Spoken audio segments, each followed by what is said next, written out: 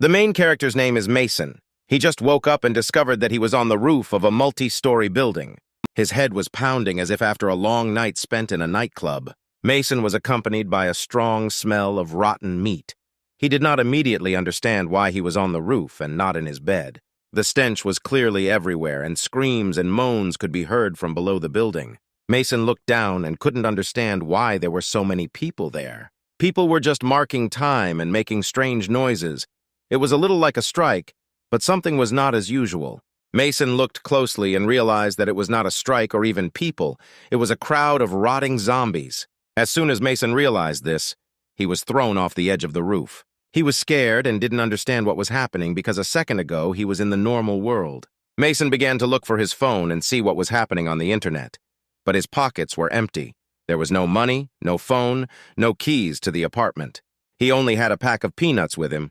Mason remembered that he had bought them at the store the day before. Mason was upset. He thought that now he would definitely die. He would gnaw the nuts and immediately go to the next world. The girl had never even been there, and he was already dying. Suddenly, a few meters away from him, a door suddenly opened. This was the incomparable Melanie, who had clearly been surviving in this world for several days. Her curves were accentuated by tight clothing that fit snugly to her body. She didn't notice Mason, but he continued to watch this fearless girl from around the corner. At first, Mason didn't understand how to act, but he couldn't help but continue to watch her, her graceful, alluring gait. Melanie walked up to the barrel and pierced it with a knife. Water sprayed out of her and began to flow down her body. Melanie slowly unbuttoned her latex top to let the water wash over her ample breasts. She washed the dried blood and dirt from her long legs and firm buttocks. Mason watched her, and saliva flowed from his mouth. He had never seen such a sexy girl. Mason couldn't stay on one leg, and a stone flew out from under his boot. Melanie heard this immediately, because surviving in this world taught her to be sensitive and always ready for battle. Without having time to button up her clothes, she immediately rushed to Mason. Having reached the corner, she saw a confused Mason lying on the ground who only managed to greet her, and immediately received a good right-side blow to the face. Melanie took out her pistol and pressed it against Mason's forehead, ordering him not to rock the boat, and Mason began to beg her for mercy. He didn't want anything bad. Melanie, without removing the pistol from his face, immediately asked who he was and what he was doing here. Mason didn't even think about his life. His gaze was drawn to Melanie's feet, which were so close and so far from him at the same time. Melanie looked closely at Mason and realized that he was looking at her buttocks and not at her face. For this, Mason again receives a good blow to the face. He started to piss her off, and Melanie is ready to cut him into small pieces and feed him to those rotten zombies who have gathered below. But the powerful, huge zombie behind her simply did not allow her to finish what she started. She heard him approaching and ready to attack. Melanie managed to jump away in time. This was not a surprise for her, but Mason clearly did not expect to see this, and only had time to think that before his death, he had at least had time to look at the beauty enough. The thug monster immediately started with the defenseless Mason. Mason at first thought that this monster belonged to Melanie, and said that although he was staring at her curvaceous forms, he couldn't be killed for that. But Melanie understood perfectly well the danger facing them, and began to shoot. Bullets flew from Melanie's two hands like in a real blockbuster. This mutant's skull was too thick for bullets to penetrate it. However, it hit him in the eye, and now he's just swinging his claws. But if he continues to swing and smash everything around like that, he might attract a crowd of low-level zombies, which will definitely lead to disaster. He shouldn't be allowed to do that. His upper body is huge, resulting in a lack of support for his lower body, and his right leg appears to have been broken before birth, and he doesn't move particularly quickly. Melanie analyzed the situation and took out a bandsaw. It had very sharp teeth and was designed specifically for battle against giant zombies. Now the mutant rushed at her, and judging by his size, he could simply crush her with one blow. Mason started screaming and asked her to quickly run away from there. But Melanie was clearly not a timid girl and had no intention of running away. She rushed to attack the huge mutant. With one swing of the bandsaw, she cut off his leg. The mutant was not agile, and without one leg, he simply fell to the ground, and Melanie jumped on top and was able to hug his neck with a bandsaw.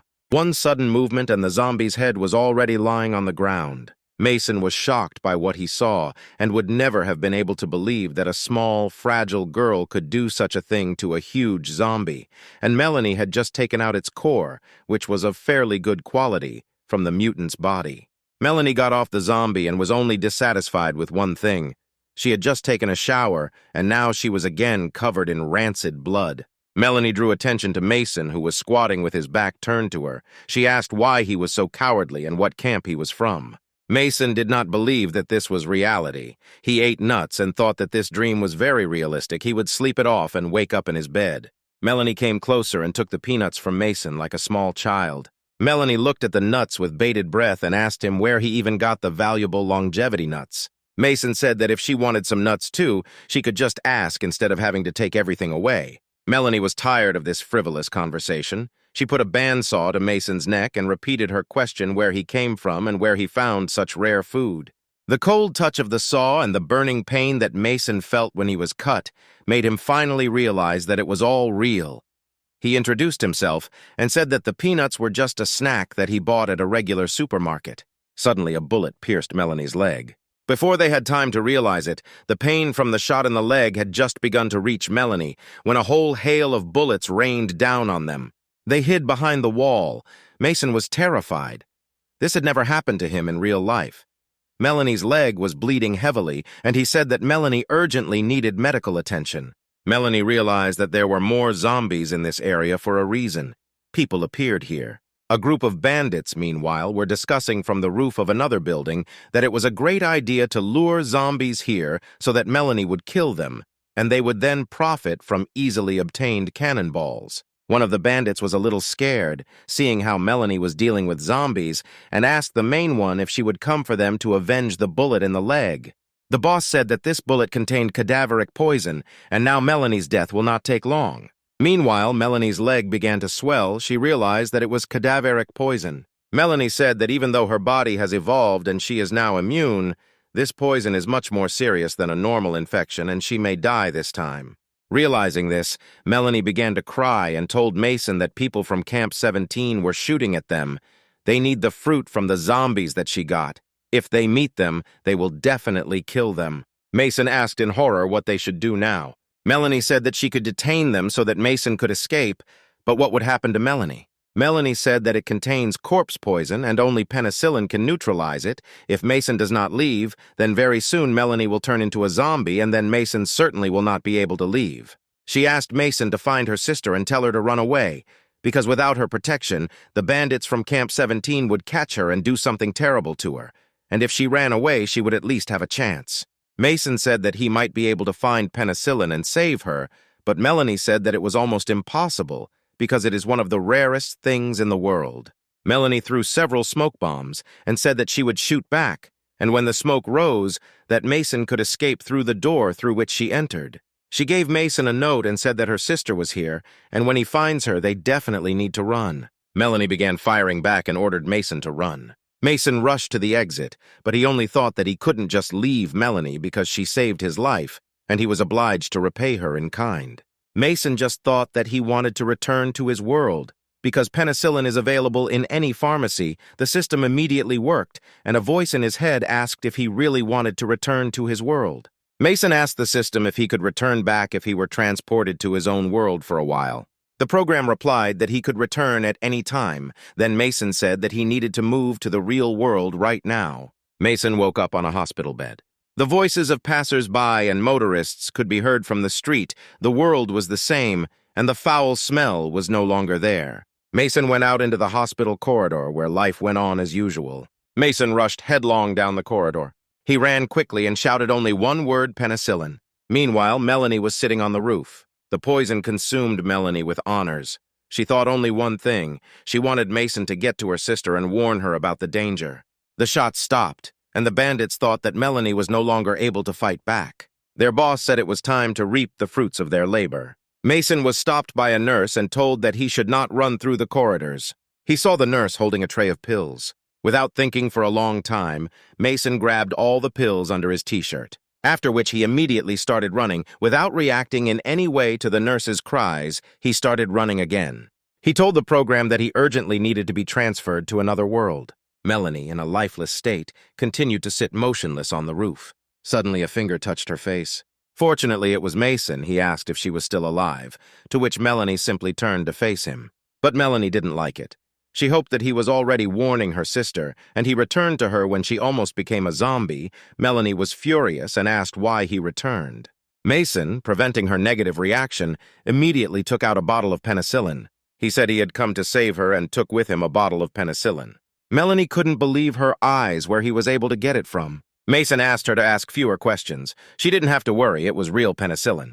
It's too early to die. They will get out of here together in their right mind and strong memory. After these words, Mason handed her the tablet.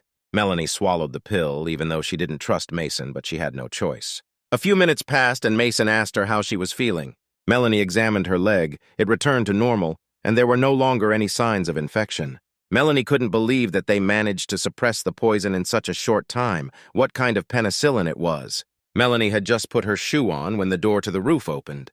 These were the same bandits. Their boss ordered to find the little creature and take the core of the monster, and if you were lucky, you could have some fun if it was still warm. Melanie came around the corner with a bandsaw and asked if they wanted to have fun with her. She said that she was just about to start looking for them, and they came to her. How is this possible? How could she survive? The bandits clearly decided to quickly run away from there. Mason was waiting for Melanie in the apartment. Terrible sounds of violence were heard from above. He thought that she clearly did not need help. On the table, he found a notebook lying neatly in the corner. Mason began to leaf through it. It was a personal diary, but who would write such a thing? The 21st of July, 2080, it's sunny outside. A plump young woman from the house opposite went out into the street again to hang her clothes. From time to time, she appears on the street. It's nothing, but it's nice. And what a figure she has. The 22nd of July, partly cloudy. Today, a new manager was transferred to the company, who was seated next to me. She must be training a lot because her butt is just space. Maybe I don't like the woman from the house opposite so much. The new girl's ass just makes you drool. There are rumors of a virus outbreak in a nearby city, but I hope it doesn't reach them. Something happens to the girl. Her body becomes covered with spots. She becomes not herself. The guy sits under the table in horror and watches the transformation of his manager. So they began to appear in the real world, unexpectedly, gradually, without warning. The company was immediately closed for quarantine. They even confined me to 4 walls and allowed me to go out. The 24th of July, the virus struck most of the city. Residents were left with a minimal amount of provisions. Calls to the people responsible for my imprisonment remained unanswered. If this continues, I could simply die of hunger. On the 25th of July, despite the ban, I broke the door lock while going out and decided to find food on my own. However, I was overcome with horror when I came out. The city was destroyed and seemed abandoned. When I arrived at the supermarket, there were real fights for food. People went crazy with vandalism and looting, grabbing everything they could. After I managed to take some food and medicine, I saw the infected biting people. On the 22nd of August, 2 days ago, the television signal suddenly disappeared, and the host on the last recording said that no one would come to help, and we could only help ourselves. I even thought it was a little funny. On the 17th of August, all the food ran out. However, I'm afraid that if I leave the room, I might be eaten by hordes of infected. For the last few days, I have been filling my stomach with water and really missing the manager's juicy ass. Suddenly, I heard the screams of a woman from a neighboring house, whom I periodically watched from the window. Her own husband attacked her and stabbed her to death. I just couldn't believe it. My own husband killed my neighbor. He sat over her corpse. What was he doing there? He seemed to sense my gaze and began to turn around. Drops of blood dripped from his mouth. I quickly bent down and hid so that he would not have time to notice me and come after me. On the 19th of August, after 4 days without food, I was simply dying. And when I was already completely desperate, someone knocked on my door. This man was looking for penicillin. He exchanged a huge pile of food for my penicillin. It really worked better than the most powerful antibiotics, although it was difficult to believe that antibiotics did not work. But some simple penicillin was the strongest medicine. When I was on the balcony on August 21st, I discovered a man below who was eating dead zombies. How can he even do that? He took out a clot from their head, which he ate, without immediately leaving the zombie. Was it really edible? On August 30th, I discovered that all my penicillin had been stolen. This was my only hope for salvation. On the 1st of September, I decided to leave this cage-like house. Even if the world around is full of infected people, I am not going to die of hunger in my room. So I came face to face with zombies for the first time. I took out a kitchen knife, and there were only 2 options. Either the zombie would eat me, or I would eat it. This was the last entry in the diary. It seems the author of this diary never survived his first encounter with a zombie. In any case, the diary gave Mason an understanding of what is happening in this world. People infected with the virus turn into zombies that eat people, and judging by the current situation with food shortages, most people are already infected. And the most important thing here is him. Penicillin is more valuable than gold in this world. And the most important thing is that Mason could buy it in his world without any problems. And this meant only one thing. Suddenly, Mason again felt a gun at his head. It was the boss of the bandits. He now understood how Melanie was able to survive. After all, they have a jar of penicillin. A moment later, Mason was already on his knees, and the boss was looking at the jar of penicillin. It was full. He couldn't believe his eyes, because if he gave it to his leaders, he would be promoted as much as 3 steps ahead. But Mason was not so lucky, because he could go to hell. He immediately realized that he was on the verge of death and said that he had more. Suddenly, Melanie entered the apartment. The boss took Mason hostage and warned Melanie that if she took one more step, Mason would be gone. Melanie said that if he shoots, then her reaction will not be long in coming. She demanded that Mason be released, and then she would leave him alive, especially if she listened to the sounds outside. The noise of the gunfire and the smell of fresh human blood attracted a large group of zombies, and if they do not go their separate ways right now, they will all die together at the hands of the rotting dead. The boss of the bandits was called Logan, and he knew very well that the meeting with a group of zombies could be the last. But at the same time, he did not want to let go of such a golden guy like Mason. Logan was thinking about what the right thing to do was, and Melanie continued to demand that Mason be released. She killed so many of Logan's brothers, he promised revenge. Logan pushed Mason into Melanie, and he released the harpoon and caught on a nearby building. He began to climb on a chain to a nearby building using automatic traction, and promised that the next time they met, she would cut Melanie into pieces and feed her to the zombies. Mason, meanwhile, was already calm and pressed his face to Melanie's chest. Melanie asked Mason if he could unhook himself or if he needed a little help. The city was enveloped in dark night. Hordes of zombies continued to wander aimlessly on the streets. Melanie looked out the window and said that they were at a sufficient distance from these walkers. After a little rest, they would hit the road again.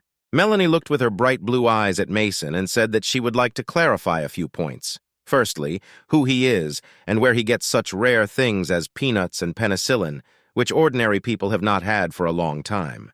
Mason did not answer right away.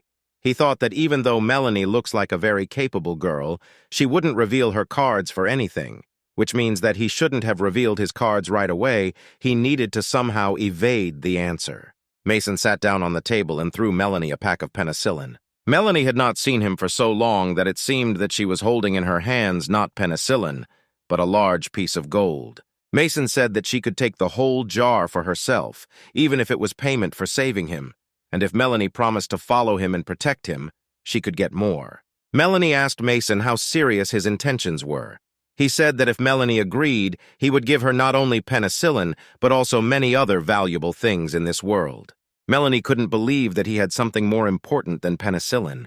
Mason began to tell a very tasty story. Steamed lamb, bear paw, roast duck and chicken, steak, burger, roast goose, marinated salted duck, chicken in sauce, bacon, canned eggs, jerky, sausage, smoked white belly chicken, steamed pork. Melanie stood and imagined these dishes and her stomach hurt. She asked Mason to stop. She wiped away her drool and said that she would not agree to defend him only for these things, especially since he might turn out to be a person from the camp of her opponents. But Mason hastened to reassure her, because he did not belong to more than one camp. He said that Melanie might consider him a spoiled, handsome man who would turn her life into paradise. Mason thought to himself that he was just an unlucky hard worker of the 21st century. Melanie thought that he definitely looked like a spoiled man. But she survived thanks to the penicillin he gave her. Although she hated to admit it, he was clearly her savior. After thinking a little, Melanie said that she was in business. From now on, she would always follow him and protect him.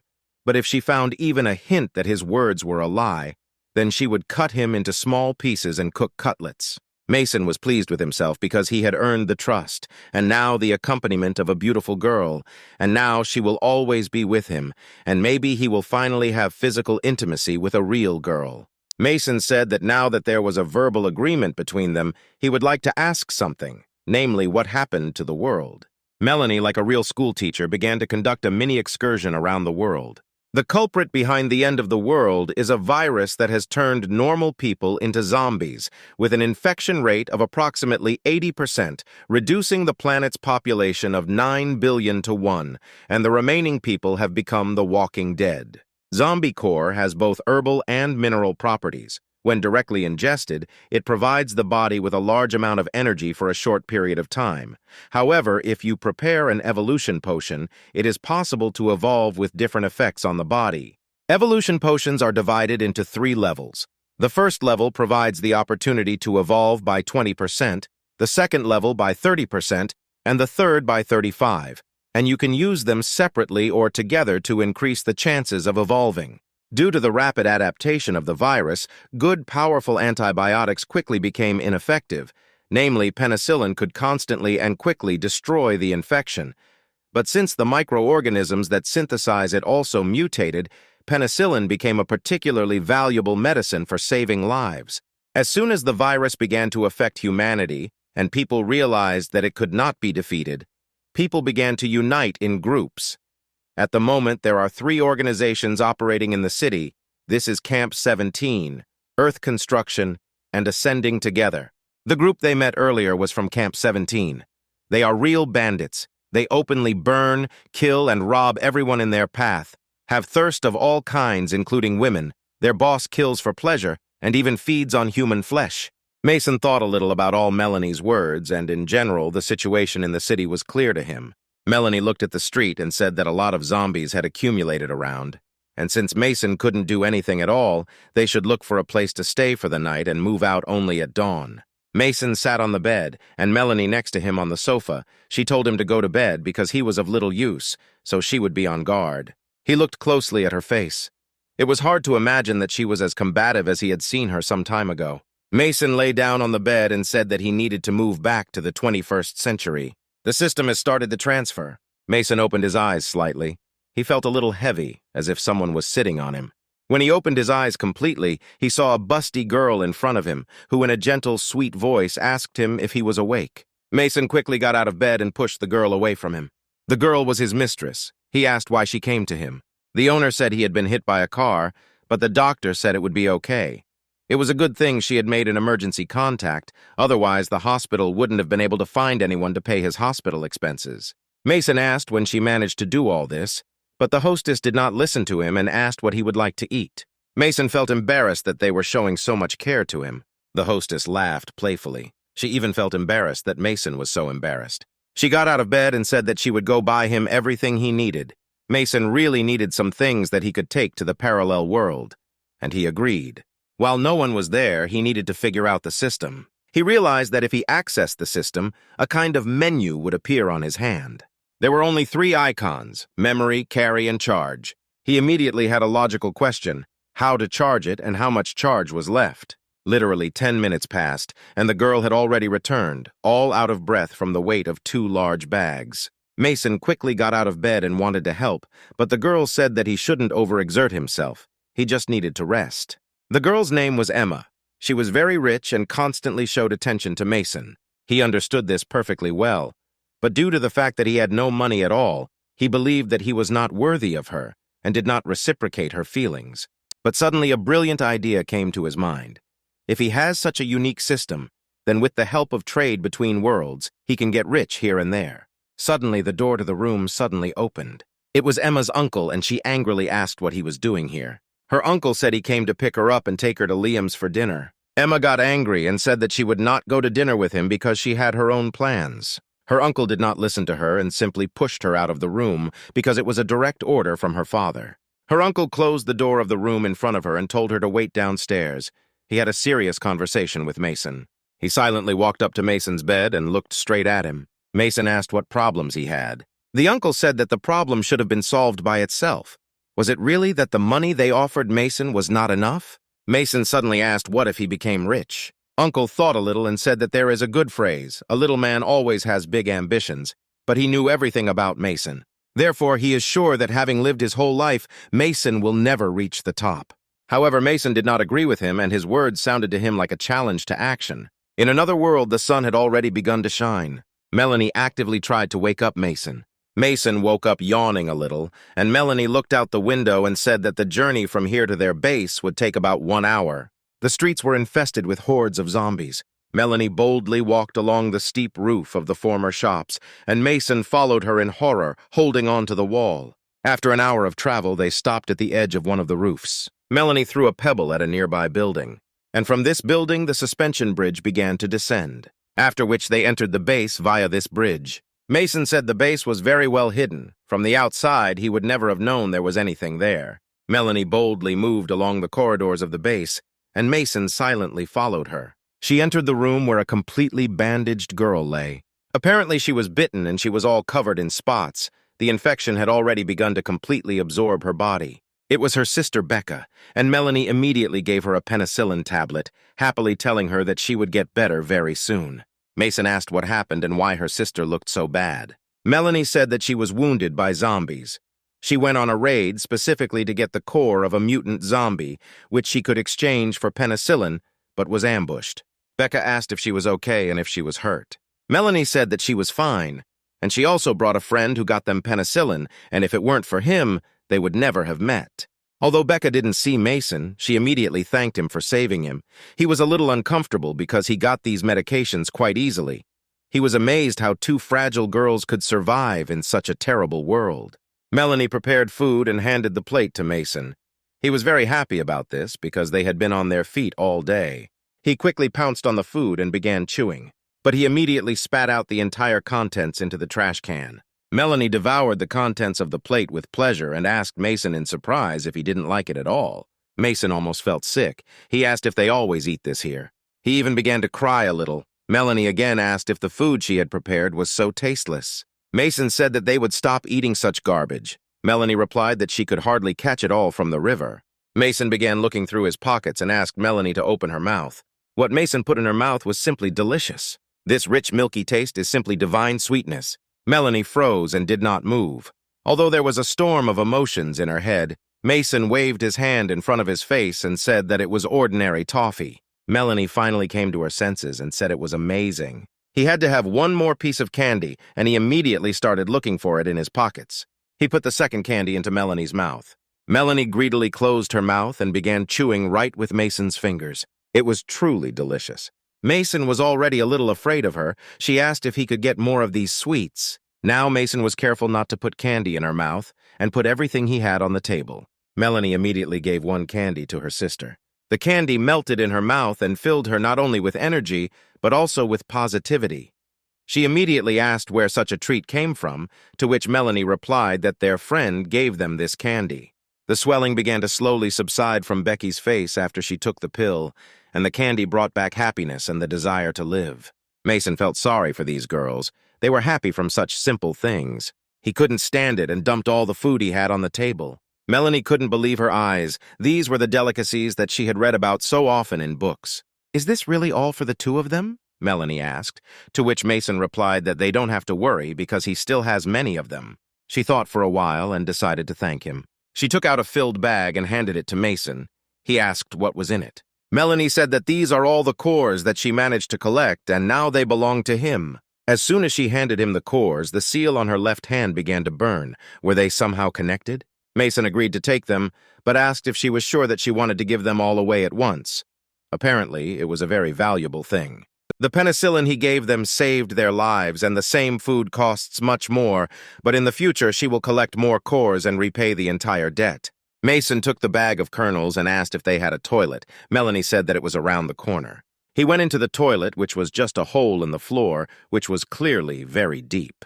But there was nothing else to expect, so Mason began to implement the plan. While he is alone, it is time to study how the nuclei and the program interact in his body. He brought one core to his hand and it began to be sucked inside. A second later, it completely disappeared. A voice in my head said that the charge was replenished. The transfer possibilities were +2. The total number of transfer possibilities was 3. Mason decided that he needed to recharge himself some more. While he was replenishing the charge over and over again, the nuclei began to spill out of the bag into the toilet.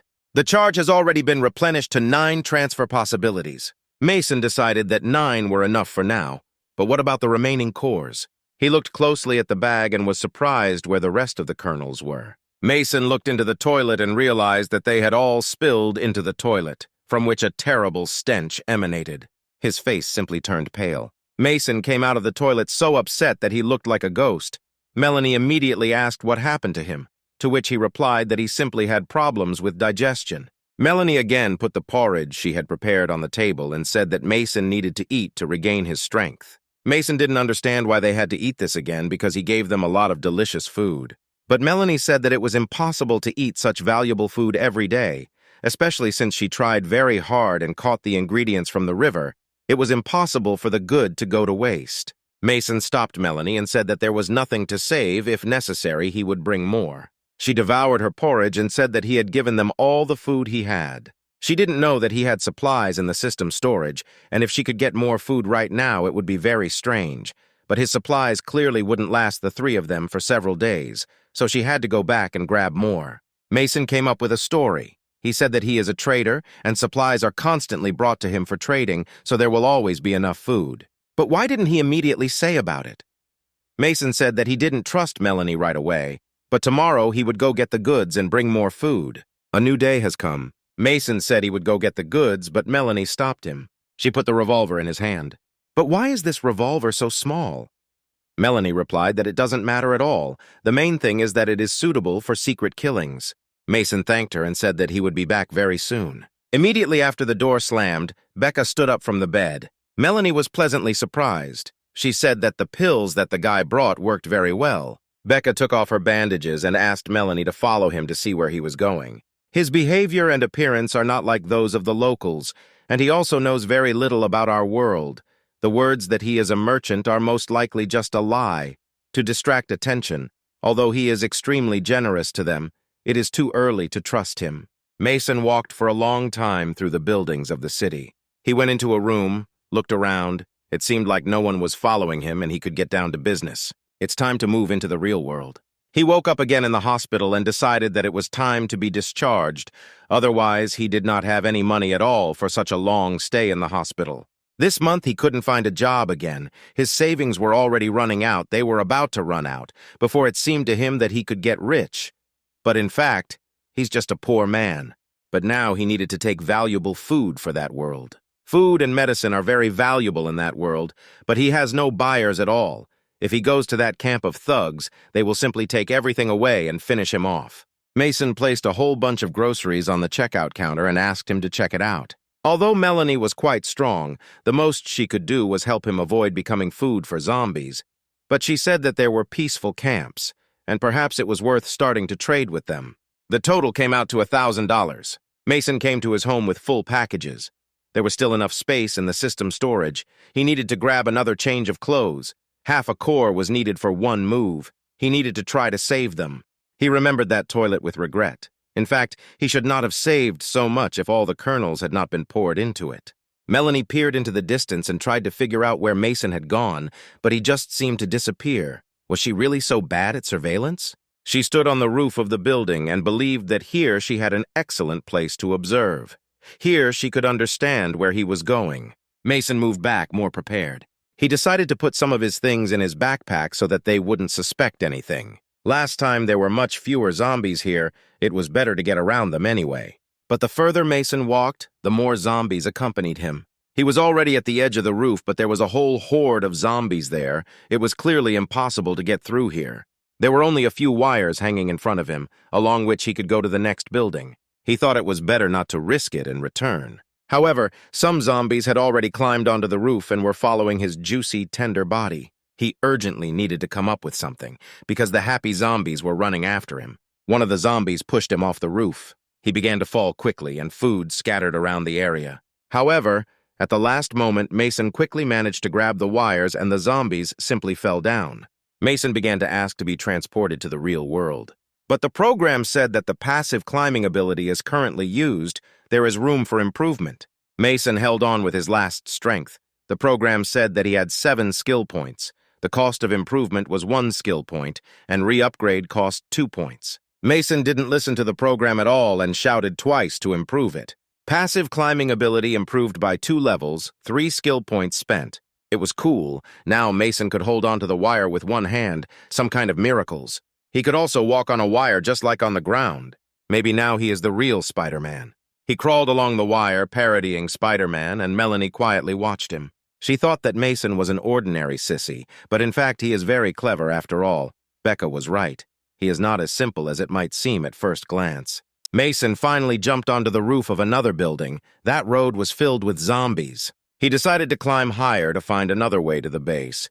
He looked around and decided to climb onto another building.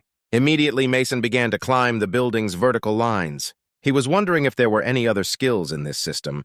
He wanted to try them out as soon as possible. On one of the floors, Mason stopped and looked out the window. The building was swarming with the walking office dead. They saw Mason in the window and immediately rushed to attack, but the glass prevented them from doing so. He did not climb higher and decided to look at them up close, confident that the glass would not allow them to reach him.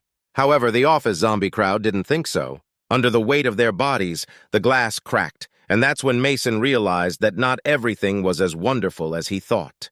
The glass broke and he fell. He was able to grab the edge of the floor and began to fight off the zombies with his second hand. With one wave of his hand, he cut off the zombie's head.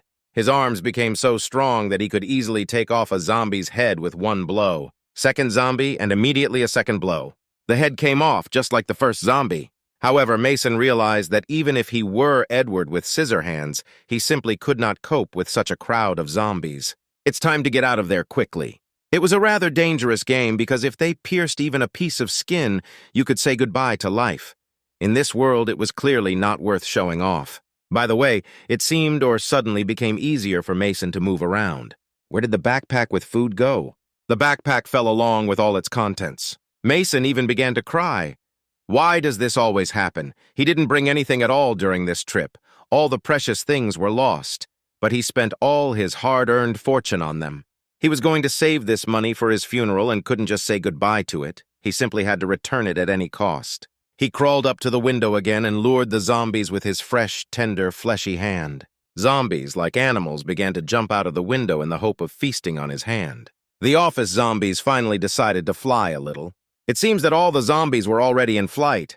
Mason's hand even got a little numb from such a large number, but it looks like the zombies are over. Mason climbed into the building and took his backpack. He thought that you shouldn't be afraid of them. You just need to cheat correctly. But something was clearly moving quickly behind him. He definitely saw a red shadow, or maybe he just imagined it. It was not just a shadow. It was not even just a zombie. It was a mutant. Moreover, he was very fast and dexterous, who also wanted to taste Mason. The mutant hovered over Mason, and he had absolutely no idea what to do. Drops of blood from his mouth began to drip onto Mason's face. And after a second of waiting, the mutant rushed to attack. With one blow, Mason flew out of the office space. However, realizing the danger of the situation, he immediately ran away. However, this mutant was not so simple. His speed was enormous, and Mason for him was just another living toy that he could easily dine on. He ran as fast as he could, but the mutant was so fast that Mason didn't even see him coming. If he was transported to the real world, he would be here again when he returned, so it was just a waste of cores. The mutant was already very close, and Mason said that he wanted to spend all his remaining points on improvements. All points are spent. Climbing speed is improved to level 6, special skills, courage, and discretion, and a firm step are also obtained. At the same moment, Mason managed to dodge the rushing mutant. Now he saw all his movements, and still managed to dodge attacks. The mutant was still chasing Mason. He spent all his points, and this only equalized them in speed. But he still could not escape from him. Mason hoped that after pumping up his abilities like this, he would be able to pin him down and destroy him. But he wouldn't be able to run at such a speed for long. His strength was quickly leaving him. If you slow down for even 1 second, he will catch up with him and grab his neck to bite. But something had to be done, and Mason came up with a plan. He stopped abruptly, and the mutant was just waiting for this. He could finally feast on fresh flesh. Mason managed to grab a piece of a stick, and he pointed it at the flying mutant. Due to the mutant's enormous speed, the stick entered his body like a knife through butter. She pierced the mutant, screaming in pain right through. Mason crawled into the soft skull of the mutant in search of its core. And fortunately, he was able to get it. It was shining in his hands, because this was his first well-deserved core. He was exhausted from the fatigue of running, but at the same time glad that all this was not in vain. A few minutes later, Mason left the building with a backpack on his shoulder, and Melanie watched him from the roof. She knew very well that this building was simply infested with zombies and could not believe that he managed to get out. Mason didn't notice her and thought that at the moment he was about the same level of strength as Melanie. Following Melanie's example, he threw a pebble and the entrance to their shelter opened. Mason immediately began calling the girls so that they could look at the new things that he had been able to bring to them with such difficulty. On the threshold, he was met by Becca, who had changed greatly since their last meeting. She was a young girl, dressed in short shorts and a t-shirt that hugged her huge breasts. Mason didn't even immediately understand who was standing in front of him, because when she was all bandaged, he didn't even see her face. The girl winked at him and introduced herself. Did he really not recognize her? She came close to him and began to touch his body, asking where there was blood on his clothes, how he was feeling, and whether he was injured. Becca pressed her breasts against him and began to rub herself against his body. She said that she would rather examine him completely. Mason couldn't even imagine this. Could it be that his dreams were starting to come true? Such a cute girl wanted to fully examine him and even rub herself with her big breasts? He had already begun to think that this world wasn't so bad. She visually examined Mason and said that she found no bites, which means he was really fine, took his hand and asked him to go wash with her because he was so dirty. Mason didn't immediately understand what Becca wanted. He asked again if she was really inviting him to take a shower together. Becca said that there are very few water sources now, winked again and said that they need to save money. Warm water was already pouring over Becky's body. She was the first to enter the shower completely naked, water flowing down her huge breasts, and she was simply luring Mason to join her. He was a virgin, and he could never even dream of something like this. Becca called Mason to her again and again. He asked her if her sister would be against this. But Becca hastened to reassure him because she and Melanie often swim together. Mason kept standing in front of the entrance and could not decide to enter. He quickly took off his clothes and said that if you didn't enter, it would be a clear sign of disrespect, so you shouldn't refuse. He had already approached Becca from behind and wanted to make himself more comfortable. Looking at her tender, young, wet body, drool rolled out of his mouth. But someone from behind grabbed him by the hair. It was Melanie, who was clearly not happy with his behavior. She rudely asked what else he was doing and pulled his head towards her. Mason said that he didn't really have time to see anything. Since he had -8 vision since childhood, he couldn't even see anything in front of him. They left the bath, and Mason immediately decided to switch the topic of conversation. So as not to test Melanie's patience, he began to extract everything that he was able to convey from the real world. For a balanced diet, he even brought fruit with him. Melanie immediately forgot about everything that had happened before because she had only seen bananas in pictures. Mason unwrapped one banana for her and said that she could eat it right now and not be embarrassed. He began to push the banana into Melanie's mouth. It passed slowly and quite tightly because she actively licked it with her tongue so that it would fit into her mouth more easily. Mason's thoughts were not at all about the banana, and he continued to slowly shove it into Melanie's mouth. The banana was already quite wet, but in order to feel its taste better and more clearly, she polished it with her tongue without stopping. Finally, a piece of banana broke and remained in her mouth, filled with delight at its sweet taste. Mason closed his eyes and replayed this moment in his head over and over again. A few minutes later, Becca came out of the shower and saw so many products and thought that she was in a dream. Would Mason really give it all to them? It was very expensive. But Mason said that he perfectly understands the value of these things in this world, but he promised to be generous to them if they would protect him. Melanie finally swallowed a piece of banana and thought that now she definitely had to keep her promise. Mason said that with his savings he would be able to stock up just once and also figure out a way to get the kernels. Melanie asked why he needed money because now it's just priceless paper, it's even inconvenient to wipe with it. To which Mason replied that his trade is based on the exchange of rare metals, gold, silver, or something like that. Melanie looked around and walked away somewhere. She went to the table and took something out from under it. On the table where Mason was sitting, she placed several yellow bars that were very similar to gold. They sparkled like real gold bars. Mason reached out his hands to them and began to touch them. "Are these really real gold bars?" Melanie said that she didn't even remember what it was called. These ingots were square, so she decided to put them under the legs of the table so that it would not wobble. If it suits Mason, then she has 5 or 6 more of the same under the table. Mason even sweated a little when he saw so much gold in front of him, and Melanie opened a pack of chips and ate them with great pleasure, saying that they don't use it, and he can take everything. It was already completely dark outside. Mason lay there and couldn't get enough of the fact that he was now truly rich. While he was sleeping, someone entered his room. Mason did not hear this at all, and his dreams were only about how he could now spend his new wealth. However, he did not even suspect that all his dreams, like reality, could end in an instant. Becca was already standing in front of him with a knife raised up. She was already lowering the knife in order to stop Mason's dreams forever. However, Melanie stopped her hand. They quietly asked Becca what she was doing, what had come over her. Becca said that if they killed Mason right now, then all his precious things would belong to them. Melanie said that they could not do this because he saved them, if not for the penicillin which he gave them for nothing. Then both of them would already be company with the dead who wander aimlessly through the streets. Becca reminded Melanie how not so long ago another guy was able to gain her trust and then betrayed them by telling the bandits about their location. Then everyone from their camp died. Does she really want a repeat? If Melanie had not stopped Mason, he would have lost his lustful eyes in his soul, Melanie insisted, because Mason had no reason to spend such value on them as penicillin, even if they sold everything they had. They wouldn't even earn 5 penicillin tablets, and Mason gave them a whole pack. He's definitely not a traitor. Suddenly, their conversation was interrupted by Mason himself and asked what they were whispering about. Without thinking for a long time, Becca jumped into his bed and said that she wanted to sleep with him. Mason didn't even suspect her intentions and said that he didn't even need to ask about that because he would happily take her to his bed. Melanie wanted to protect him from death and said that she also wanted to sleep with him. Mason couldn't even believe that he was so lucky and said that there was enough space for both girls. Mason's happiness knew no bounds. Who would have thought that 2 pretty young girls would sleep with him because he simply brought them some food from the supermarket?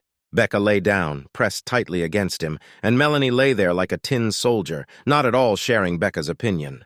As soon as Mason fell asleep, Becca took out a sickle from under the blanket. She wanted to end Mason unceremoniously with one blow, but Melanie kicked the sickle out of her hands. Melanie's foot not only knocked the sickle out of Becky's hands, but also hit Mason right in the stomach. He woke up again and asked why Melanie sat on top of him. Melanie said she only wanted to sleep with him. In this case, she will be able to ensure his safety if suddenly someone wants to attack him. Mason agreed with her, because safety comes first. And yet the night passed for Mason without injuries. Becca sat down next to Mason and asked him how much he had evolved. Mason replied that he was just an ordinary handsome guy and had not evolved at all. Then Becca asked how he managed to climb the skyscraper. Mason immediately asked how she knew this. She said that she had a pretty keen sense of smell, and when he arrived, she smelled everything. She began to pretend to be a shy little girl and said that only the strongest evolved people could get out of that building alive and how Mason did it. For now, he couldn't be told about the program. He could only lie. He said that yesterday he got a little lost, and only thanks to the revolver that Melanie gave him, he was able to survive. This meant that Mason was a good shooter. Melanie suggested that he try shooting at the range. Mason began to shoot clumsily, but missed the target more than once. Melanie asked if he was aiming accurately at the target. How could he shoot so poorly? He even held the weapon incorrectly. Melanie came up to him from behind, took his hand, and offered to teach him how to shoot correctly. First, I needed to relax my shoulder. There was no need to keep the body in such a tense state. You need to stand calmly, and now you can only aim. And only now the shot. It hits, but not exactly on target. Mason, like a child, was happy that he was able to hit the target. The program started working and reported that an improvement was available, proficiency with ranged weapons. Now it became clear to Mason that there were other skills in the system, but points were needed to improve them. But he had none left at all. There was only 1 core from a red mutant, but these points were better spent on moving. Mason, without thinking for a long time, asked Melanie if there was a place where he could buy mutant cores. Melanie said that there is a place where you can exchange valuables for cores. It is 2 kilometers from here. Mason was glad to hear what he heard and asked her to take him there. A few hours of travel around the city, and they were already there. Melanie knocked on the chain-linked area, and they immediately entered. One-eyed Alex was sitting there reading a newspaper. He was a local merchant who had almost everything your heart desired, but it didn't cost a small price. As soon as they appeared in Alex's field of vision, he immediately pointed the gun at them. He did not immediately recognize Melanie and saw an unfamiliar Mason. She asked him if the old warrior was really afraid of zombies. Alex said that he was not afraid of zombies. He was more afraid of living people.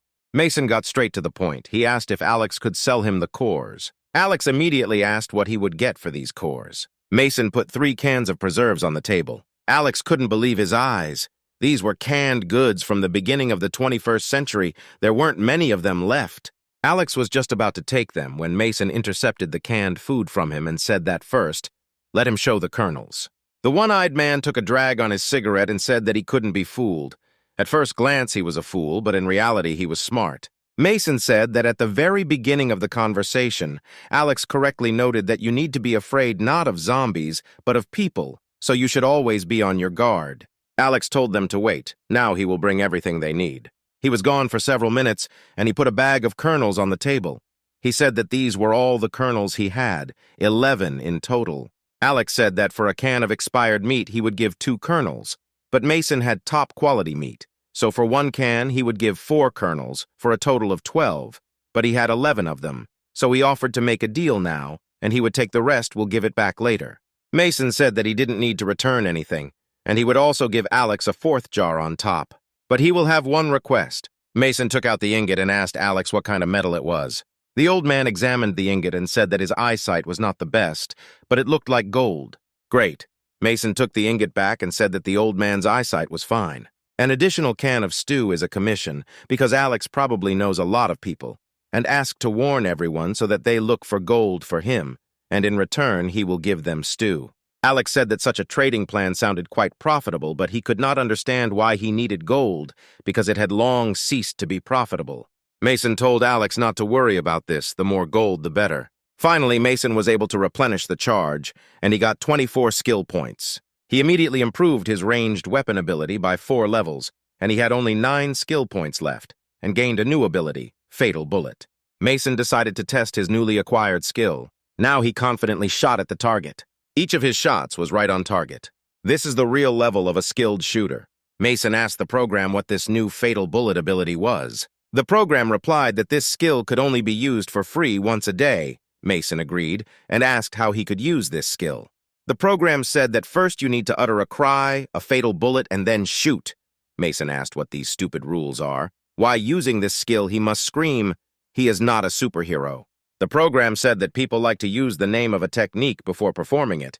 This method has been used for centuries according to human habits. Mason looked around so that no one was watching him. Like a real karateka, he began performing the technique, first standing in a stance. Now the gun is up. Loudly shouted the words fatal bullet, after which he immediately fired a shot.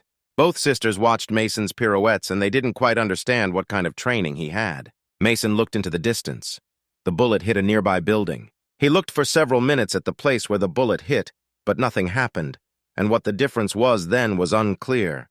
When Mason walked inside the shelter, he thought that he should study his skills better.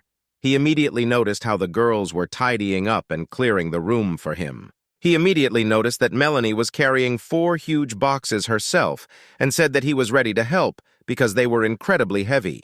Melanie said that she did not need help because for those who had evolved, such weight was not a problem at all. Mason immediately asked if all the evolved ones were so incredibly strong. Almost everyone, Melanie answered. In any case, they are much stronger than ordinary survivors, but those who were able to evolve are very few. Mason was fired up by this idea and asked what was needed for this, how to become evolved. Melanie thought for a moment and said that there are 3 ways to do this. The first way is to survive the infection that entered the blood after a bite.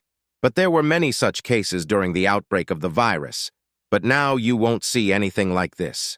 The second way was that you can swallow the core, and if you are not torn apart, then with a 10% chance you will become evolved. The third method requires evolution potions. She heard that large organizations have such potions. Here it is. Mason was happy because he could exchange a lot of food for such potions. Melanie said that she could take him to try his luck at the unification of the buildings of the mainland. They are not like those in the 17th camp. They need benefits, so they might be able to exchange such potions.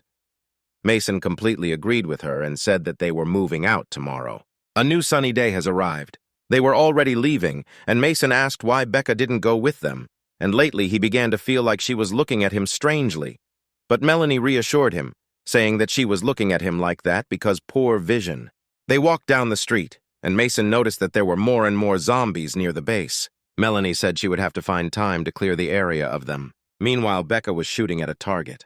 She was angry that Melanie did not allow her to kill Mason. At some point, the neighboring building began to collapse. She looked at this spectacle with surprise, but it was not clear why it fell apart like a house of cards on its own. They moved further and further along the city streets. There were a huge number of zombies there. It was necessary to act quietly so as not to attract the attention of mutants and the rest of the horde. At some point, they came to the garage. Mason had not been here before. Melanie opened the garage, in which there was a good armored car. She said that she had organized another supply point in this garage just in case. Then they would go by car. In about 2 hours, they would arrive at the camp of the Great Land Builders Association. They were driving fast along the highway, and some zombies were trying to keep up with them. Mason warned Melanie that several zombies were chasing them, but Melanie didn't care. She was sure that they would get away from them. Melanie asked if Mason was confident in his decision, because even if he used the highest-level potion, there was a chance that he would die. Mason said that he is not sure, but the main purpose of their trip is to exchange goods.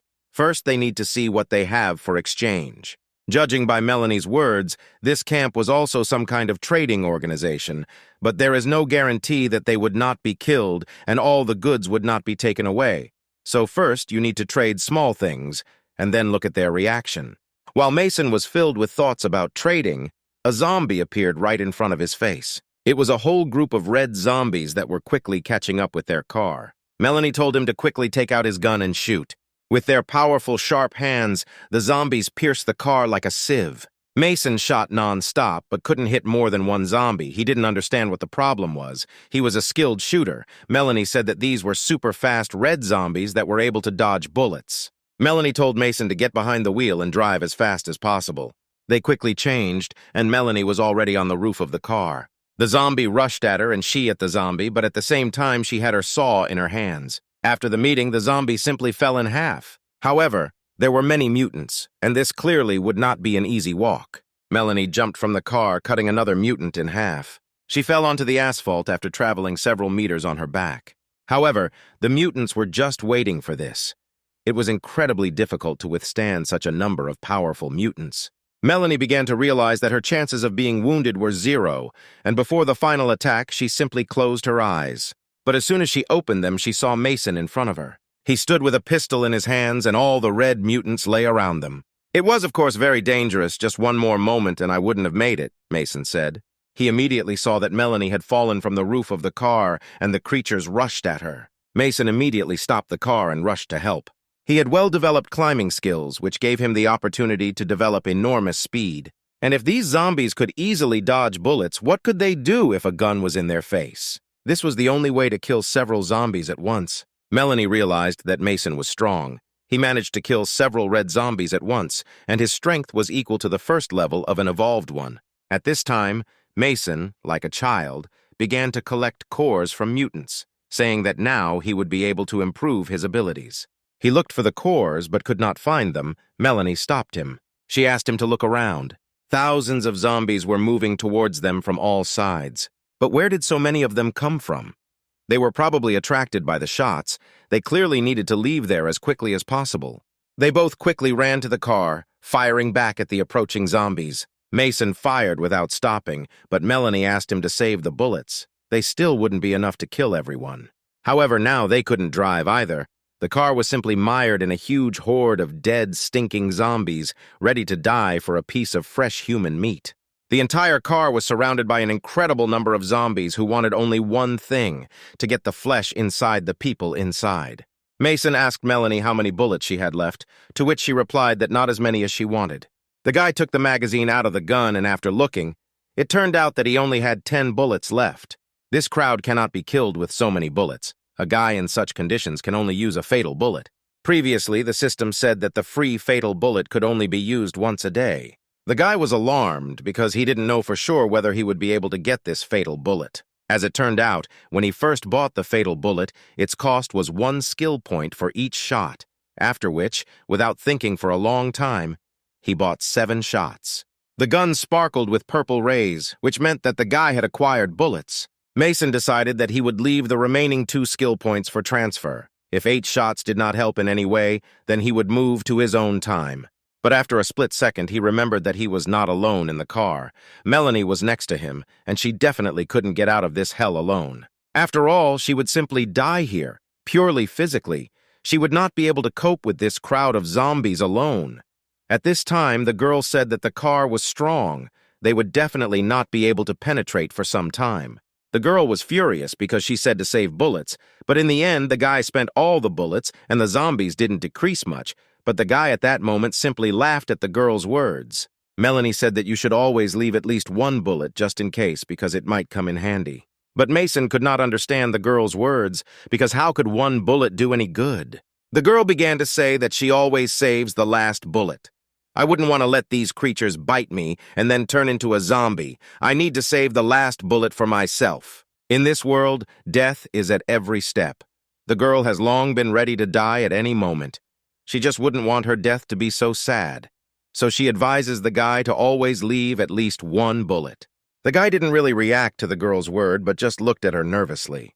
There was no effect. Mason fired 7 fatal bullets, but nothing special happened. The zombies, as they were outside, remained there, and there were more and more of them in addition. At this time, the zombies continued to break into the car, hoping to feast on human flesh. After some time, raindrops began to fall on the zombie's head. Now that it's raining, at least the guy and girl won't have to worry about dying of thirst. All they can do now is pray that there are other people nearby to distract them, zombies, but there certainly won't be any such good souls. It's clear that the zombies didn't care about this rain. The guy noticed that some kind of stench suddenly began. But as it turned out, the water makes the rotten meat on the body of the zombie soggy. When it rains, there is always such a stench. As it turned out, the partners came up with a cunning plan. They placed buckets under the hatch in the car so that water could be collected there, but the buckets were already full and they needed to seal the hole in the roof. It's raining quite heavily. The girl hasn't seen anything like this for a long time. If it continues for another day, they might see something interesting. The guy couldn't understand what the girl meant by the word interesting. Zombies themselves are immortal, but water can wash them away, so right now they are watching the process of zombies standing before their eyes. When water gets on them, their skin swells, so it seems as if they have become living people again. However, this is only temporary. At this time, the rain was not going to stop. On the contrary, dark, thick clouds with rain gathered around the car and a crowd of zombies. They continue to absorb water, the skin continues to swell, to such an extent that at some point it can't stand it and bursts. The zombies still won't die from this, just their appearance will become a little more interesting. The guy asked the girl to recover, because from her story, and in addition to this smell, he would definitely feel sick. And then they would both feel uncomfortable sitting in the car. But in any case, it was better to sit in the car like this than outside with a crowd of zombies. The girl turned to the guy so that he looked out the window. The girl noticed that all the zombies on the outside began to look more like people. This is true. Almost all the zombies had all the outlines and signs of a person. After one zombie, who was a girl, bowed to the mirror, the girl noticed that she looked the same as her. The girl would still be alive if the world were normal. In Melanie's words, one could feel resentment and sadness for what happened to this world and directly to this girl. The girl's reasoning was interrupted by Mason, who asked her to finish it if the world were normal. The girl was surprised by such a sudden and complex question at the same time. The girl didn't think much about it. If there were no zombies, if the world were normal, then she would. She would like to become a pastry chef. She thought that it was not very suitable for her. Well, the guy had a different opinion. He said that such a profession would suit her. It's not strange, because the guy knew better because he lived and can live in a normal world. A few seconds later, powerful lightning was heard in the sky, which almost illuminated the entire clearing where the girl and the guy were. The guy can't leave Melanie, there must be another way. The guy decided that he would gain strength for the day and then try to use his climbing ability to avoid Melanie right on the heads of these zombies. A split second later, a powerful flash of lightning covered the partners' faces, from which they were clearly slightly surprised. What a dense flash! This area has always been dry. The girl has never seen weather like this here. But the lightning was not going to stop. On the contrary, it took on an unnatural appearance and was directed straight at the car with the girl and the guy. The flash was so bright that the main characters even covered themselves from it. Seconds later, she still reached her target and hit the car. A moment later, dozens or even hundreds of zombies were defeated by the same lightning, causing them to scatter in all directions. After the guy opened his eyes, he saw dead zombies lying in front of him. Such a picture clearly struck the guy almost to the point of losing consciousness. And oddly enough, the zombies were all dead, due to such a powerful discharge of electricity. The girl and the guy still couldn't believe what had just happened, because for the first time they saw all the zombies around killed by one lightning strike. Well, even though the zombies were dead, my partner had to clear the road of zombies, otherwise they wouldn't arrive in the car. By the time they finished cleaning, it had already cleared up. They were most likely still a little shocked by what had happened. The guy was indescribably glad that they were able to survive under such circumstances, but the girl was also incredibly happy. At this time, they reached some huge gate. At the top of the post, a man told his partner that a car was approaching and he needed to report to the guard, after which the partner went to report. And at this time, the guard himself was sleeping soundly, together with two luxurious girls, and against the backdrop of all this, the man shouted for the guard to wake up, because the car was dodging. Reluctantly, the guard, straightening his pants, went out into the street and complained about who had come here so early. The man asked permission to find out everything. Opening a small gap in their mouths, the man ordered everyone to get out of the car. The main characters approached the gate. The man said that he had not seen them before and asked where they would be from, also adding whether they were looking for shelter. Mason said that they were traders. They came to exchange very valuable things, and at that time the girl simply watched and was silent. The guard, at this time putting on his coat, told you to get the goods, and he will look at it. The man provided the guard with the guy's goods for exchange. He looked with interest at the canned food that the guy brought. He unpacked the product with the hope of trying it. But the girl was indignant at this man's behavior, because they had not yet received anything in return. She could not understand why on earth he was already opening it. But Mason interrupted the girl and said that it was okay. The man would just try the product. He asked her to try it quickly and tell him how he liked it. The man said that the guy is smarter than he seems. The man devoured a juicy piece of meat while one of the men present looked at it all and was clearly hungry. The man decided to try again. He swallowed everything. At this time, the men standing next to him asked him how a comma even tasted and choked on their saliva because they were not only hungry, but most likely died of hunger. The guy took another spoon. The girl was again outraged by the guy's behavior. She thought that she had had enough of everything because he was close to eating the entire jar. The man didn't understand what it was. He took a couple of spoons, but it was already over. He said that he couldn't even taste the product. But the guy said that there was nothing wrong with him, and he handed over the canned food for the man to try. A few minutes later, several empty cans were already lying on the table, in which there was nothing at all. The girl was furious with this, because the man had already eaten 8 cans, she asked Mason, or did he know how many good things they could exchange for them? With a swollen belly, the guy said that he had eaten quite well. Then she added that he leaves the broth for the men standing nearby. A split second later, they began to fight over this broth, not literally, which looked very strange and absurd from the outside. The man said that the canned food is quite tasty. He orders that the head of the city be notified about the guy and the girl. He orders the head of the city to be notified, after which the man ordered him to follow him, after which he led them to the estate, where there were a lot of people. It seemed as if they didn't feel zombies outside in this place. At this time, someone asked, or people did not want to look. Someone said that their product was of the highest quality. Mason asked if there were people living in these houses, to which he was told that they were all refugees whom the head of the city welcomed, if not for him. Sooner or later, they would all have become victims of zombies. In front of the heroes, a man fell straight to the floor. As it turned out, he fell for a reason. He was beaten by some guy who accused him of stealing medicine and promised that he would now get it from him. As it turned out, this someone was a red-haired girl who asked to spare her and said that she would not steal anything else. Mason immediately ran up to the guy who was beating the girl and asked him to take it easy. He could discuss everything calmly. He couldn't understand why he should use his hands. Well, the man was furious, and I'll ask the guy if he even knows what she did. He said that the girl was stealing medicine from the warehouse. For all of them, medicine is more expensive than food. Unauthorized use of medicine is punishable by death. All you have to do is order it from the head of the city, and they will not leave a living place on the girl. The man said that the girl dared to steal so much, but it's good that he managed to catch her. He asked her where she hid the medicine and ordered her to give it back quickly. The man told the guy that people from the outside world should not worry about this. The thief will be given an appropriate sentence, after which he added that they should follow him further. After which the man dragged the girl with him into the hall here. The man was wondering what punishment the girls would receive in court. The man said that the head of the city was busy today, so he would not be able to receive them. There was a guest room on the second floor.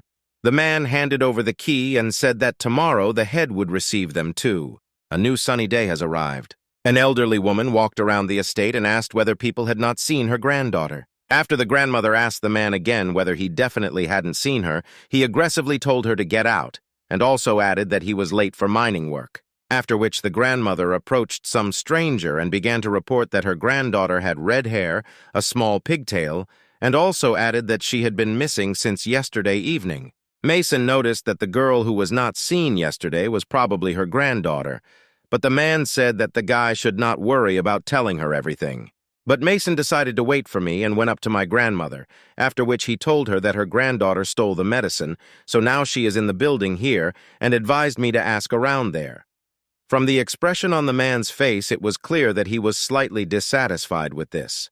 The grandmother began to blame herself, arguing that the girl had stolen medicine to cure her illness. If anyone needed to be taken into custody, it was her. She believed that since she was taking these medicines, she should be judged. But the guy's dialogue was interrupted by a man who said that they needed to go, otherwise they would be late for the meeting with the head of the city. The man entered the building and reported in his head that the merchant named Mason had arrived. At this time, the head was eating food, and with his mouth full, he told him to come in. Entering the room, the guy saw in front of him 5 guards, the head of the city, and 2 women sitting near the head, and at that time he was eating. The guy said that he was exactly that merchant. The man said that his principle of trading is that he only exchanges with people he knows, but according to the canned food security, what the guy brought was very good. The head asked whether it was really true. Mason said that he also had fresh canned meat, and whoever hadn't tried it liked it. He added that the head could also try it. A few seconds later, canned food was brought on a tray. He opened the can, after which he threw in all the canned food at once, and not as the man at the post did, who ate it in small pieces with a spoon. The head began to chew. Well, let's make a strange movement. He instantly grabbed all the canned goods at once, which could not but surprise everyone present. After which he squeezed the canned food and began to eat them, to be honest, like some kind of pig. After the man lived, he said that this was simply delicious. This meat is tens of thousands of times better than what he usually eats. He asked how many more cans the guy had. He takes everything and gives in exchange everything he wants. It's clear that the guy was happy about such news, and also added that the head understands the product.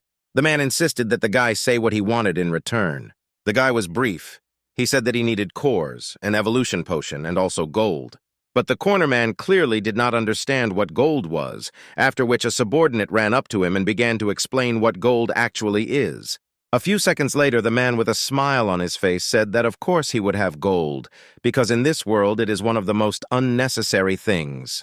The head ordered the man to go with the guy to the warehouse, pick up the goods and collect for him what they give in return. But the guy interrupted the head and said that he had one more request. It's clear that the head didn't understand what request the guy was talking about. Mason began to say that yesterday a girl stole medicine from his warehouse. Now she is in the building here. The guy said that he would give him 3 times more medicine as compensation for losses. He only asks to let her go. The head asked his subordinate whether it was really true, what happened to him, that this really happened, and also added that the thief had already been taken into custody. The judge sentenced her to prison. The head thought, since the guy is ready to compensate their losses 3-fold, then the head remains in the black. After the deal is completed, security will take the guy to the courthouse to free the girl. The guy thanked the head.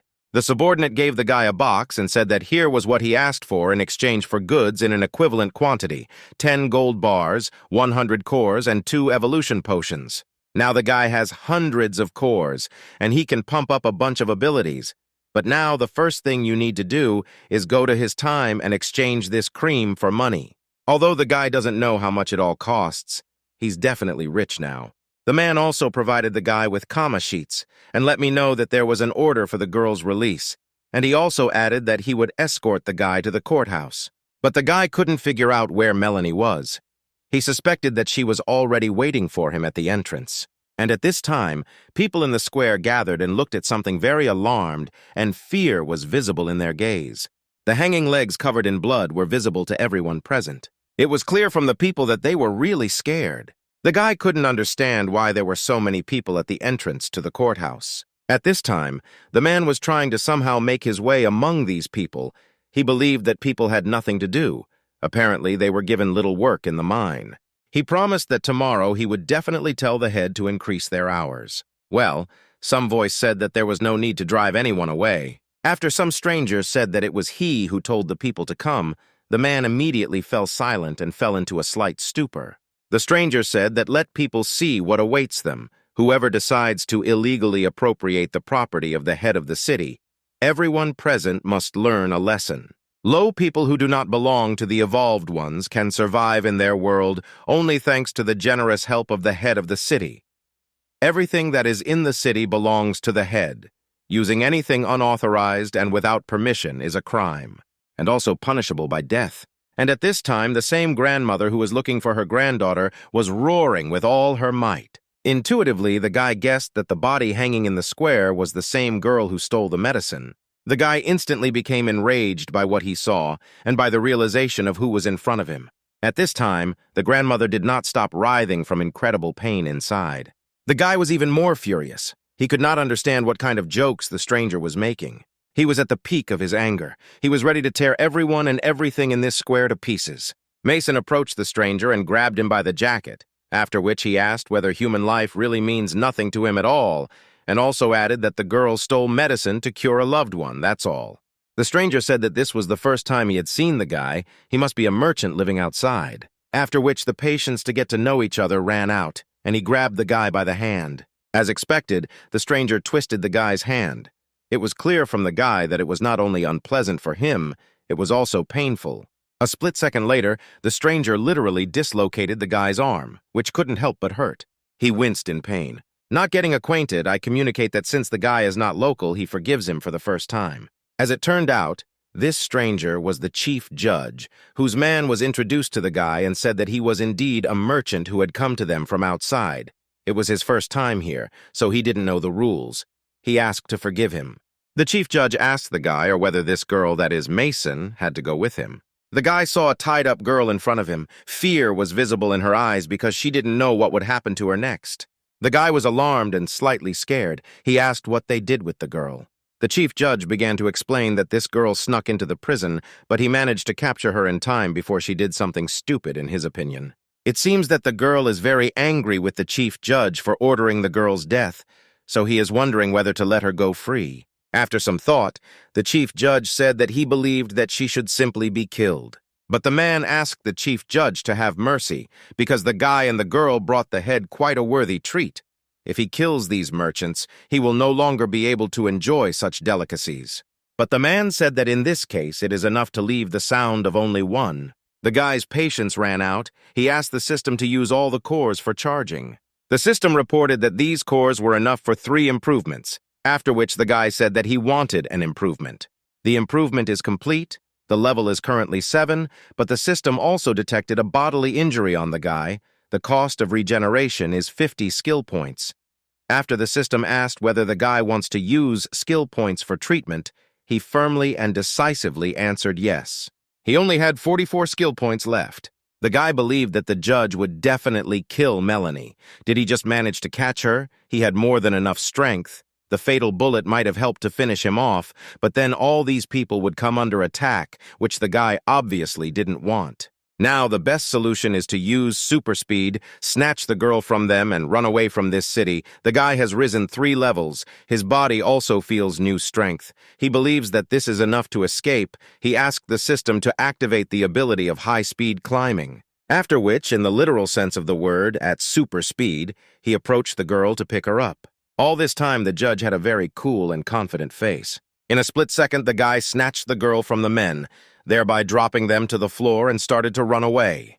The guy did not hide his joy at what he had just done, and told the girl that they would immediately get out of here. The guy easily jumped over the building, which looked more like a tower, thereby getting out of the city. The guy liked the fact that he could use his power even longer. The guy told the girl not to worry because they would soon be outside. and in a few seconds the guy had already jumped over the huge wall around the city. The jump was so high that they stayed in the air for several tens of seconds. The guy landed on the ground in time because he was just at the limit. He believes that they are already far away and they will not be able to track them down. Having come to her senses, the girl immediately began to apologize to the guy, arguing that she had caused him problems, but the guy didn't really listen to her at that time, but only thought about how dangerous it was. But Mason asked the girl not to say that. She did everything right. It was his fault that he didn't take care of everything earlier. He just wasted so much time. But who could have known that they would act so quickly? It was the girl's fault. She was too weak. If only she could gain time, the girl still believed that she was to blame for everything. The guy asked whether this supreme judge was strong, to which the girl replied that he must be an evolved fifth degree. Well, since the guy was not particularly in the subject, he asked whether the fifth degree is the most powerful force. Melanie confirmed the guy's word. All evolved people start from the first degree, and it is very difficult to move to the next level. It took her 10 years to reach the third degree. In each camp, there are evolved ones of a high degree, which is responsible for security, but evolved ones of the fifth degree are rarely seen. They say that an evolved one of the 10th degree is so strong that it is capable of destroying an entire city with one blow.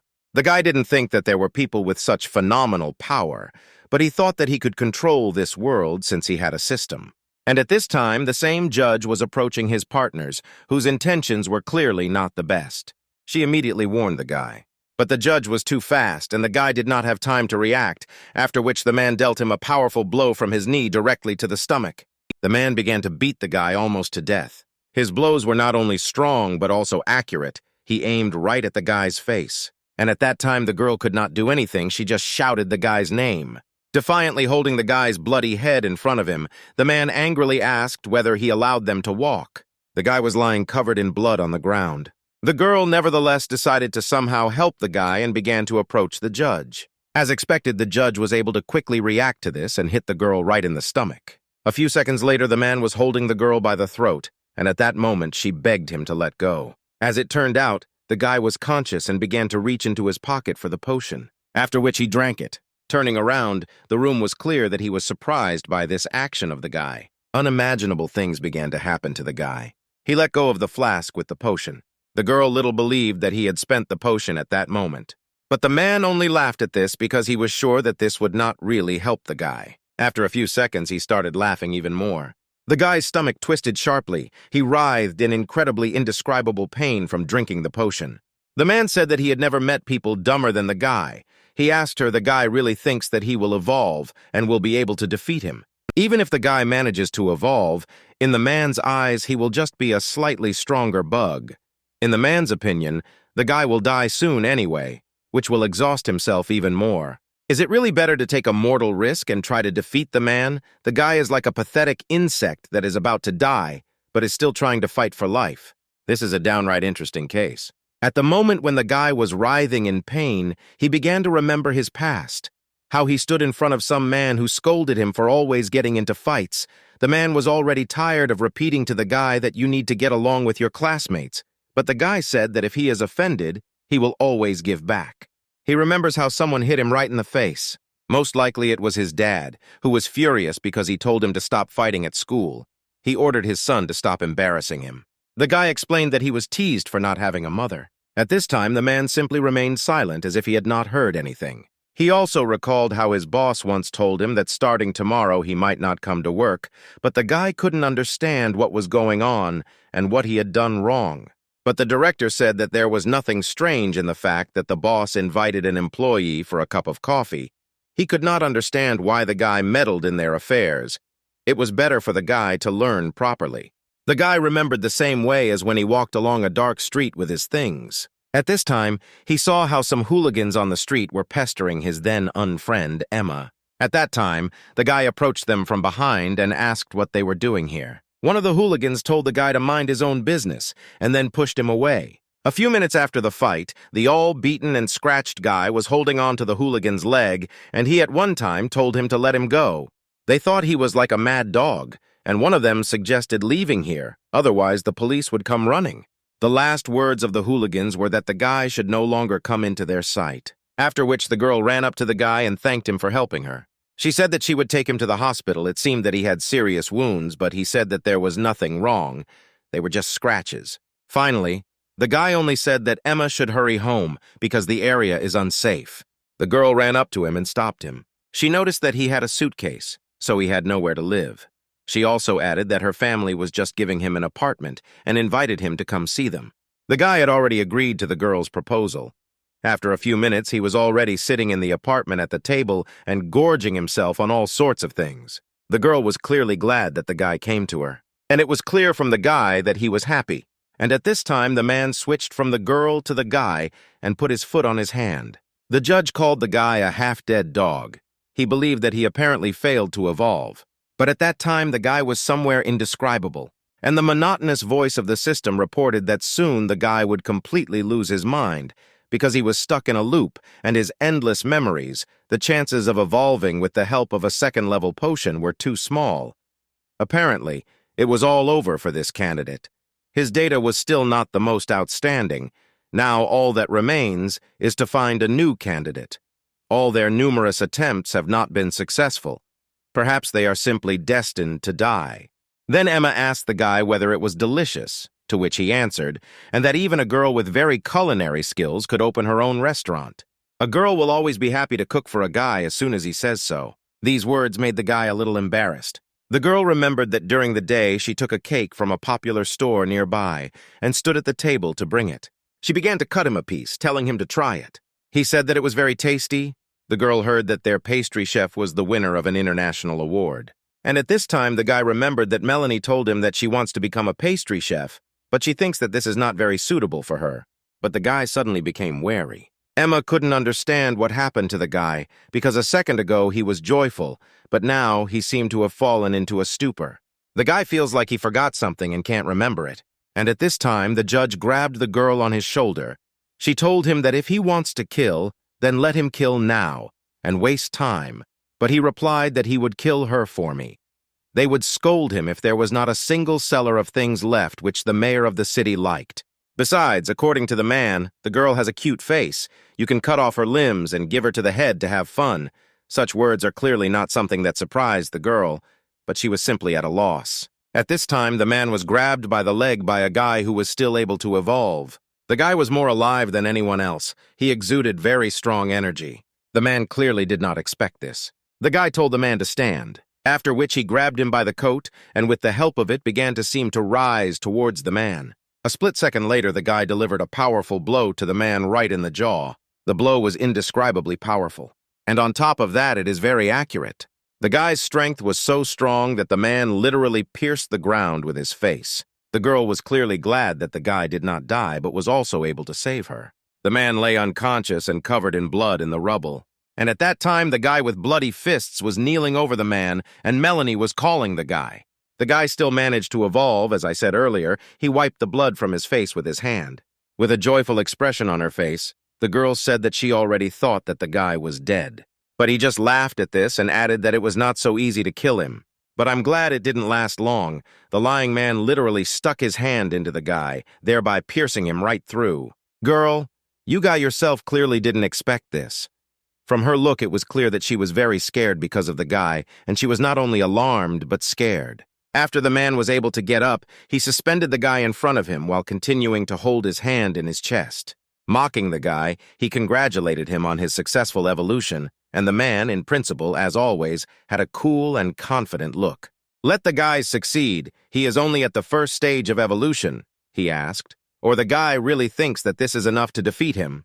The guy clenched his teeth in anger. One could understand that the guy was preparing for something indescribably powerful. What exactly happened was that after a few seconds, the guy began to glow with a yellow light. The man could not understand what had just happened to the guy. It was clear from his gaze that for the first time he was truly scared. The shining guy literally began to levitate in the air. The man was still perplexed by what he saw. The man could not believe it because it was impossible. This is the energy of the golden core. It is impossible. Only those who have evolved at the 10th stage can do this. The man realized that things wouldn't go that way, and he definitely wouldn't be able to defeat the guy if he really had evolved at the 10th stage, and he was going to rush out of here as fast as he could, which he did just in a split second. He really ran as fast as he could because he didn't want to be killed at the hands of a guy whom he had recently considered the simplest little man. The guy had just evolved. The man couldn't understand how he managed to use the energy of the golden core, but it, without a doubt, looks just like that time. At this time, the guy was already completely covered in this yellow glow and pointed his hand directly in the direction of the moving man. After the guy pointed his finger in the direction of the man, it shone bright yellow and some kind of magical ball was formed. But the man did not suspect anything at that moment, because he was only thinking about how to escape. Yellow, better than energy, rang out in the middle of the forest. He blurted out everything that came his way. It is clear that after a few seconds the beam reached the man himself. He literally began to disappear from the face of the earth. It was better to put a huge crater after yourself. This battle will clearly go down in history. And at this time, the head felt something. He felt the energy of some familiar person 5 kilometers from here, was someone strong heading towards his city. At this time and in the 17th camp, their boss also sensed something. In the alliance of help from climbers, 2 girls also sensed this incredible power. And at this time, the guy, exhausted, began to fall to the floor. A girl immediately ran up to him and told the guy to hold on, and also added that she would bandage his wounds. After a few seconds, it turned out that the guy's blood was too big, and the girl couldn't stop the bleeding. A split second later, the guy's body was covered as if by some kind of shield. It is clear that the girl was surprised by what she saw because the blood suddenly stopped. The girl lifted the guy up and said that he should hold on. Now she will take him to the doctor, after which they went, in fact, to the doctor. And at this time, the head rushed to the scene of the incident, where he felt the energy. Well, when he arrived at the place, oddly enough, he didn't see anything, and the energy disappeared abruptly. The head could not understand why such a strong, evolved one suddenly entered into battle near his city. He hopes he did not come after his soul, although if you think about it, he is a simple entrepreneur, so he could not cross the path of those evolved at the expense of the 4th stage and above. They went somewhere as if to a warehouse. The girl started knocking loudly on the door and screaming for them to open it as soon as possible. She literally broke the door off her feet, thereby pushing away the girl standing in front of the doors. Oddly enough, the girl fell and thrashed. She was clearly not happy with what the girl did. The girl said that Melanie herself would pay for the new door. But the girl didn't have time to chat, and she told the girl to help her quickly cure the guy. It was clear from Melanie that she was very worried. It was very strange. Melanie asked the girl what was wrong with the guy and answered something that his vital signs were very strange. She couldn't say that everything was bad, but she couldn't tell you the opposite either. In any case, first you need to bandage his wounds well. X-rays showed that in the places where his organs were stored, some kind of gold film was covering him. One could say that this metal saved his life. It was a miracle that the girl had never seen such a method of treating wounds. The girl asked if everything was okay with the guy, to which she was told that the doctor couldn't say for sure. It was still very strange. Let the guy stay here for a couple of days, she would watch him. At this time, somewhere in an alley, 3 men stood and listened to some 4th man asking them to hit him a couple of times. As it turned out, it was their boss. They couldn't understand what he was saying because, after all, he was their boss. As it turned out, it was Logan. He asked his subordinates if they really wanted to hit him once because they always get it from him. He said not to be afraid of you. He won't remind them of this. They can calmly beat him. After which he thought for a while. 3 subordinates began to literally beat their boss almost to death. Logan was clearly unhappy with this because they didn't even doubt it for a minute, even though he promised them not to remember this. But he had something completely different in his plans. At this time, the guy knocked on the door. As it turned out, Logan was knocking on the door of that same doctor. Now it's clear why he asked to be beaten. He came to the doctor and said that he was injured again and asked her to cure him as soon as possible. The girl was surprised because this was the 3rd time in a month. The guy began to get wounded too often, to which he replied that in their profession there was no other way. I heard some sounds outside. Melanie came out to see who had come. She instantly remembered how Logan presented a gun to Mason's head, and at that time he told the girl how much she had killed his brothers. Logan promised that the next time they met, he would chop her into pieces and feed her to zombies to avenge his brothers. The girl could not understand what he was doing here, because Camp 17 should have its own infirmary. If Logan finds out that they are here, he will definitely call his people and surround her. He needs to leave before he lets the camp know about them. When Logan practically entered the room with a girl and a guy, the doctor stopped him and said that there was already a patient in this room and told him to find her and she would treat him early. Entering Mason's room, the doctor was very surprised by what the girl was doing. She said that the guy could not move now and ordered her to quickly put him back, but the girl did not listen to her and said that they needed to leave here. Melanie heard someone open the door to the room. Oddly enough, it was Logan himself, who looked ominously at the girl. He immediately took out his and was ready to shoot.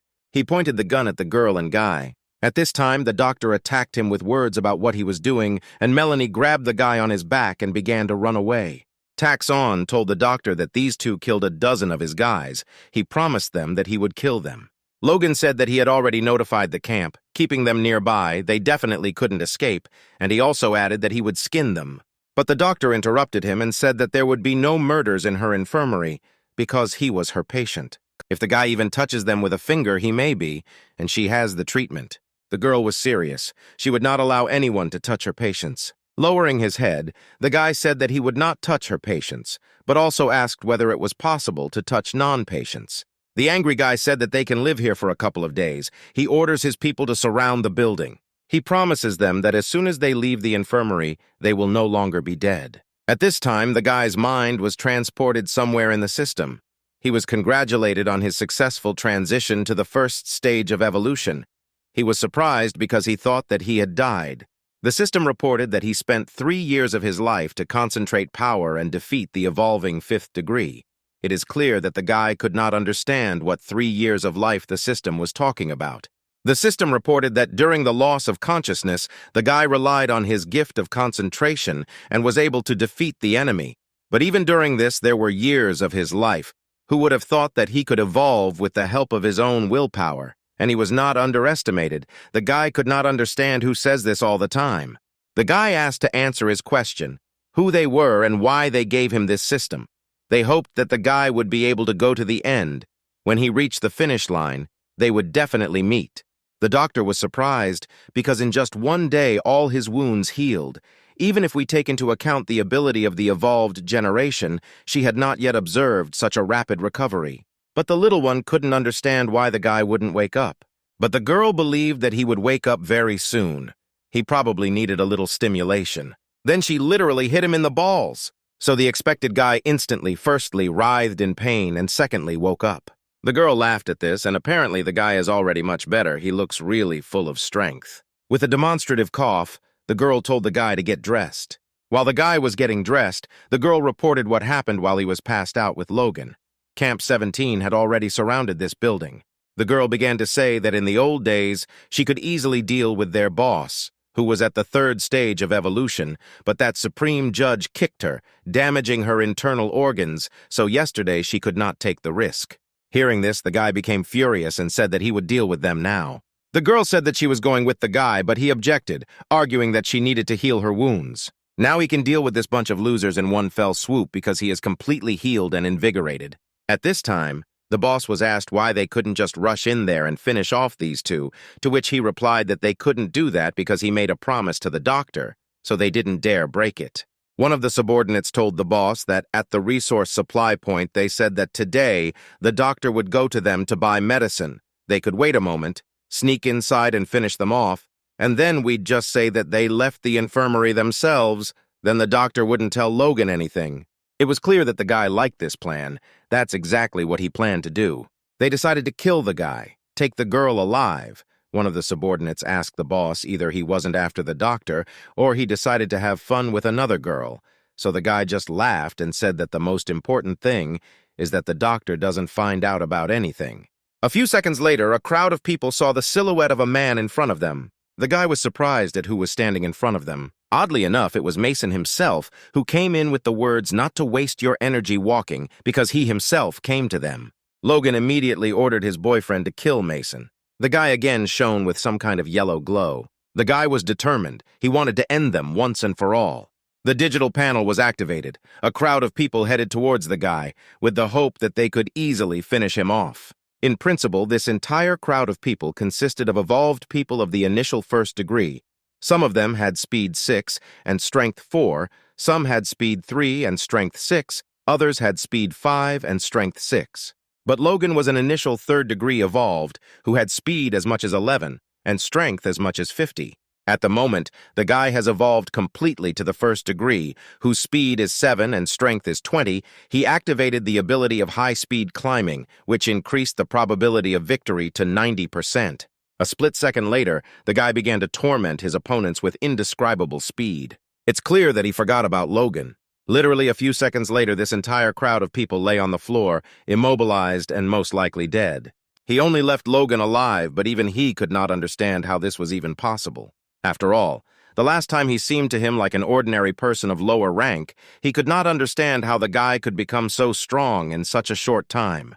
Mason said that if he had also used weapons, they would all have been dead. But given that yesterday he still didn't touch them, the guy would give them another chance to survive. He set Logan's conditions under which he would let them go, only if the boss gets down on his knees and starts barking like a dog and then calls him master. At this time, the merchant Alex was happy with what he managed to find and asked Mason to take a look if there was anything worthwhile here.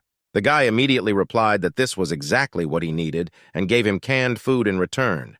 The guy's last word was that the merchant should continue to collect gold and that he should not worry about canned food. He would not deprive him. It is clear that in this world, gold is worth nothing. It was because of this that the merchant could not understand what the guy would do with this gold. The kernels have long become a new currency. And that guy had 20 bars. It was very rich. The guy told Melanie that he would go get the goods. He would also bring food and water. She only told him to be careful on the way. After little time left, he began to move back in time. He was transported to his bed. Just at that time, someone was knocking intensely into the room. The guy immediately got out of bed and went to the door to find out who was knocking there. As it turned out, it was Emma. She immediately threw herself into the guy's arms, and the guy was pleasantly surprised by this. The girl asked the guy what was wrong with him, where he had been all this time. She couldn't get through to him. He immediately began to come up with some excuses. He told her that he had gone somewhere on business, but there was no connection there, and asked her for forgiveness. It's clear that the girl was a little angry because of this, because the guy needed to warn her about the entrance, because he scared her to death. She was already going to go to the police, asked him never to do that again, and be sure to tell her if he suddenly decided to go somewhere. Slightly embarrassed, the guy did not say that he would take this into account. The guy said that as an apology he was giving her a gift. But Emma said that she didn't need any gift, because the guy was already a mile away. Why would he need to spend extra money? But the guy asked the girl not to worry about his finances, because he had earned a lot on the trip. He said that he would buy her everything she wanted and everything she liked. They came to some very stunning building which with all appearances showed that it was for the rich. The guy noticed that this place was quite sophisticated, but the girl, on the contrary, told the guy that this was a rather expensive boutique and asked him to look for another place. But the guy told the girl to choose something to her taste, and so that she was sure that he could afford to buy at least 100 of them. In the future, he would earn even more. The girl could not understand how he managed to earn money. The guy turned to the assistant and asked her to show the best jewelry they had, and asked us to wait for it just a second, after which she brought an exquisite piece of jewelry, which the guy immediately hung on the girl's neck. The girl had a very strange reaction. She kissed the guy on the lip as a sign of gratitude. It is clear that both were embarrassed by this. She said that she really liked it, and most importantly, that it was his gift. The guy told the assistant that they were taking him and asked him to pack him. The guy asked the girl to wait for him here. He was going to take something to the bank. He promised to return soon. He went to the bank. Approaching the assistant, he asked whether the bank accepted gold. The girl asked how many bars the guy would like to exchange. Then he opened his backpack, from which a mountain of gold literally shone. After the director himself found out who came to their bank, he hurried to see this man. At this time, the guy was sitting on the sofa. When the man came running, he immediately began to apologize for the long wait, but the guy said that there was no problem with this. The director asked my catfish if he could look at his gold bars, to which he replied that they were in his backpack and he could take a look. After which, the director had exactly the same reaction as the bank staff. The guy said that the director himself could check the samples. There are 12 ingots. He asked approximately how much he could get for them. A few minutes later, the guy was already signing papers on the exchange of bullion. Even the assistant asked the director how much money the guy received for so many bars. In total, he had 12 bars. The percentage of gold in each was 99%, which amounted to $6,600,000. Returning to the jewelry store, the guy was slightly surprised by what he saw in front of him. He saw Emma and some stranger quarreling over something incomprehensible. As it turned out, they were arguing over the necklace. She ordered the girl to take it off, but the girl argued that she had taken the necklace by the fact that Emma had not yet paid, and if she had not paid, it was not hers. After the guy asked what happened here, Emma replied that this girl took her necklace. It was clear from the girl that she was very angry with the stranger. The girl handed the seller the money and said what kind of necklace it was, and even said that she didn't need change. But the guy interrupted the girl's conversation and said that he would pay in gold. After he took out this gold bar, it was clear to everyone present that they were very surprised by this. He said that this piece was enough to make 10 more of these necklaces. But the girl did not want to accept the fact that she was about to lose the common necklace and began to invent that anyone could see that it was a fake and repeated over and over again that she paid first. Eat her.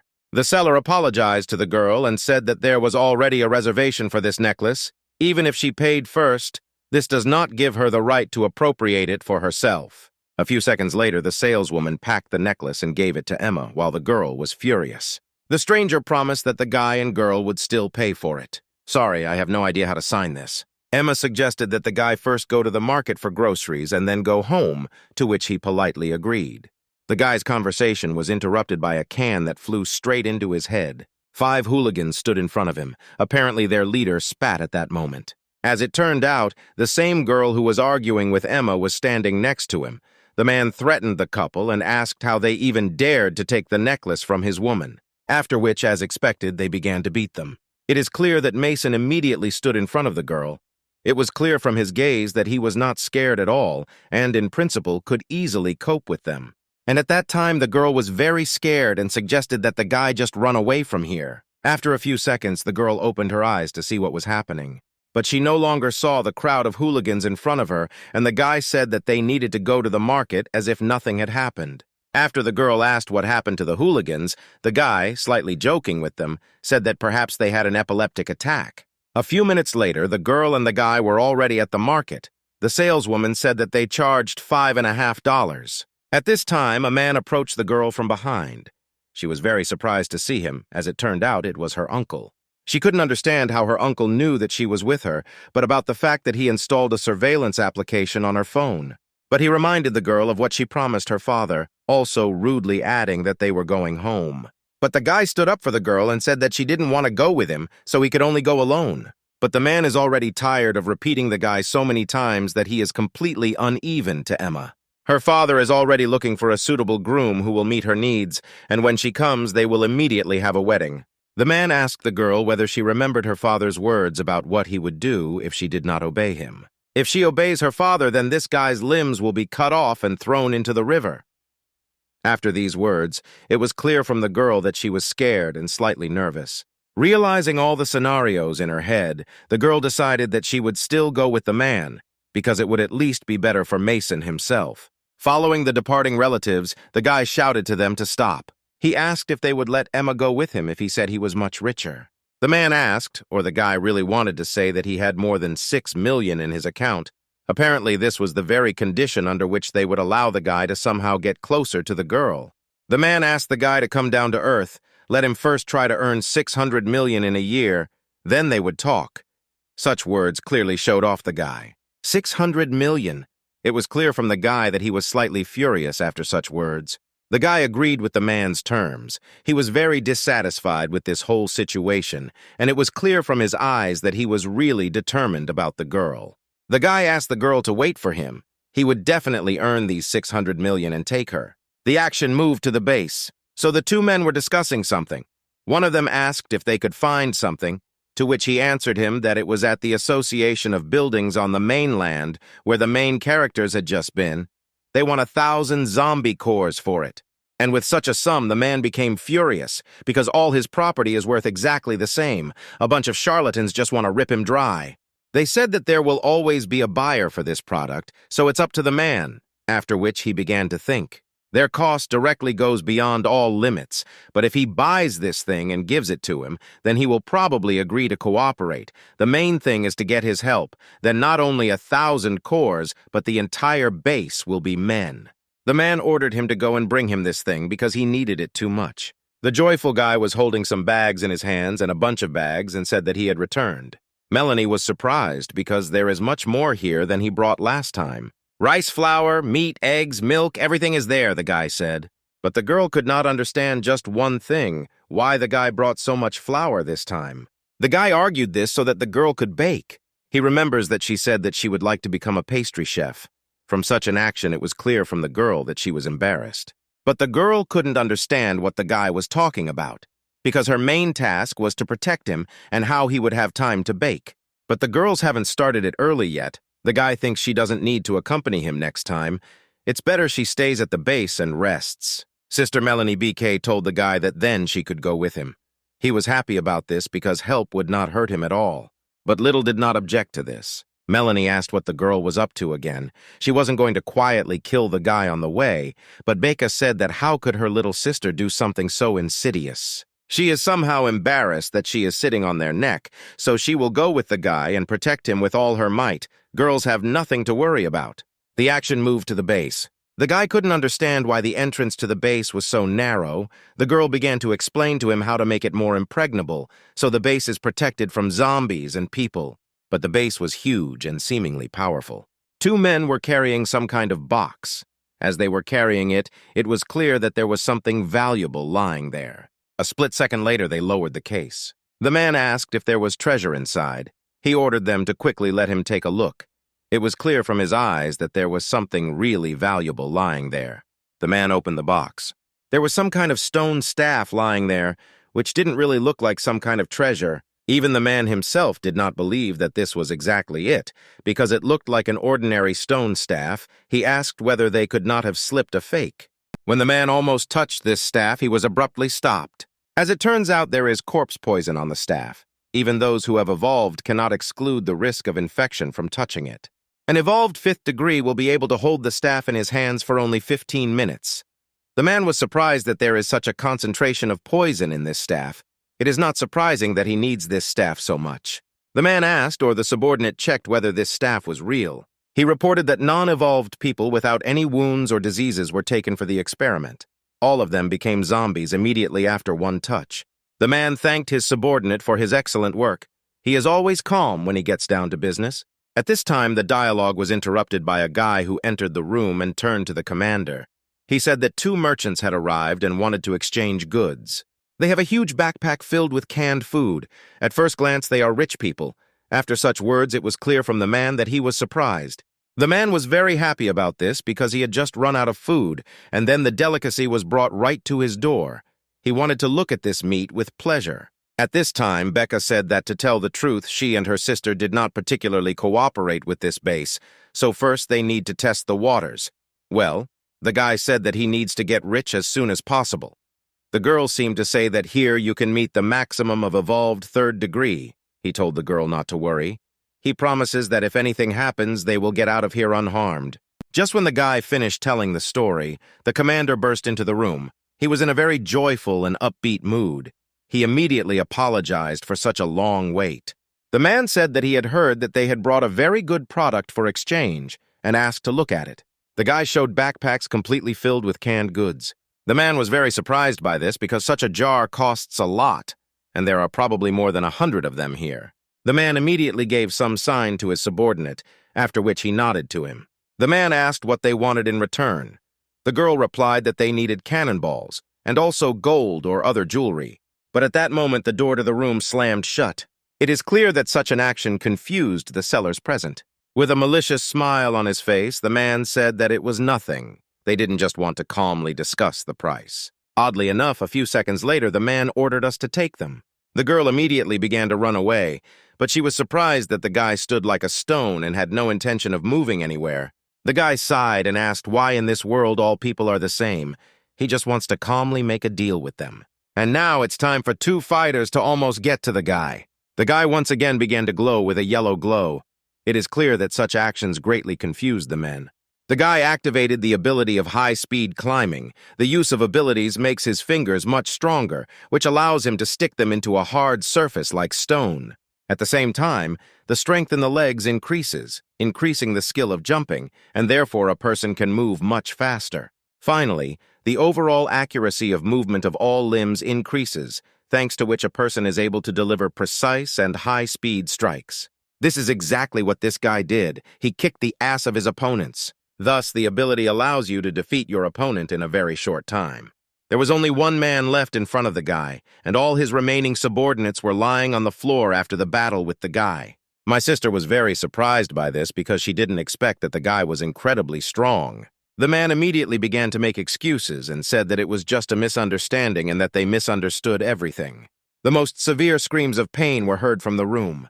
The man begged the guy with all his might not to hit him. He even agreed that he was wrong. The guy asked whether it was really necessary to force him. You know, the guy himself doesn't like violence. The man promised that he would give them what they wanted in return and would not offend them with the goods. The girl was furious because the man wanted to finish them off and take the goods for himself. He really thinks that they will cooperate with a dirty merchant like him. But the guy with his hand upset the girl after he said that they would be happy to cooperate with him. It's clear that the girl couldn't understand the guy's decision. Is it even possible to trust a man? Someday he will definitely stab them in the back. The guy has already realized that he is engaged in trading in a post-apocalyptic world, and you can stumble upon predatory people, but if you let them know what awaits them if they use dirty tricks, then trading will become much more pleasant and fruitful. The man said that it was not too late for them to show respect to such a strong person as the guy. Moreover, they would not dare to even think about dirty tricks. The man told the girl and the guy to follow him. He would show the product they needed. After which he led them to the room where that very box lay and pointed at it with his hand and said that this was exactly the product. But the guy thought that it was just a broken stick and said that he did not need such a thing. The man began to say that although the guy doesn't know, but to tell the truth, he sold almost all his property to buy back this staff, which is why, out of despair, he wanted to take the goods from them. Their life was hard. And this is far from a broken stick. It is a very rare and valuable weapon, but it increases the damage you inflict. They say with this staff you can defeat even someone who is higher than you on the evolutionary stage, if the guy doesn't believe he can try it himself. It is clear that the guy was surprised by such information. He did not expect that this stick, according to him, was so cool. It's clear that the man provoked all this, and now the guy only needs to hold it in his hands for about 5 seconds, and the corpse poison will turn him into a zombie. According to the man, the guy was finished. The guy suddenly changed his mind and said that the man should try it better. The man began to make excuses that weapons are such a thing, it's better to try it yourself. But the guy doesn't want to. It's better for a man to try it. He'll see how strong this staff is. It was clear from the room that he was very nervous. He even began to stammer. But the guy in a rude voice said that he should still try the staff. Taking the staff in his hand, but first wrapping it in a rag, he handed it to the man. It was clear from the room that he was very scared. The guy repeated once again for the man to pick up the staff, after which the staff itself fell to the floor. The man almost got a heart attack from this. The guy asked, or the man really thought that he didn't figure out what the catch was. The guy was waiting for him another chance to cooperate, but he did not appreciate it. He said that the man made his choice himself. At this time, the girl told the guy that he needed to kill the man. What he just started doing after a few seconds, he grabbed him with his powerful fist and began to choke him. The man writhed from the incredible pain he was experiencing, and at this time begged not to kill him. At that moment, the guy remembered how he saw the hanging body of a girl in front of him, who simply stole a little medicine. From such memories, the guy's anger stopped even more accordingly, and the force with which he strangled the man also became greater. He recalled the words of the judge who asked whether it was really nice to feel that someone's life is in your hands. After this, the guy immediately got over it, and he immediately released the man. After which, the guy simply began to leave and told the girl to take their things. And as they were leaving, the girl and she were perplexed by what they saw, because she hoped that the guy was about to finish off the man for what he had done to them. The girl couldn't understand whether they would really just leave. A minute ago, the man wanted to kill them. Why shouldn't they do the same? But the girl believed that she understood the guy. She thought that he did not want to watch the man die painfully. Then you can use poison or cut off his head with one blow of a knife. There are many more ways to make him suffer for a short time. But the guy asked the girl to stop. The guy decided that he would probably take the staff and do it for compensation. For a while, the girl was thinking that the guy was just work. He had such abilities, and he pretended to be a pathetic Mother Teresa. Such a person was definitely not capable of protecting his sister in the girl's opinion. Following the departing couple, the man asked them to stop. Very unexpectedly, for some reason, the man asked the guy to help their base. The girl became even more enraged by this. She asked whether, in the man's opinion, they were some kind of charitable organization. But the man begged them to agree. If they agree, then when everything is over, he will give them all the valuable things that he has at the base. He argued his appeal by saying that they are in complete despair. If no one helps them, then the base will soon come to an end. The girl asked whether it was dirty tricks again. Apparently, the man was tired of living straight. But the man began to say that they sent a huge amount of things to the evolved fifth degree to help him, but he still asked for even more. Now they are simply forced to go robbing. The man asked to follow him. When they see for themselves, they will understand everything. He asked them to look at the pit below. He asked whether corpses can see you. To be honest, it's hard not to see them even from afar. The man explained that these were people who were killed in just one day. It is clear that the guy could not understand why there were so many corpses and who did it in the first place. Every day, several dozen people die at their base, and this is not the work of strangers. As it turned out, it was all the fault of the head of their base. In order to prevent infection, they burn corpses every day. Approaching their base, anyone will smell that sickening smell of burning meat. The girl couldn't understand whether their leader had really gone crazy. If he continued to kill so many people every day, very soon there would be no one left at their base. The man said that the girl was right, which is why he decided to overthrow the head and lock him in prison. The guy asked if this was the reason why he sold everything to get the help of the evolving fifth stage, to which the man replied that the guy was right. But one such evolving one will not be enough. You need at least 3 strong fighters because he is their leader. 7th degree evolved. At this time, the man remembered how he literally hit the head of some man with 1 movement and 2 fingers. And of course, he died from this. And at this time, some stranger was running nearby. A split second later, the stranger was already lying on the floor, bloodied and, oddly enough, killed. And the head kept repeating that they all must die. At this time, a big man and a slightly shorter guy with glasses stood and looked at the man with a seemingly condemning look. The man approached them and was happy because he had finally found them. The big man began to slightly rudely inform the man that even though they agreed to help him, but let him not forget about their conditions, they will only begin to act if they gather at least the evolved 5th degree. Well, the man doesn't feel that there is that 3rd fighter among all those present. The man asked, or the commander was trying to deceive them. The man began to explain everything. Among them there is no evolving 5th degree, but he found someone who knows how to increase his degree. It is clear that the man could not understand what the commander was talking about. The man immediately asked his subordinate whether it was him. He felt that he had the 4th degree. He asked him how he could raise it and defeat him. But his subordinate said that the man was mistaken. It was not him at all. A few seconds later, Mason appeared behind the man. The commander introduced him and said that this was the one he was talking about, also adding that the guy had outstanding strength. The man was slightly surprised by the guy. The man said that the guy, apparently evolved of the 1st degree, he asked whether the guy could increase the degree to defeat the evolving one of the 5th degree. The guy said that this would not give him any difficulty, because he had already won once. After these words, the man began to laugh loudly almost throughout the entire base, also adding that the guy was definitely mistaken.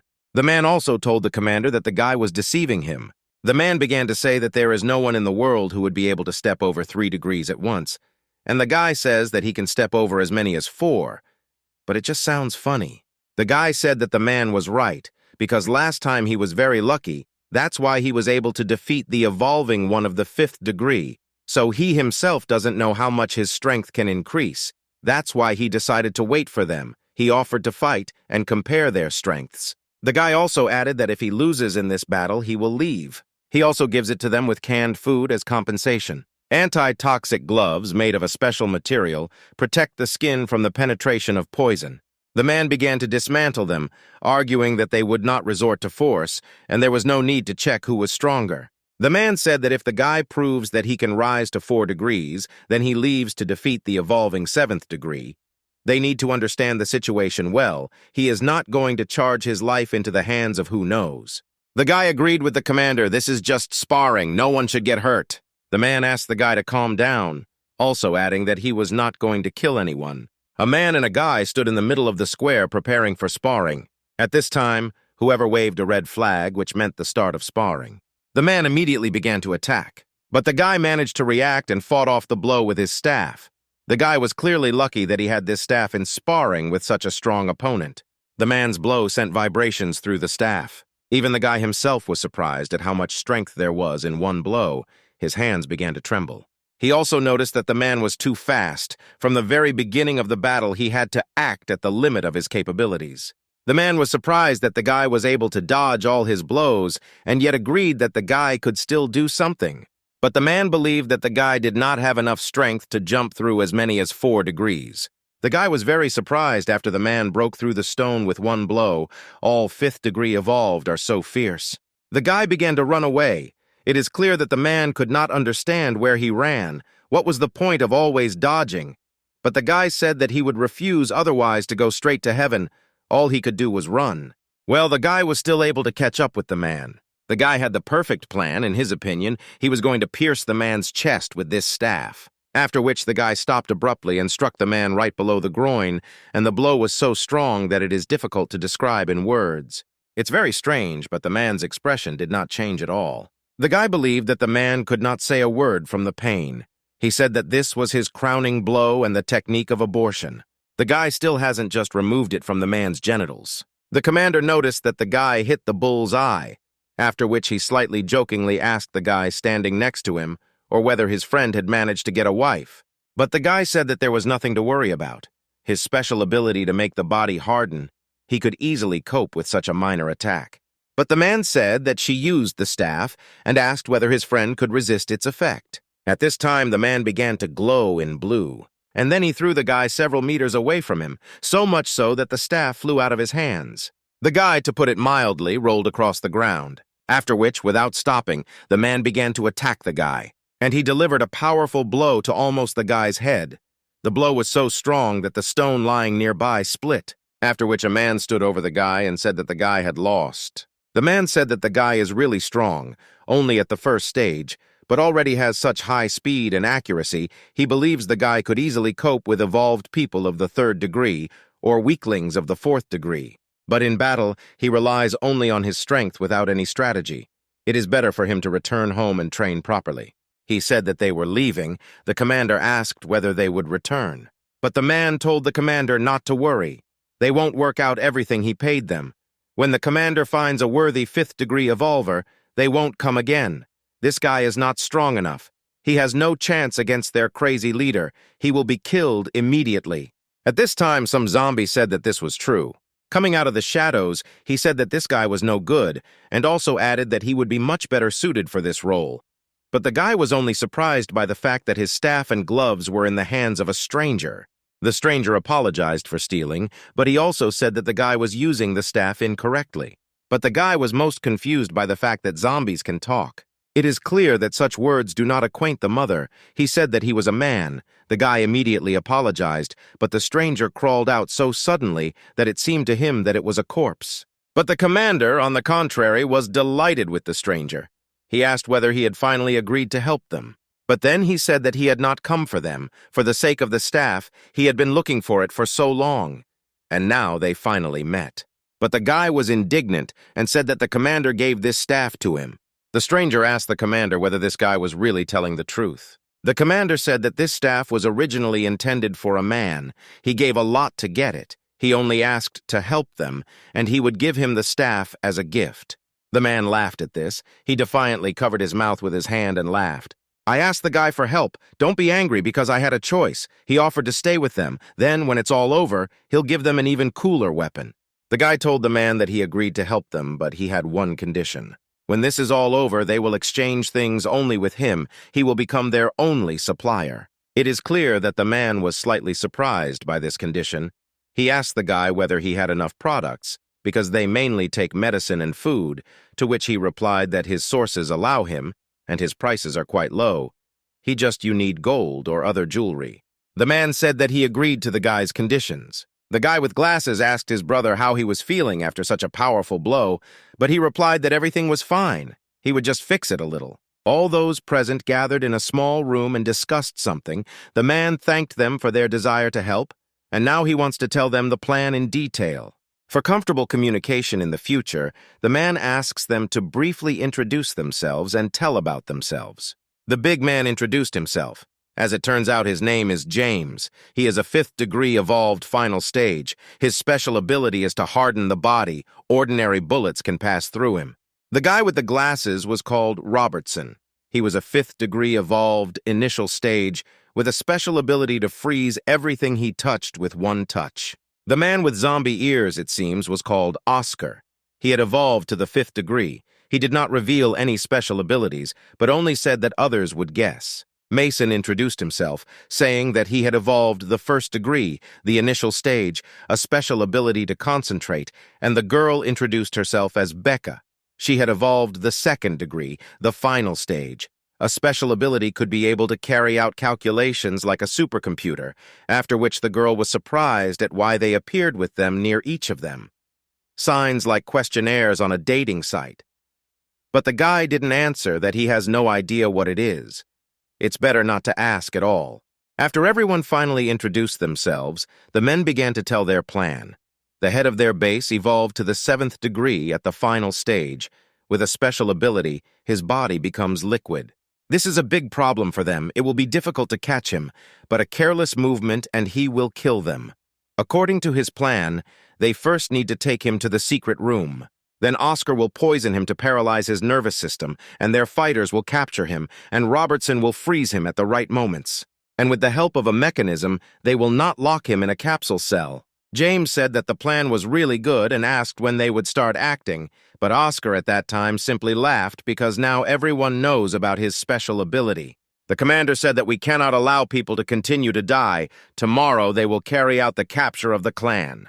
The commander went down somewhere into the basement, and the very head of the base stood right next to him. It's clear that even though the man had a plan, it still instilled some kind of fear in him. The head mysteriously asked if the commander was really going to kill him and end all these deaths. At this time, the head of the practically commander sprayed a very strong stream of water, but at this time he was covered by James, who didn't care because he knows how to harden. James stood in front of the commander and ordered him to move back, and was ready to get into a fight with the head. It was clear from the look of the head that he did not understand what would happen, but he was also ready for everything and everyone who might come now. And at this time, as was planned according to plan, Oscar flew at the head with his staff and was about to be ready to poison him with the staff. But it was not to be. While Oscar was trying to strike his head, he calculated it all and practically hit him with a stream of water, but Mason noticed it in time and grabbed Oscar. The man laughed and was glad that my son was sleeping. He said that if it weren't for the guy, it would have been the end for him, and at that time he stroked his cheek with his hands. Well, James didn't have time for any jokes. He was serious about winning. Well, as it turned out, in the fight, somehow out of character, the head was able to inflict scratches, small ones, but still these are scratches on a person who has the ability to freeze. In a split second, he completely hit him right in the ribs. It's clear that the man was surprised by this. I couldn't understand how the head could pierce his hard body. But the man said that liquid with high pressure and high rotation speed can penetrate something very hard. Meanwhile, Robertson came running to help his brother. He started to freeze the water. This, after all, helped, and the head even took a step back. It was clear from him that he was dissatisfied with all this. And it was also clear from the guy that he was a little hesitant about what he should do now. But again, once again, Mason manages to be taken away from the head of his ally in time. And at this time, while his head was focused on how Mason was taking away his ally, during the day, James was ready to deal him the final powerful blow, which is exactly what he did in a split second. The man shouted to the entire room that he had violated the shape of his head, and this meant that now Roberts was coming out, who should freeze him. Basically, Robertson began performing his task within seconds. Well, something apparently didn't go according to plan, and this collection of water turned into some kind of hurricane, and it was because of this that Roberts was thrown back. After my son asked or his head died, he was told that he had dissipated so that the guy could not freeze him. The commander was ordered to guard all openings at the entrances and exits. He could not be allowed to escape. And the head at this time began to take on the image of a man. Well, now the image of the man was slightly strange because the water was not blue, as we are all used to seeing it, but a dark black dot. Even Roberts could not understand what the head was trying to do. And the commander said that things were bad, and he was going to use the same technique. After which, the commander ordered everyone to take out their shields and stand behind the barrier with their abacus. And the head apparently has already begun to use some kind of technique. After 2 seconds, he began to thrust a stream of water into everyone's chest before piercing it with this one. He even managed to stab the commander. The head even tried to impale James, but was unsuccessful. James said that everyone should stand behind him. As it turned out, the head increased the number of water jets, so their strength became less. Now his body can handle it quite well. And the head apparently had no intention of stopping. The commander shouted that he was still there and let everyone attack now. After this technique, he becomes weaker for some time. Within 10 seconds, the water will again be in the state it was in at the very beginning. He punished Oscar and quickly froze him, after which you asked Mason to push him. They were already practically in this water balloon, so to speak. Well, the man didn't see or hear anything at that time.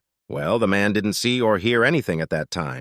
guy has to be able to completely freeze it in those 10 seconds, which can be an incredibly difficult action for someone. The man still didn't feel anything, but it was already clear that ice stones were floating around his face, so to speak. It felt like the guy was about to finish. Mason shouted that everything worked out.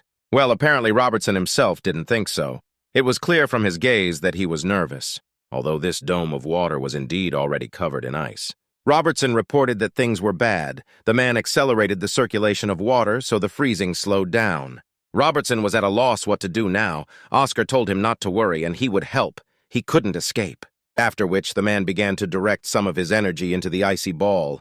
The liquid disperses quickly, so his poison cannot spread throughout his body, and now the situation is ideal. This self does not make him fall asleep forever, and without its antidote, no one can save him. After a few seconds, the man had already finished instilling poison into the man. He sighed at the commander, clearly glad that they were finally able to defeat the barbarian. And now no one will threaten their city or anything around it. All those present decided to gather and celebrate this great victory. The commanders began to thank everyone taking part in this for their help. As a thank you, they prepared these delicious dishes for them. Mine clearly didn't like them. And of course, what would a dinner party be without a group of girls? After which the commander told the girls to come in. All the men looked at the girls with caution at first. The girls were truly all incredibly beautiful. In a split second, the man literally swam away from these girls, and they were already arguing about who would be who. Robertson and Oscar immediately began flirting with the girls. A stranger asked my son if he was an extra hero. She also called him young, and the guy was a little embarrassed. And Bika at this time was clearly unhappy with all this. As expected, men are simply disgusting. After some certain amount of time, all the men were practically unconscious, which is why the commander decided that the girls should be taken to their rooms. My wife was taken into the room by 2 girls. One of the girls was surprised at how cute the guy was. He drank everything and was already drunk, and the other girl said that he was her type. They noticed that it was probably unpleasant to sleep so sweaty, they needed to wipe it off.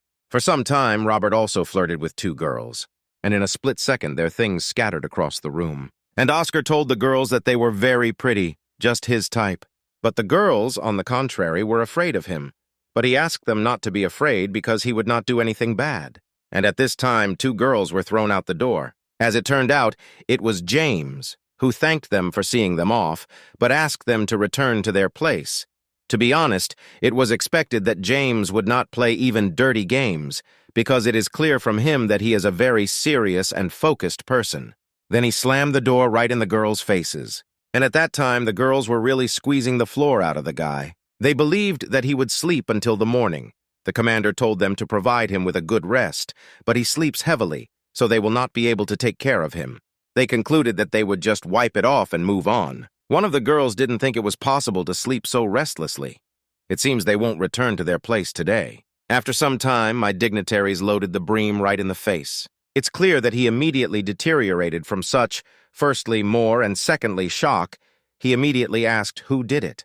As it turned out, it was Becca who was unhappy. She asked whether he had a lot of fun that night, so tired that he slept until noon. She also asked how long he was going to hang around in this place. He called the guy a pervert. She started pulling his ears and told him to get up alive. The guy couldn't understand why she suddenly became so angry. At first, she called him Brother Mason. Meanwhile, James and Robertson were walking around the morning base. Zhenya asked his partner whether everything was okay with them, because he was walking all the time and holding his back, and ended up slightly in pain. Raising his finger up, he said that everything was fine. The commander asked everyone if they were leaving so quickly and also invited them to stay for a couple of days. James said that they couldn't, and they still had a lot of other things to do. They needed to return to their organization as soon as possible and report on the work done. Mason wrote down all the goods needed at their base, so now he needs to go get them. In about 3 days, he will send them everything. Oscar informed my messages that I was engaged in trading. He was simply wasting his talent. He invited him to join me. He sees that he has potential. If he goes with him, he will teach him a quick way to evolve further. His family has a secret technique that will help him make a breakthrough quickly. But Robertson said that my son should not believe him. If he really had such a technique, would he still be at such a low rank? As it turned out, the man had already taken a young guy to his place, and no one had yet knows where he is now. Despite this conversation, James tossed the guy a walkie-talkie. Well, for some reason, even though Mason was from normal time, he still asked what it was. James said that this is a walkie-talkie with which he can contact him at any time. Their organization needs people like him. If the guy decides to join them, just let him contact him and he will tell them their location. After these words, he simply said goodbye. 3 days later, a man was running around the base, clearly in a hurry to get somewhere. He ran slightly out of breath into some room. The man said that Mason had arrived. The commander was surprised that the guy got everything he needed so quickly. The man asked him to quickly go out and see for himself. After all, as it turned out, his goods were on as many as 3 trucks, which cannot but surprise. As it turned out, the man then had too much to drink and babbled a whole list of things to the guy, and he brought everything directly to him, also in just 3 days. Mason told the commander that the truck was everything he asked for, and also added that it was time to unload it all. After some time, the people at the base had already finished unloading it all. It was really the first time they had seen so much food. Now they have so many seeds and fertilizers, their supply system itself will be just perfect. How great! You just need to grow it, and then in a year the people of their base will no longer have to starve. The commander, or some celestial guy, asked where he got so many things, also of excellent quality. It's really incredible. It is clear that the guy will tell you that he cannot say this. Well, as for seeds, food, and other things, he will bring as much as they ask. The main thing for him is to get his payment for it. The commander pulled out a bag of jewelry in front of the guy and said that this was his payment, which they agreed on. Well, the guy was very indignant. There really was very little here. He didn't bring as many as 3 trucks, he asked, or the commander was trying to deceive him. But the man could not understand why the guy was so angry. Because this is a whole bag of crystals, he asked, or the guy had not heard of such a thing. It is several times more expensive than the cores that he initially promised him. As it turned out, 1 crystal contains 100 skill points.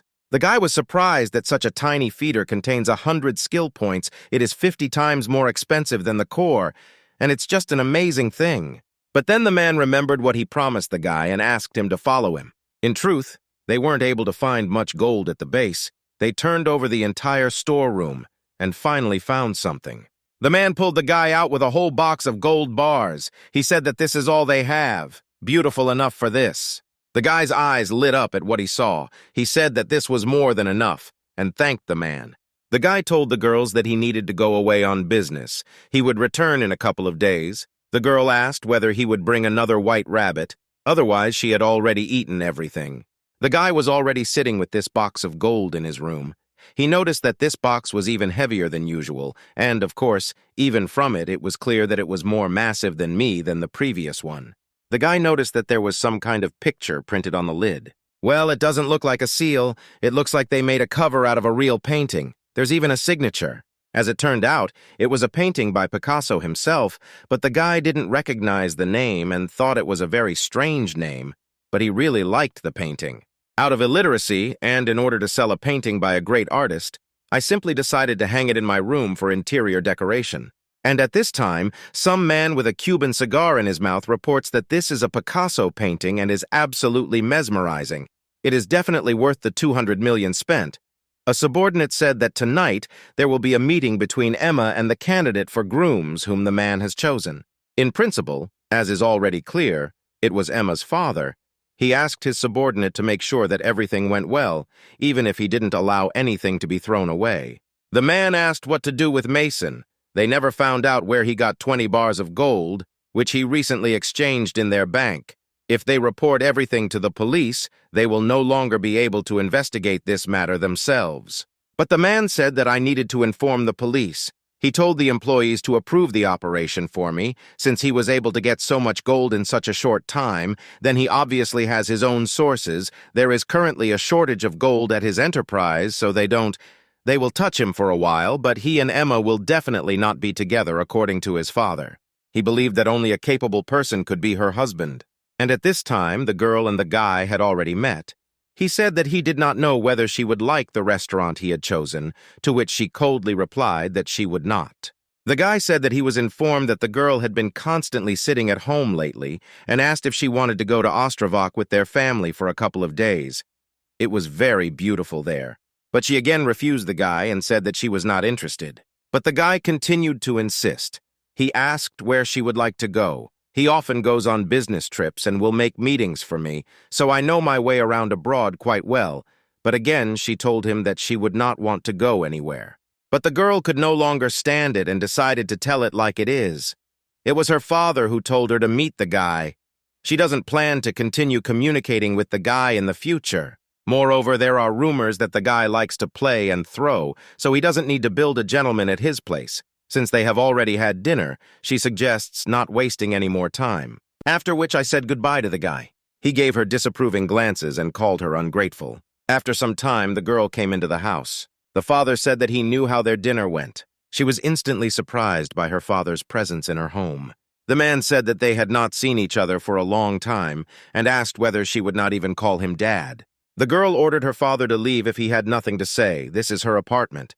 If next time he also comes without warning, she will call the police. The father said that if the girl continues to resist him, then all the candidates he carefully selected will simply understand in horror, and her dad will have a hard time. The girl was furious. Her father treats her like a thing that can be exchanged for something valuable, because he knows perfectly well that she likes someone else. And you said that my son is not at all outstanding. He will not make her happy. He will not dare to transfer his business to him. Sooner or later he will be gone, so you need to choose a worthy successor. But the girl could not understand why my father decided that my dreams were not worthy. He too was not an outstanding person in his youth. She doesn't care who he wants to pass on his inheritance to. She wants to get out of this, whoever she chooses. He asked if it was really necessary for Mason to die. He had already told her that he would disappear forever if she did not obey him. Let her just do as he says. He is trying for the sake of her future. The girl believed that her father wanted to kill her, just like her mother. She told him that this was his true goal. He wanted the girl to hang herself too. And such words made the man not only bewildered but also furious. He ordered her to shut up. The girl began to blame her father for making her mother crazy. After such words, the man clearly could not stand it and prescribed bream for the girl. After which there was deathly silence between them.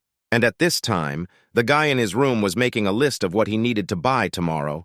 It seemed like he had already compiled everything, but he remembered about the white rabbit. At this time, someone found him an apartment.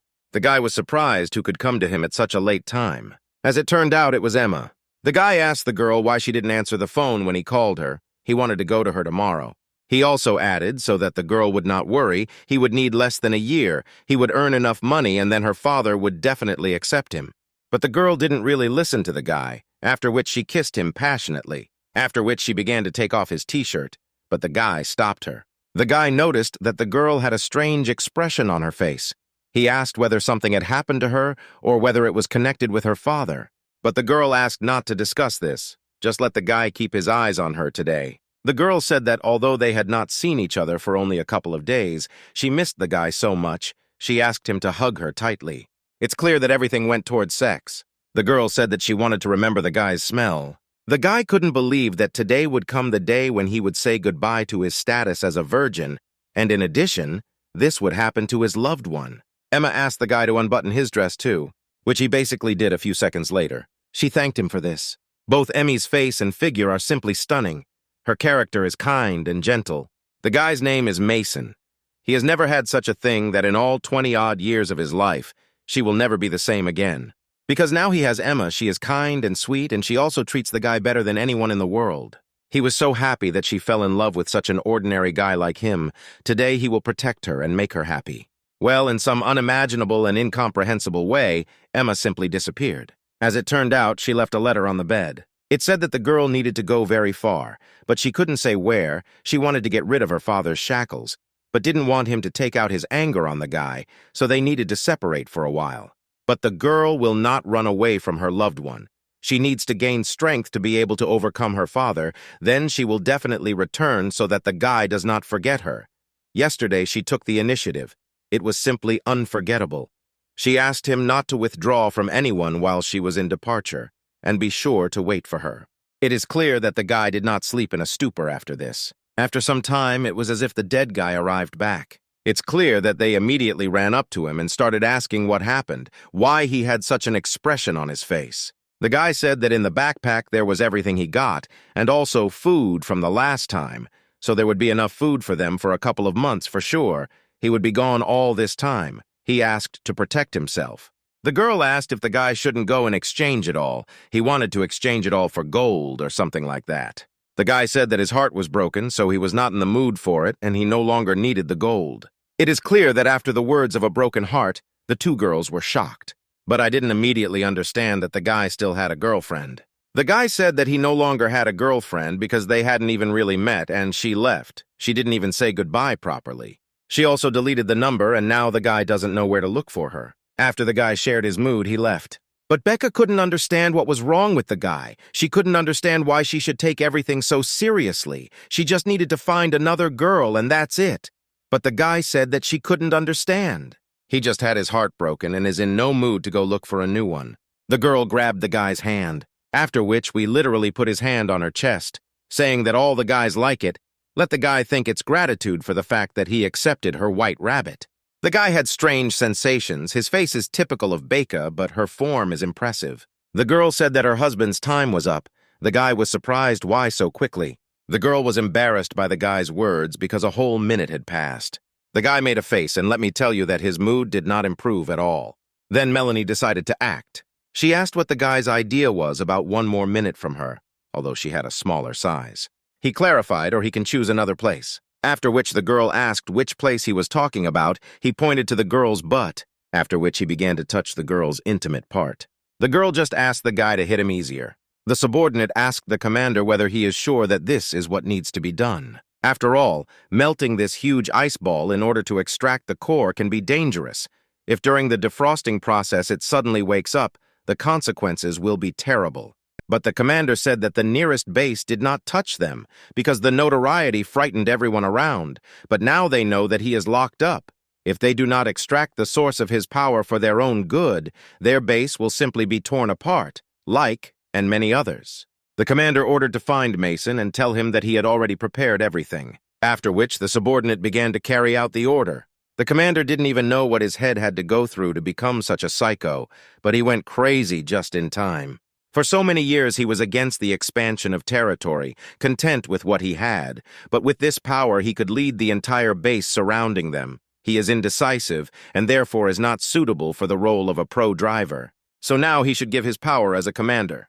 With the help of force, he will lead all these lands and set them on fire for himself. At this time, the girl said that time was up, and the guy heard some sounds coming from his backpack. The girls could not understand what kind of sound was coming from the backpack. The guy began to examine the backpack. As it turned out, it was the walkie-talkie that James gave the guy. But for some reason, Becca revived very angrily and punished the guy not to answer the call. After all, if he answers, they can intercept the signal and find out their location. But the guy decided that he would pick up the phone, just move away and answer. A split second later, the creature sped away at the speed of light. He ran a certain number of kilometers and reached the top of some building. In his opinion, this distance was enough. After the guy did not answer James, he apologized because he had not yet properly thought through their offer to join the organization. The man said that this is not why he is calling him. He needs his help, of course. For it, he will receive an appropriate reward. Something happened here, and therefore his immediate help is required. A huge heap of zombies surrounded their food supply, and indeed it was true that the streets were swarming with hundreds or thousands of zombies. There were an incredible number of them. The man said that the guy came quickly, also added that they were at the intersection of streets X and Y. The guy quickly figured out where he needed to go. At this time, a group of people were surrounded by zombies. They were already running out of ammunition. Then one of them told the others not to worry. Everyone from the base reported that they had already requested help, and everything would be fine. And the guy at that time accelerated so much that he could barely brake on the fallen bridge. Arriving at the place, the guy could not understand why there was not a soul here because it should be here. A split second later, he was pinned to the ground with a powerful blow. The blow was so strong that the guy literally stuck into the ground. Some muscular woman said that the boy whom James called had simply zero reaction. But Robertson asked her not to look at the fact that he was a newcomer. At the decisive moment, he would show his strength, because they saw everything with their own eyes. The woman said that they would find out whether the guy was a donkey or a thoroughbred horse. The driver told the commander that today they had a big catch. Who would have thought that they would only find medicine? The head of the city would definitely be happy about this. Since the Kitch died, the position of the chief judge has been empty. The driver believed that it was possible that when they returned, the commander could become the supreme judge, but he said that he was just doing his job, and he would have the rest. As long as they were driving and having a conversation, they didn't crash into some car. The blow was really strong because the partners almost jumped out of the car. The driver said that things were bad because they were surrounded by red zombies. They immediately got out with the car and opened fire on the zombies. But it was quite difficult to hit them. They dodged all the bullets. After which the driver, in some unimaginable way, stretched his arm so that he could completely clasp two zombies. He said that now they were not going anywhere and ordered everyone to shoot at them. They were able to kill them. They were lucky that the commanders were with them. But as it turned out, these zombies made a hole in the tank of the car.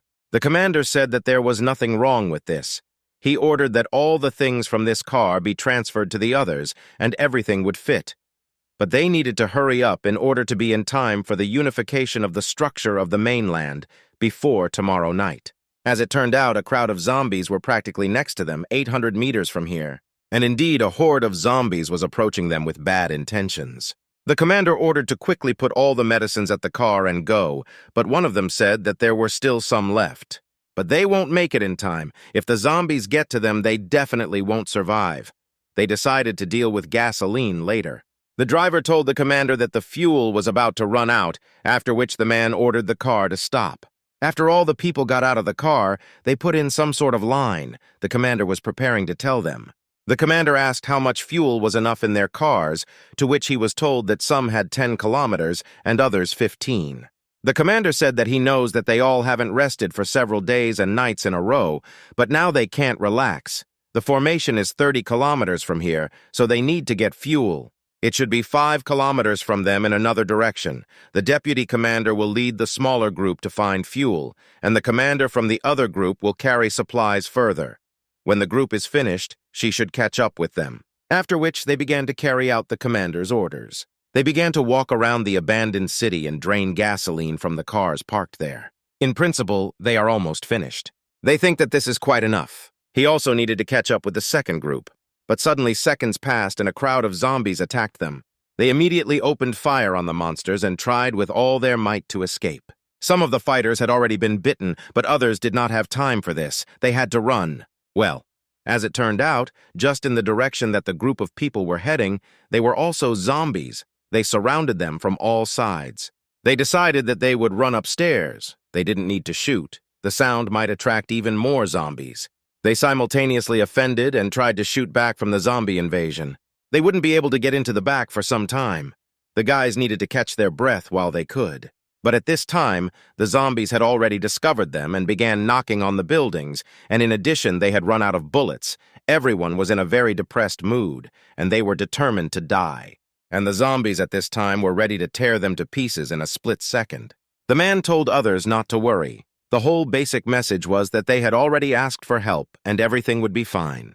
James began to explain the plan to distract the zombies so they could help the group. James said that he and Mason would go together and as soon as the path was clear, get them out of there. Some music started playing from the speakers about how someone loves the vast expanses where flowers grow at the foot of the mountain. The driver jokingly told the zombies to catch the rhythm.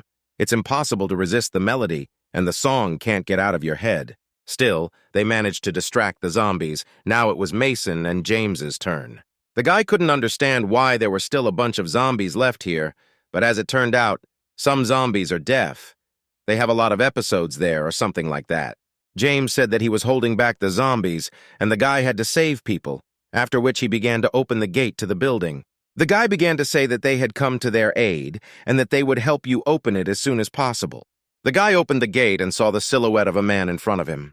The guy was very surprised that there was only one commander. He asked whether there shouldn't be more than 10 people here. And why is he even here alone? Meanwhile, another group reached the roof of the building. Robertson complained that it was close. They would not have returned a little longer, being bait was very dangerous. The guy also couldn't understand why there was only one commander, he asked, or the others couldn't be saved. The commander began to say that they were transferring supplies, and on the way they were ambushed by the JO4 base. From their group, only the commanders survived, and the rest were killed. He ran away from them and ended up falling straight into the clutches of zombies. Robertson was very confused by the fact that initially only the commander needed to be saved, and there were no supplies with him. If they had known, they would not have moved so much force. One man would have been enough to save them. Well, to tell the truth, a small group of their squad went in search of fuel 5 miles away, but they were also surrounded by zombies. I hope they can save them. But the head of the association paid them only for one rescue operation. An additional payment is required for one more caress. The commander was very indignant because the situation is critical. If they are not saved, then they definitely will not survive, he asks them. He will pay for his own food supplies as much as needed. At this time, my son said that he would help the commander, but Robertson interrupted him and told him to speak for himself, because they did not agree to anything. Well, the guy decided to remind him that Robertson said that he would now be in debt to the guy. If they all saved those people together, they would be even. Robertson sighed and said that he didn't even know whether the guy was a cunning person or just a good person. Besides, it's only the guy who owes him. It's unlikely that the rest will either. But James interrupted him and said that he understood everything, and now they were going to save people. The guy couldn't understand why James suddenly agreed, because every such operation is a huge risk. He asked whether the man understood what danger they would face. Well, this entire dialogue was interrupted by zombies who landed on the edge of the building. Robertson noticed him immediately. At least 2 zombies stood and looked at the group of people and were clearly ready to attack them. But the woman and the man in the strange hat were not at all afraid of this. On the contrary, their gaze was very confident and calm. James couldn't understand where so many red zombies came from here. Well, the woman is very epic and easily grabbed one of the zombies by the hair with one hand. Then she dealt a powerful blow to the second zombie with her second hand. Her face immediately turned red from the blood. Of course, they appear in unusual groups, but in such a crowd it is very strange. It is better for them not to waste energy, to quickly run the bus. There is no need to fight with them. The commander, in principle, easily dealt with them at this time. She and Mason didn't feel them either. But they won't be able to get down because the car is surrounded by zombies. Robertson was very surprised by this, because they had taken the zombies in the other direction. But it turns out they are back. There are now several times more. James asked no one to panic. Low-level zombies cannot climb to such a height. First you need to deal with the red zombies, and then they will look. Some of them even fought with their hands, literally cutting off their heads with their hands. Mason asked if they were finished, to which they replied that now they were all dead. All that was left was to figure out how to prevent these zombies from surrounding them. Well, as it turned out, they didn't get rid of it for long, at which time the red zombies began to climb the building. You noticed my son and told everyone. He had already seen them. These are the giant zombies that he encountered when he first got here. Giant zombies also appeared in droves. They had never seen anything like this before. Robertson immediately began to panic. He said that now they would all die, and this time for sure, James noticed that there were 6 of them. The women said that this is all strange because first they were attacked by red zombies of the 3rd level, then the crowd that they had taken away returned. Now suddenly several giant zombies of the 3rd level appeared. Usually zombies of such equations are not a hindrance for them. But now it's as if there is a battle of exhaustion going on, rather than surround them at the same time, forcing them to waste their strength. The commander noticed that this whole crowd of zombies looked like some kind of attack. And James noticed that this was a reasonable attack, even if the ravine was a planned attack. But a man is simpler because most likely there is only one answer. Mason asked what the man meant. My time told everyone to look into the distance. He asked, or else it seems to me that there is some kind of thing curling around this building. As it turned out, it was really visible that some kind of gathering of wind was swirling around the building. As it turned out, at the very beginning of the outbreak of the disease, many people managed to defeat the virus thanks to their strong will and desire to live, thanks to which they evolved and became a new species of man, while a small part turned into the monster of the Corpse King. Some studies show that the monster is formed from people full of hatred for the suffering they had to endure. The man immediately appeared to run away. They still had time to get away. Tajik James was alarmed because this is a Corpse King of the 3rd degree, and he is very close. They quickly need to run away. What Roberts and the woman basically began to do. They couldn't understand how the zombies got in so quickly. They had to figure out which ones to escape, and the girl would detain them. They are all already on the roof. They can't just leave a woman. Thanks to the guy's ability, he will probably be able to jump to that skyscraper, Robertson asked to move them, and they will not be able to escape from the giant zombies. The guy thinks it should work, but he can only carry one person at a time, otherwise it will be too hard. He told the commander that they were counting on him, and he would be the first. And at this time, the Corpse King was getting closer and closer to the building. The guy asked the commander to hold on tight. The roof was getting closer and closer every second. The guy got ready to jump, but my king was so stupid he began to emit some powerful sound waves. These sound waves instantly knocked my son and commander off their feet. As it turned out, the guy couldn't even use the ability. And at this time, the woman will come to the ground. It was a similar situation with Robertson and the man in the hat. The guy noticed that no one could use the ability. It was bad. They needed to come up with something. The guy instantly realized about the fatal bullet and asked the system to use the fatal bullet. Well, as it turned out, since the distance is too great, the bullet will only hit the surrounding area. This means there is only one way left. The guy asked the system to spend all the crystals and cores on improvement. The guy didn't have much time to chat, so he asked the system to start improving faster. At this time, Robertson was thrown from side to side as if he were playing with some kind of toy. And my son improved very quickly and significantly during this time. The woman was angry with James, who was holding her back. She asked with all her might to let her come to them. Well, as it turned out, some kind of error appeared in the system, and the evolution processes were started again. The guy got very angry about this and asked the system to be sharper. The system reported that the revolution is complete. A new skill has been acquired, a smooth surface of the water, a state of concentration. To the quiet surface of the water, attentiveness increases significantly. The guy never feels, it seems he has now figured out how best to use the abilities he has. And at that time, Robertson begged to be saved to see that he still wanted to have fun with many beauties. The man with the hat was practically eaten alive, but Mason got to him in time and grabbed the zombie from behind, with such force that he tore off the zombie's head in the literal sense of the word, thereby saving the man. Opori couldn't believe that he didn't die. How is that even possible, looking at the fallen zombie in front of him, who a few minutes ago was ready to eat him alive? The guy would have had just a little more time, and it would have been too late. The man at the hat was lucky that he had a hard head. It was at this time that the Corpse King released a new wave of sounds, after which he pointed his index finger directly at a group of people. This clearly meant that something bad was about to happen.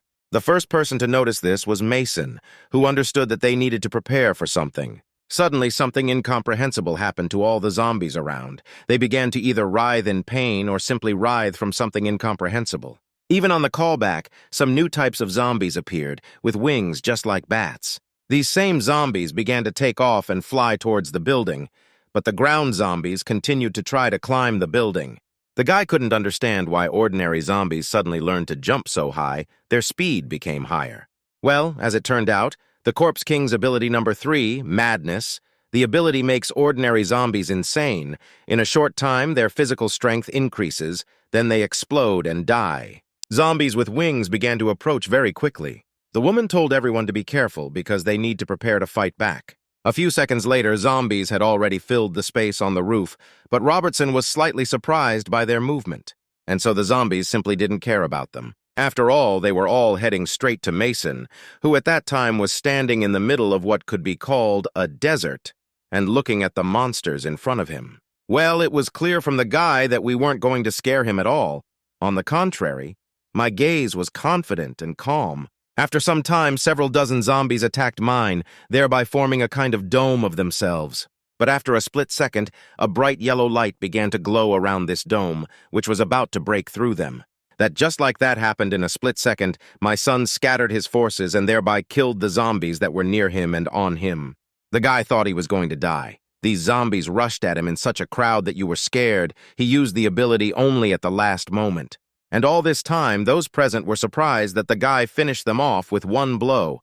They could not understand when he managed to upgrade, because he had just blown them all up, and his ability was super speed. It seems that James has now noticed whether he asked the guy or the guy at the 4th stage of evolution.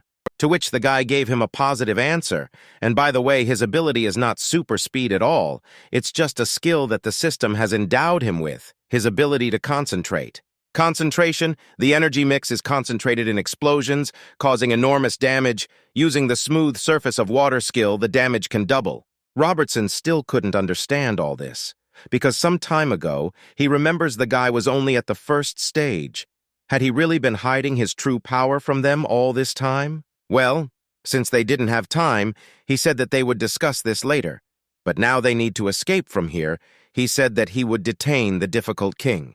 The woman asked if he could handle it alone because they could stay. The guy said that if they stayed, then on the contrary, they would interfere with him.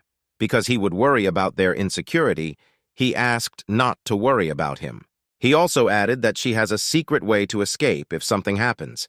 He definitely won't die. If he doesn't manage to defeat them at all, then he will simply return to his world using transference. And at this time, powerful and huge explosions were heard on the building. As it turned out, the guy had been fighting with them for 2 hours already. They kept climbing and climbing, but he was lucky that his endurance also increased several times. For such a long time, he was not even tired. The guy hoped that the others had already run far away, so that this gang of zombies does not get to them. But all this time, he fought with them exhaustively, wasting his strength, now to get down to business in earnest. The guy pointed his index finger at the Pipe King, just like he did before pointing his subordinates at them. He asked him, or the 3rd degree, he believed all these low-level zombies would attack him. He asked, or he couldn't stand him. He asked to call his friends as much as he wanted. They still couldn't kill him. He himself had to join the fight. As expected in principle, the Corpse King really began to approach the guy at the speed of light. Basically, as a guy, I thought this thing heard and understood him. Now he's pissed him off. In addition, he also destroyed the building with one blow. If you don't dodge at least once, all the fun will definitely end. As it turned out, he also had tremendous speed. I fell, I appeared, I was evicted, and I just ran away. If such a zombie is only at the 3rd stage, and if it evolves further, you won't even be able to deal with it. You need to quickly finish off the transfer of the Big King. He began to remember that when he fought with the psychotic leader, he concentrated water at one point to create a kind of blade out of water. Perhaps if the guy also used his smooth water skill, he would succeed. The guy tried his best, and she really started to succeed. And in the end, everything worked out for the guy. At this time, the head suggested being imprisoned from the outside world. The commander and Oscar built some kind of dome especially for him. The secret extract will soon completely penetrate the head, and within 3 days it will be possible to extract its power. Oscar asked not to worry. He had already carried out this procedure several times. Everything was successful, of course. This is the first time he is doing this with someone who has evolved to such a high degree.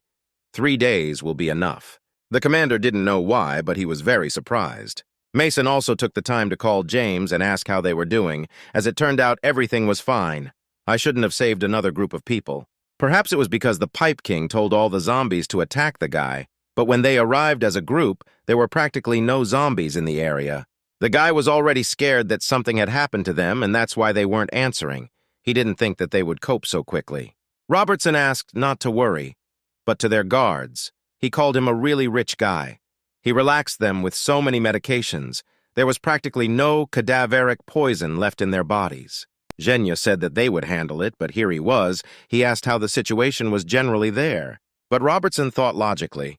There was time to chat with him about anything, of course. He had already finished the matter a long time ago. And the guy himself confirmed that everything here is already normal for him. Then they need to meet. The guy was holding in his hands the core of the Corpse King, which had 10,000 skill points in it. He just wanted to use new cores. But he had already run out of everything. Who could have known that inside this monster there would be as many as 10,000 skill points? Lucky, so lucky. After some time, the guy began to cough and his vision began to darken. A split second later, the guy fell to the floor. The system reported that the body was exhausted and a coma ensued. For some time, the woman who was traveling with the commander was either offended by something or dissatisfied with something. She couldn't understand where the man was taking them because the unification of the buildings of the mainland was on the other side. To which the man replied that they use this road to transport food. It is longer and there are few zombies here, so it is safe. As it turned out, at that time, right above you were passing next to me, and below the car there was some kind of psycho with an RPG in his hands. As was expected in principle, a split second later he fired a projectile directly at the car. And after some time he fired a second shell. It's clear that the car couldn't stand it. The woman's body was hanging from the car, directly above the burning fire from below. But as it turned out, the commander was able to get his people out of the car, although he coughed slightly, which in principle is not strange. As it turned out, the fire did not harm him, but fragments still came from it, and they would have blown him up a little more. As it's not difficult to guess, this group of people was with him. They immediately began to apologize, but they simply had no choice. Still, these four are so difficult to catch, if you boil them all at once, you can avoid a fight with them. In any case, the commander thanked them. It was possible thanks to them. He ordered them to return to Camp 17. And all this time, the guy continued to lie on the rocks. After some time, two people approached him.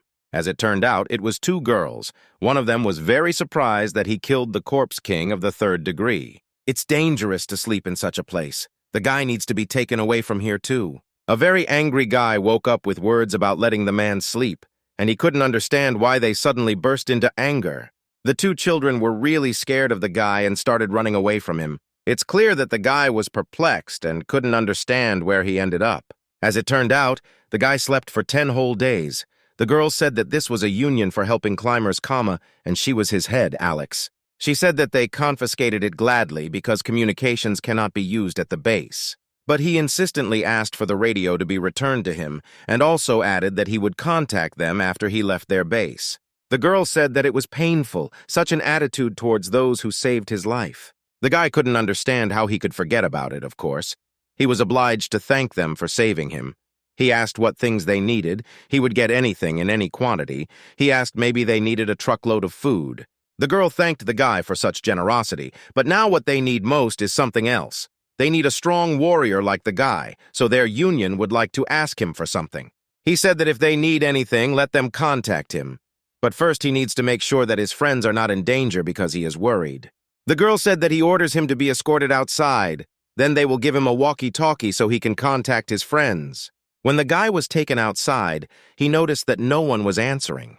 The girl standing next to him suggested that they could change the radio or were simply not nearby. In general, they need to return to the Union. The head is waiting for them. And the guy silently thought to himself that if this continues, he will never leave here. As it turned out, all this time they were standing near the legendary Eiffel Tower in Paris. Well, the guy couldn't understand where the girl was taking him. Shouldn't they have gone in the other direction? The girl wanted to say, or the guy doesn't want to clean himself up a little before going to the head. After all, the guy hasn't washed for 10 days and the smell from him is terrible. She has to take a shower first. The girl said that when the guy is raised to the left, he will see the bathhouse. She will wait for him here. The guy went in search of a shower. After the guy smelled his head on his t-shirt, he asked himself whether the smell was just that terrible and why he didn't feel it then. Bunny in the soul, he saw a girl in front of him who began to undress. It's clear that the guy was surprised to see in front of him. He immediately began to apologize and said that he was in the wrong room, after which he went into what he thought was a men's shower and began to take it. So much had happened in these few days that he didn't even remember their parting. It was probably better to keep himself busy with something. Now all his attention needs to be focused on making money. Who knows? Maybe if he helps the Climbers Union, a new buyer will open up for him. And at this time, while the guy was taking a bath, someone's female legs began to move near him. A crowd of practically naked women entered the room. It's clear that the guy was instantly embarrassed by what he saw. I couldn't understand what was happening and why there were only girls here. A girl passed by him, probably didn't notice him. I started to crawl out of the bathhouse. It seemed like no one was looking here. I needed to get out right now. But before he could get out, the girl next to him said that the water was so hot. And at this time, behind the guy, the girls began to have fun. Some girl came into the room and said that their mission to the block was successful, and only thanks to their pipe and hard training, the brave spirit of the climbers helped them to stay stronger day by day. She wants to take advantage of the opportunity because they gathered in the bathhouse together, where everyone is friendless trust. She suggests they fight naked to see how they can take on their opponent without using any equipment. The snake and the girl said that they would not be able to escape. After all, she locked the door with a key, and in order to get out, one of them will need to win and conquer the key. Whoever holds on until the end, you will be able to get out of here. She said that they had 3 minutes to find one partner. The two girls immediately jumped up to the captain. It's clear that they saw a strong ally in her. The girls immediately united and began to come up with a plan to defeat everyone. One of the girls simply fell to the floor and began screaming that she had not found anyone and begging the captain not to participate in this. Well, the captain noticed that there was a girl standing there without a partner. It is clear that she pointed her finger at Mason. The captain asked him to go to them. It's clear that the guy was very confused and didn't know what to do. But when they turned around and not in front of them, they saw some stunning girl. As it turned out, Mason was transformed in a matter of minutes. The captain was informed that this girl was not from their squad. The guy asked someone there to help them. Then they had a shortage in the team. The commander reminded that during fights it would be impossible to use a special ability.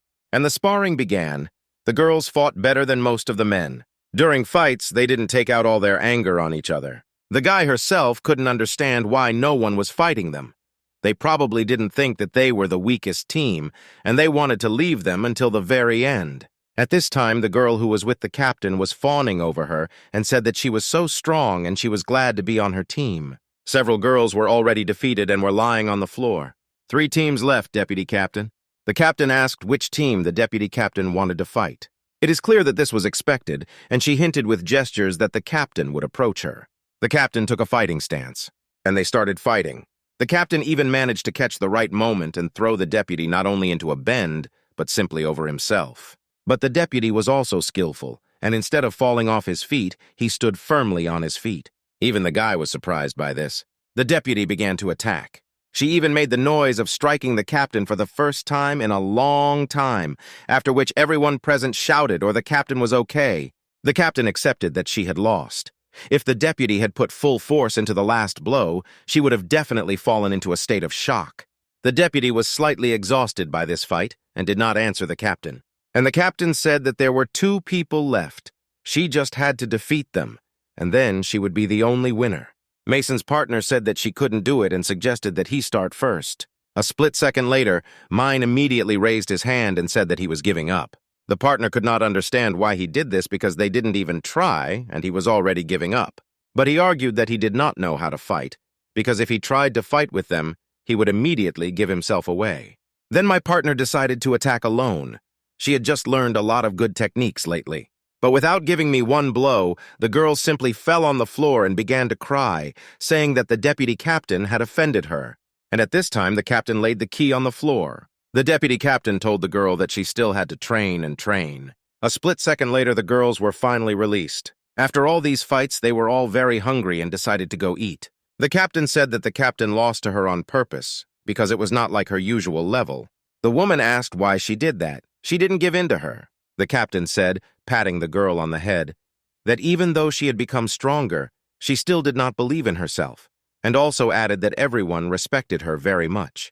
The guy decided that now they would leave, and then he himself would come out. At this time, the girl noticed that a thread was sticking out of the guy's towel. It's clear that after she pulled this thread, the towel fell off him, and she saw who he really was.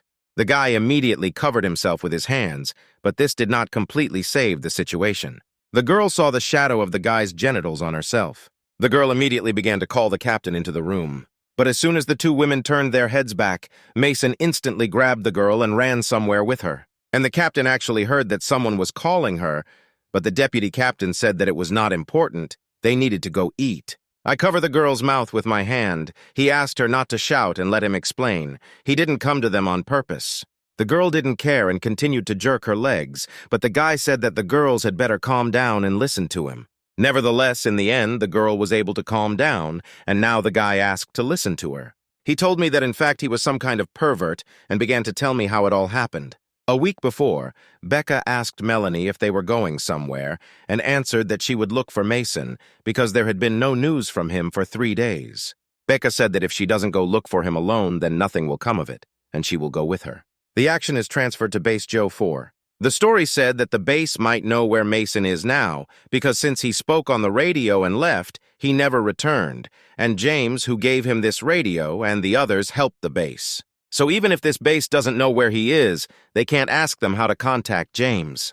The commander heard that they were looking for Mason from the girl, but he honestly doesn't know where he is now. Well, it will be bad if something happens to him. He is an important supplier of food for their base.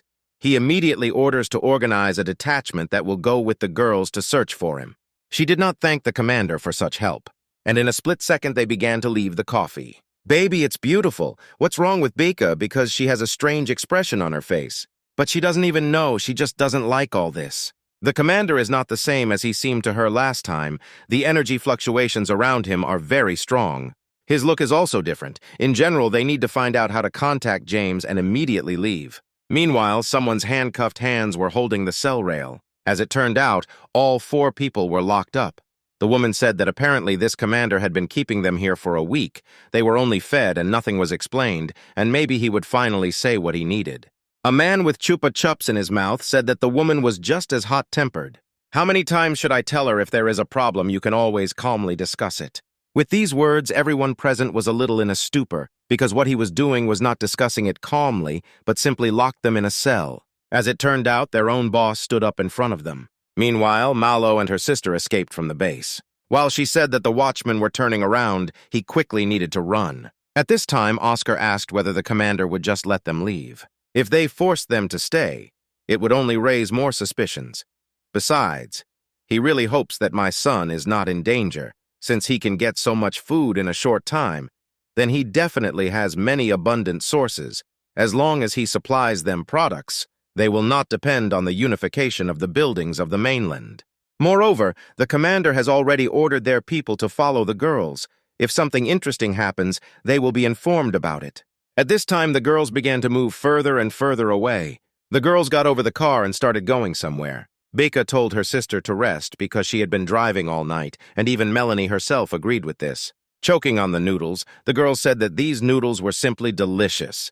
If not for my son, Melanie would not even have known that there were so many delicious things. How sharply out of nowhere the girl asked whether his sister still felt something for him, or whether she liked him. But she herself doesn't know what it's like to like someone. Since childhood, she cared only about one thing, and the safety and survival of her sister. But since Mason appeared, they no longer need to risk their lives in search of food. She is very grateful to him. When he is nearby, all the tension and anxiety evaporates, and she somehow calms down imperceptibly. There was no news from him for so many days. One only has to think that he was caught in their sight, or he got tired of them, and he himself decided to leave. Be that as it may, the girl wants to see him again. The girl asked her sister why her attitude towards the guy suddenly changed, because at first she actually wanted to kill him. My sister said that my dream is not a bad person, that's all. Then they will find him, and she will be kinder to him from now on. Mason really appreciates Melanie. He often tells Becca that she's cute, and her sister herself thinks so too, but Soap doesn't see anything so cute in herself. As it turned out, their car broke down, but these parts cannot be repaired, and they don't have a new one to replace it. They need to look for it in other cars along the road. It's only 10 kilometers to the camp, and the rest. This car always breaks down at the wrong time, but she wasn't happy with it yet because it's her favorite car. They began to walk through the rows and look for parts, but there were none nearby. And on top of that, it was hot. Melanie suggested it was better to go on foot, but Becca didn't hear her at that time because she had found some high-quality part and decided to take it. After the girls saw that some kind of car was approaching them, she immediately grabbed the gun in her hands. Getting out of the car told the girls not to be afraid, and he attacks me on the girls. On the contrary, he asked where they wanted to go. Well, as it turned out, it was the same boss who locked up the 4 fighters. But despite this, he still found out that they needed James. But he also said that he was not in the camp now. He was just on his way to pick him up and the others. And 2 girls are really violent on the trailer in the car. The girl said that it was not good to get into a car with a stranger like that. But the girl argued this topic that he had a photo together with James. She probably saw the others too, this is true, but still one cannot say for sure that the man is a good person. But they decided that if it turned out that he had dialed and not just kill him, the girl said that this was a good idea, and the sister became smart. Camp 17, Eastern Part. Some blue-haired guy was yelling with all his might, asking when this bastard would arrive because they had already waited half a day. A guy ran up to him and began to report that maybe he would arrive in the evening, or maybe he wouldn't come at all, he asked, or the guy was mocking him, because it was already evening. One of those present asked not to be nervous, because they will discuss cooperation. Patience is needed here. But the blue-haired guy said that if the guy who was reporting continues to talk nonsense, he will rip out all his hair. The man said that Camp 17 was already close. Asked to wait for him here, he would pick up James and the others and then immediately go to them. He also added that if he didn't come back for them tomorrow, they might not wait for him anymore. One of the guys must know that Michael is already here. He immediately apologized for being late because he was stuck in a traffic jam for a bit. Well, the boss asked him not to apologize because they were already glad that he was able to come. He asked him to come through and also added that he had told his people to prepare something. He invited him to discuss everything over dinner. But he asked Michael without polite phrases because he kidnapped his people to force him to come here. To be honest, he has no appetite to eat here with him. If there is something to say, then it's better to start, to take advantage of the fact that Michael still has a modicum of patience to listen to his nonsense. The man decided to say directly, he knows that the main thing for them is to pay good money, then they will take on any business, but he wants Michael to promise him one thing. From this day on, they will not send their people on behalf of the JO4 base. No matter what, they didn't offer them money for this, because they intend to gobble up this base. The girl asked why they didn't stay to wait for Michael where he said, and answered something that suddenly she and James had already left, and then they wouldn't be able to find them. They don't yet know whether he really knows James or not. It would be too dangerous to stay there and wait for them. They need to hide somewhere higher. They won't definitely see them when they come out. At this time, two girls were in the sniper's sights. He had already taken aim and was ready to fire. But before he could fully pull the trigger, he was knocked down by someone from behind. A man appeared in front of the girls and said that they should not go further. After all, members of the 17th camp are patrolling on this hill. If they go further, he will no longer be able to help them. BC noticed that the man was from the JO4 base. She asked if he had been following them all this time. The woman asked Michael what he was doing here, and where are you guys from Camp 17? And Robertson asked whether the man had not gone over to their side. But he said to let you out, and they will discuss everything later because two more girls are waiting for them outside. The girls and men noticed how Michael's car began to leave the base. This is not a tractor, but a three-wheeled electric vehicle. Robertson was wondering when the boss managed to exchange something for this tractor, but James said that the car was left to him from his wife. He would not exchange it with anyone. At this time, Little ran out right in front of the car. They met James. He picked up the walkie-talkie and told him that no one was answering. And then Melanie began to wonder whether Mason was really in trouble. But the guy didn't believe it, because the forces he had to protect himself were a piece of cake. And besides, before they were caught, they agreed with Mason that he would definitely find them. James said that he and his brother would stay and help them with the search. First, they need to go to where the Corpse King appeared. They might be able to find it. From here to that area. It's 3 days' journey, they better hurry up. 3 days later, they finally got to this place. The guy said that the pipes had been laid out. It was probably my son who killed them 10 days ago. The proof is before your eyes, but it's still hard to believe. Mason single-handedly dealt with the third-degree Corpse King. But Baker couldn't believe that they were talking about Mason alone, because he could barely cope with level 3 zombies. But James said that Melanie is no longer the one they knew. He is evolving at incredible speed, just some kind of monster. And the man with the base at this time was thinking about something and concentrating. But Robertson noticed that they could see traces of Mason here. Before they were about to leave, Baker asked her to look around. Mason's fingerprint is on the bloodstain. He fell here. 2 people came. Judging by the size of the footprint and the force of stomping on the ground, they were girls or children. The soles were special. These were shoes for rock climbing. The tracks stretch along the ground, which means they were dragging the guy. Now the girl understood everything with a probability of 70%. 10 days ago, he was taken by the Union with the help of a rock climber. With her help, the climber means that then he is probably in no danger. They would not kill an innocent person.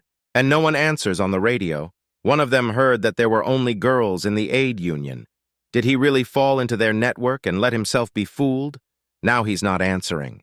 The man said that they had come a long way and offered to have a snack because he was very hungry. Everyone unanimously agreed with him that he needed a break. They all made themselves a mess. The girl told her sister to wait another 50 seconds, and Robertson decided to go take a leak. As he emptied his system, a man from the base began to approach from behind him. The guy asked, or the man also came to take a leak. The guy began to say that their non-commander was an excellent person. He sent his man to protect Mason's friends. For this next time, they could give them a discount for paying for their services from 10 to 50%. Just as Robertson was practically saying that he was done, the man practically grabbed his head. And as was expected in principle, he twisted her. As it turned out, a man's special ability, silence, is the ability to deprive a person of the ability and strength of a person who is at the same stage of evolution. The man remembered how the commander told him that this time his task was to protect those two girls so that they could safely reach Robertson and the others. They easily managed to imprison the 7th-degree evolver, and because Robertson's special ability helped to cope with the water flow. Now he has the ability. The only one who can provide him with a threat is this guy. When the man meets them, he should not miss the opportunity and transfer him to them. Its ability does not give its owners enormous power, but perhaps it will be useful to them. At this time, Oscar stood nearby and laughed. The man grabbed the guy on his shoulder and carried him somewhere. But at this time, the guy's radio fell out of his pocket. The guy could understand why no one answered the walkie-talkie, to which the girl answered him that perhaps they changed the walkie-talkie, or she was not nearby. In general, they need to return to the Union. The head is waiting for them. And at this time, the head came into the shower and asked the girl whether she really caught Mr. Mason in the women's bathhouse. At this time, the guy was standing in the middle of the bathhouse and was tied up. The girl also added that he tried to bribe her with this precious candy so that she would not tell anyone anything. But her will could not be broken by such a thing. The deputy captain asked the captain whether this is how the guy they saved behaved, because she thought he was a decent person. She asked the coroner why they should allow such a scoundrel to stay with them. They need to throw him out and the Union. But the girl was very angry with him. She said that this was not enough. First, she would cut off something for him. The guy asked not to approach him with this thing. He said that he accidentally walked into the women's bathhouse. At first, he went into the men's room, but then he saw a girl there, so he went in to see them. It turned out that standing behind him was the same girl who caused him to confuse the bathhouse. The guy started screaming and said that it was the girl he saw in the men's bathhouse. He asked her to tell him because she was a witness. She mixed up the bathhouse and went into the men's room. If he hadn't seen her changing clothes there, he wouldn't have gotten confused.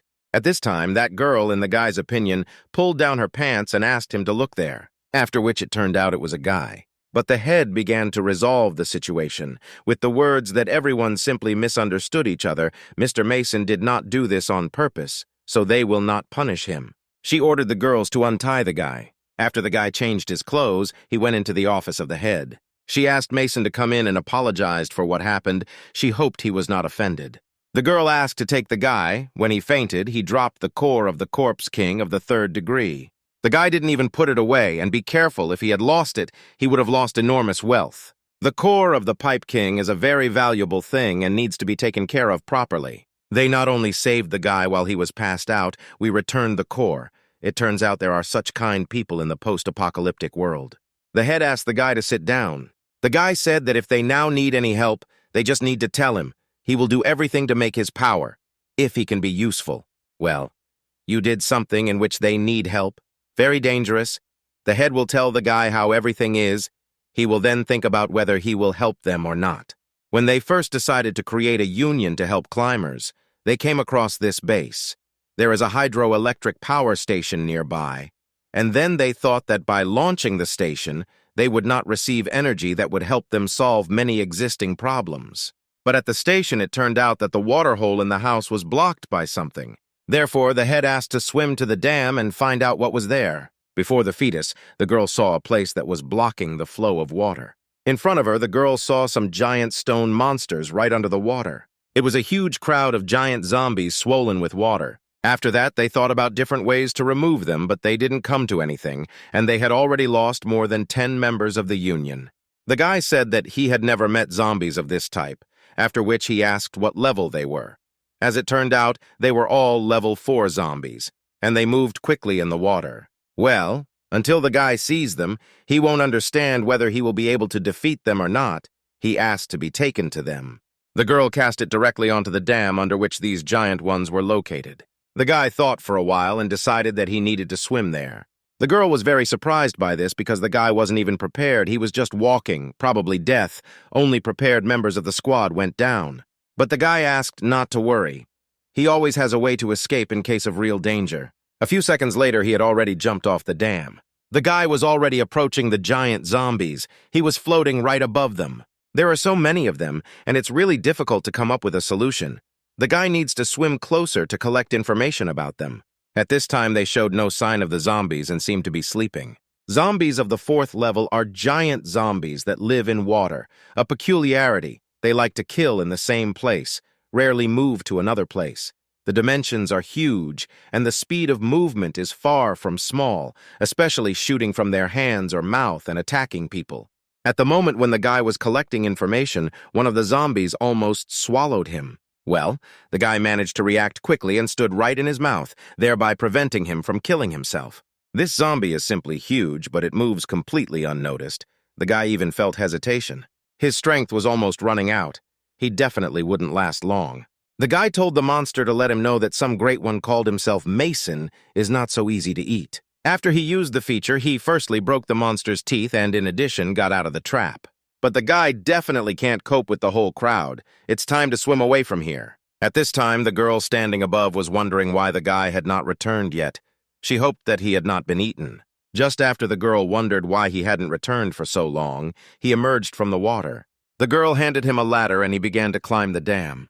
The guy was lucky that these zombies didn't really know how to swim, they only moved along the bottom, but the girl told him that it was dangerous there. And at this time, the guy began to take off his pants. Somehow forgetting that there was a girl standing next to him, he took off his straight pants and underpants, and the girl instantly became angry because of this. A few minutes later, he came to the head and reported that he had seen everything. But he assured her not to worry because he knows what to do with them. He just needs an underwater machine gun. The corner everyone present was very surprised by this, but the head was most happy about it.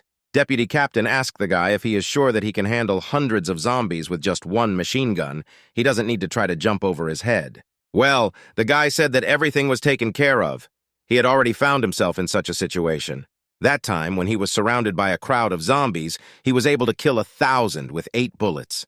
For these big guys, he thinks 20 will be enough. But the commander said that there were no such weapons in the Union now.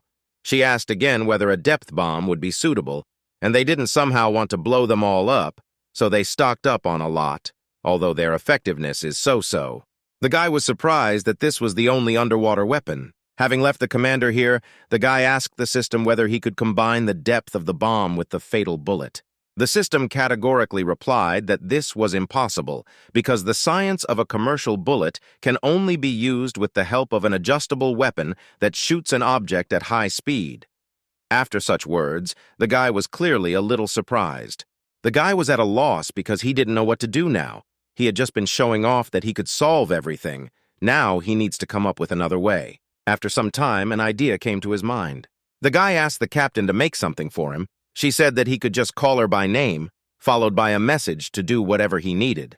He wanted to ask him to assemble one thing, which he would now draw and show what it roughly looks like. The captain said that the device is quite simple. Their mechanics will produce one by the evening. After some time, all the women and the guy came to the house, and he apparently held in his hands the very weapon that he asked to make. It turned out it was an adjustable crossbow. Thanks to the improvement, it can also shoot in water. Adjustable and fast-firing weapon, it just meets all the requirements of the system. What a smart guy after all. The guy told the system that he wanted to use 20 fatal bullets, and that's all he spent 1,000 points. After which several arrows almost approached the monsters. The bullets are spent. The guy thinks it will work in about 12 hours. But unexpectedly, which the guy clearly did not expect, the zombies woke up and began to scream very loudly, emitting sound waves just like a corpse king. A split second later, the guy instantly flew out of the water from such sound waves. The guy could not understand how this happened, because previously it was necessary to wait half a day for the bullet to work, after which a system alert came. The moment of activation of the fatal bullet cannot be predicted. A person cannot control the process. The guy decided that he would never use this skill again. The captain at that time asked everyone to look at him. She knew that he was just showing off. That's why size doesn't matter. You always have to look at whether a person is really good in practice. And by this time, Becca had almost finished the whole loaf. But Melanie took the noodles from her sister because they were Robertson's, to which her sister asked her who is to blame for the fact that he takes so long to go to the toilet. The noodles are tasteless when they get wet. After which the girl herself decided to divide his noodles into two, and at that time James decided to look for him. He began to go down the same stairs as the guy. Then I saw the top radio on the floor, and he immediately ran to the others. He said that he had picked up the walkie-talkie in his hands in a neighboring building. It was not in his nature to lose things like that. The girl said that in those few minutes that he was gone, she did not hear any strange sounds. Perhaps he himself went somewhere. And James began to think that the guy didn't make a sound and there were no signs of a fight, which means the guy knew this man. So he weakened him convincingly, and therefore he was easily turned off. Well, none of those present went anywhere. The man saw it personally. He thought about the fact that it could be the boss and the others, but why didn't they warn them and just left? The girl thought that this was all very strange and the guy was definitely in trouble. He needed to return to the boss and the others and report everything. But James promised them to find Mason, but the girl said that since he is in the Climbing Aid Union, he is in little danger. The assistant told the man not to worry, because the commander ordered him to guarantee the safety of these girls while he is nearby and nothing threatens them. There are a lot of zombies in the area, so he should be careful. At this time, the assistant came somewhere in the forest and asked the stranger why he was still here. He shouldn't linger, but rather get Robertson to the base as soon as possible. This stranger was the spitting image of the assistant, he asked the assistant. Or didn't it seem to him that since the commander met Mason and his character had changed a lot, and it was after Mason first appeared at the base that the head went crazy? If this continues, the commander may well become the next madman.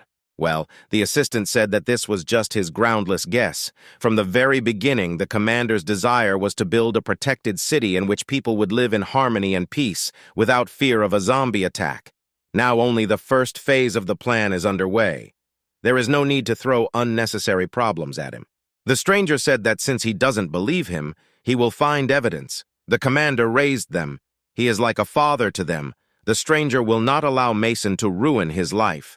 And at this time, Melanie silently approached from behind and asked the assistant who he was talking to, and did not get acquainted in the moment and disappeared.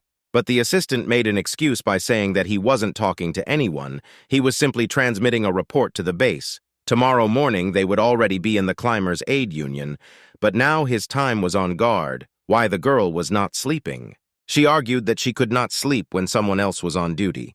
It was better for her to keep watch, and the assistant would go to sleep.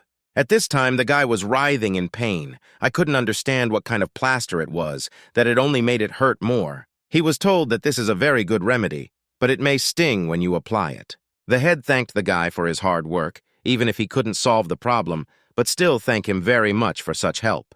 But the guy said that this is not the end, and he knows another way. He will never believe that he will not be able to fill up this pile of giant turnips. The deputy captain asked if he wanted to blow them up again. He said that he was serious. He almost didn't have their hydroelectric power station. At first, the guy wanted to keep this Pipe King for a special occasion. The thing is still valuable, but now he can't cope without it. In order to maintain his dignity, he must definitely deal with this blue zombie. Well, first he needs to make sure of something. The system, the core of the Corpse King, can only be used to recharge points for skills. Or, for example, you can make pills from it. The topic reported that each other is used to charge skill points, and in a post-apocalyptic world, people can use tempering to make high-level evolutionary means from it. The guy noticed that the difference is small. There is no point in storing it. He asked the system to use the Corpse King core to recharge. The Corpse King's core was accepted, charged with skill points of 10,000 points, total science points, 10,050 points. I'll pay a tax on 10,000 points and the guy will immediately become an evolved 7th degree. The very thought of this makes the guy happy. Since there was little time, he asked the system to carry out the improvement 10 times. After the evolution process was restored, the guy did not feel anything, and asked to use the system 30 more times. In this case, it was similar, after which he asked 50 more times. Having already crossed his arms, he asked whether everything worked out. Muchnogo gave an error and asked whether to continue improving. But the guy no longer has any skill points left, it's just a complete defeat. The girl told the head that 3 people had come, and they claimed to be Mason's friends. They said that they had been looking for him for a long time. The head said that they could enter, after which the girl called them to her place. She greeted the stranger and said that she was told that they were Mason's friends, after which she asked whether they belonged to any camp. To which the girls replied to the head that they were simply moving freely and asked to call Mason with the words that they had urgent business with him. Well, since the matter is urgent, the head will not question them for long. She orders them to be taken straight to Mason, after which they followed the girl. Well, for some reason the 2 girls were very angry, and Bika actually said that she thought so. They believed that my son had forgotten about them a long time ago, and they risked so much to find him, and I need to stick with such a person. Melanie decided that they needed to see him first, then they would immediately leave. The girl took her to Mason's room, after which the girl began to open the door. Well, for some reason I suddenly changed my mind and just stood in front of the door. Even Becca told her to open the door quickly. The girl said that she simply wants to leave here. They already know that he is safe anyway, they need to leave. The girl looked sadly at her depressed sister. At this time, just when they had practically left, the guy left the room, and he shouted at them behind. He immediately began to bombard them with questions about what they were doing here, or whether they had run out of food. It seemed to him that he heard the girl's voice. He went out to check, and it really was them. Bika was clearly not too happy to see Mason. The sisters looked at each other in silence. Mason couldn't understand what Melanie was talking about. But the girl said that it was okay. The main thing was that the guy was safe. After the guy found out that Robertson had been captured, he was bewildered and furious. He asked whether they found out who did it. The girl said that not yet. But James had already begun the search for the criminal, and at that time the sister stood and looked at the guy with anger in her eyes. Just think, the girls suffered so much to find him, it's his fault. He should have contacted them earlier. The guy said that he would go and talk to his head. He would put off the matter with the hydroelectric power station for now. Now he needed to help James in the search for Robertson. Melanie thought that their heads would let them go so easily, but the guy said that she was a very good person, sociable and understanding. And at this time the guy was being taken somewhere, and at the same time he was also tied up.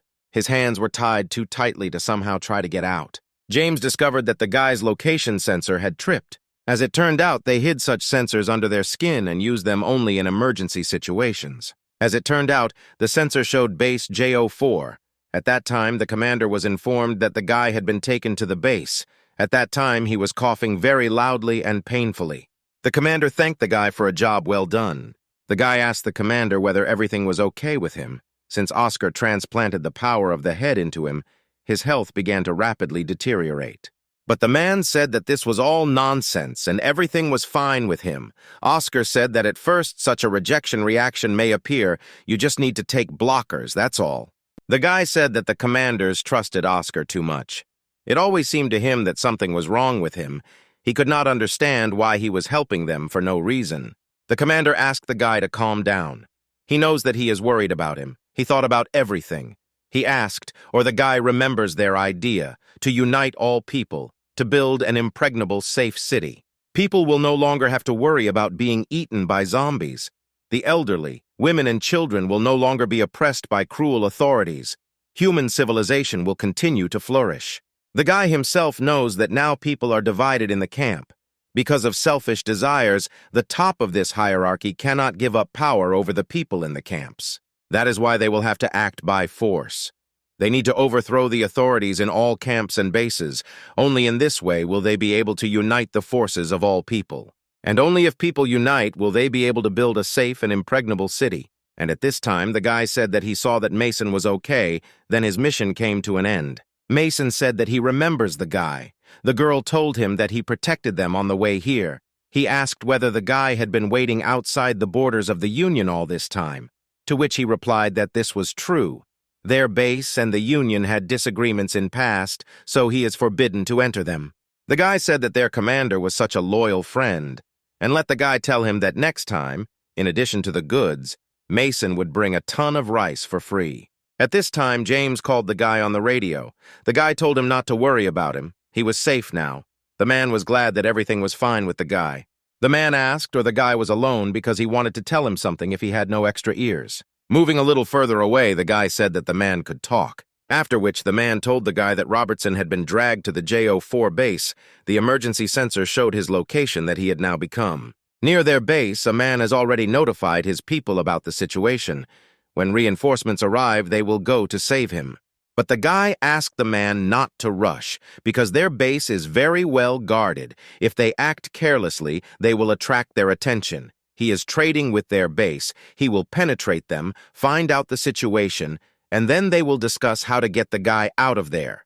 But the man is afraid that if they hesitate, the guy will be even safer. The guy understands that the man is worried about him, but they won't get rid of him so quickly. Otherwise, why would they try and drag him to the base? From here to their base is about 8 hours of travel. The guy needs 12 hours. Then it will be midnight, so it will be even easier to penetrate their base.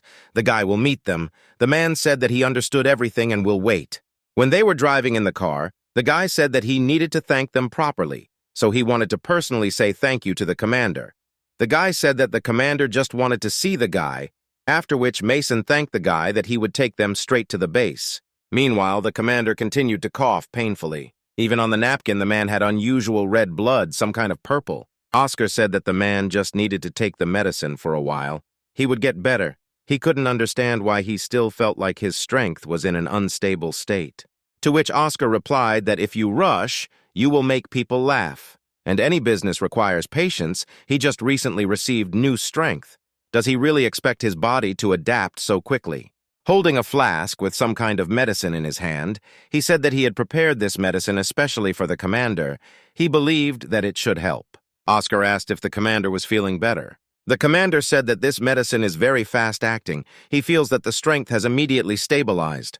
Oscar said that if a man ever feels that the force does not obey him, he will just need to drink this medicine. After the man left the room, Oscar said that he needed to report the situation and took the tablet in his hands. He was interested to know whether some supreme witch would praise him.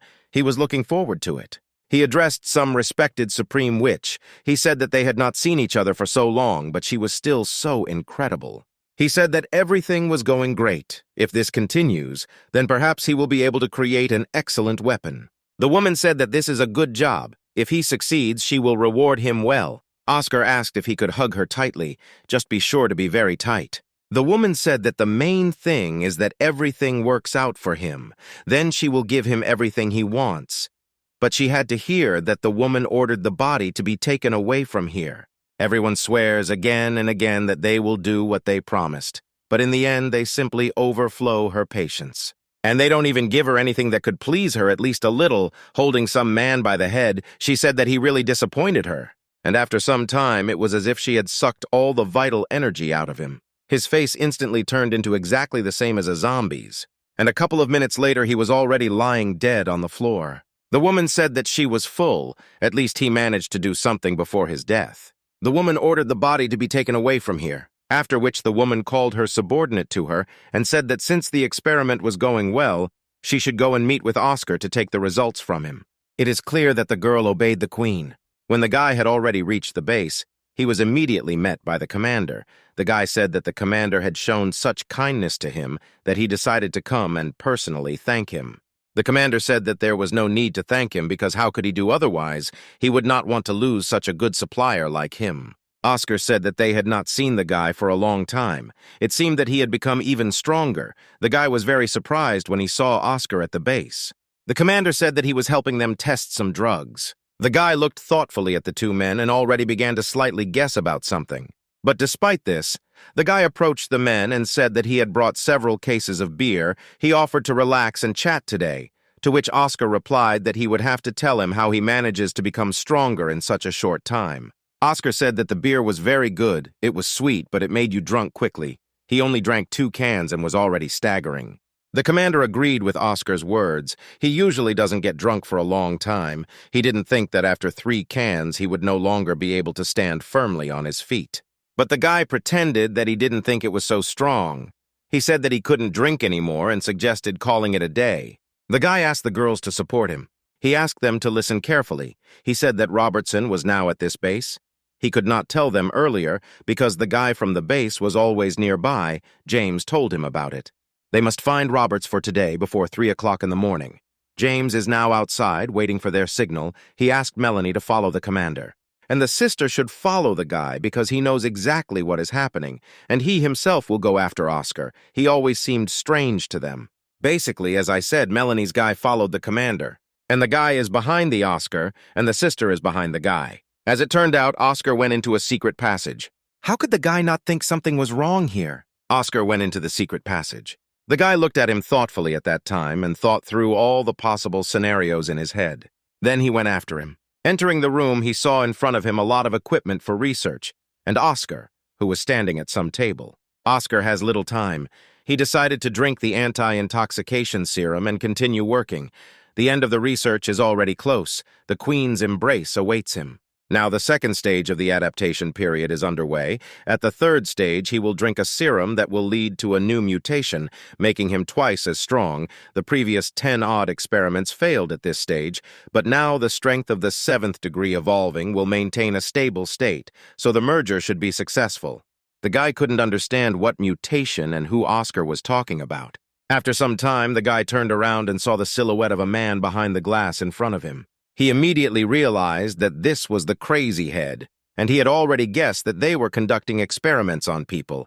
Had Robertson been captured for the same purposes? After some time, the head opened his eyes. The guy was very surprised that the man was alive. The man asked the guy to save him. He couldn't understand whether the man was really joking. The guy didn't think he would be kind to him if he got out. He still wanted to live. At this time, Oscar called the commander. He asked or he wanted something. In an angry voice, the man told Oscar to carry as much medicine as possible. His internal strength was again unstable. The man in his office was writhing in unbearable pain from such force inside him. And at that time, the girl stood and watched it all. She could not understand what was happening to the commander. She couldn't figure out what was on his back because it didn't look like a human body. Oscar said that he understood everything and would now come to the commander. It seems that the third stage is approaching. Everything will work out soon. Great, he's gone. Now the guy can see if Robertson is here. But instead of a guy, he saw only the limbs of some animals. This clearly confused him. There was even a human embryo there, but he didn't think it was a human because it had wings. After some time, my son approached some kind of metal case. As it turned out, Robertson was lying there. The guy immediately began to wake up his friend, with the hope that he would wake up.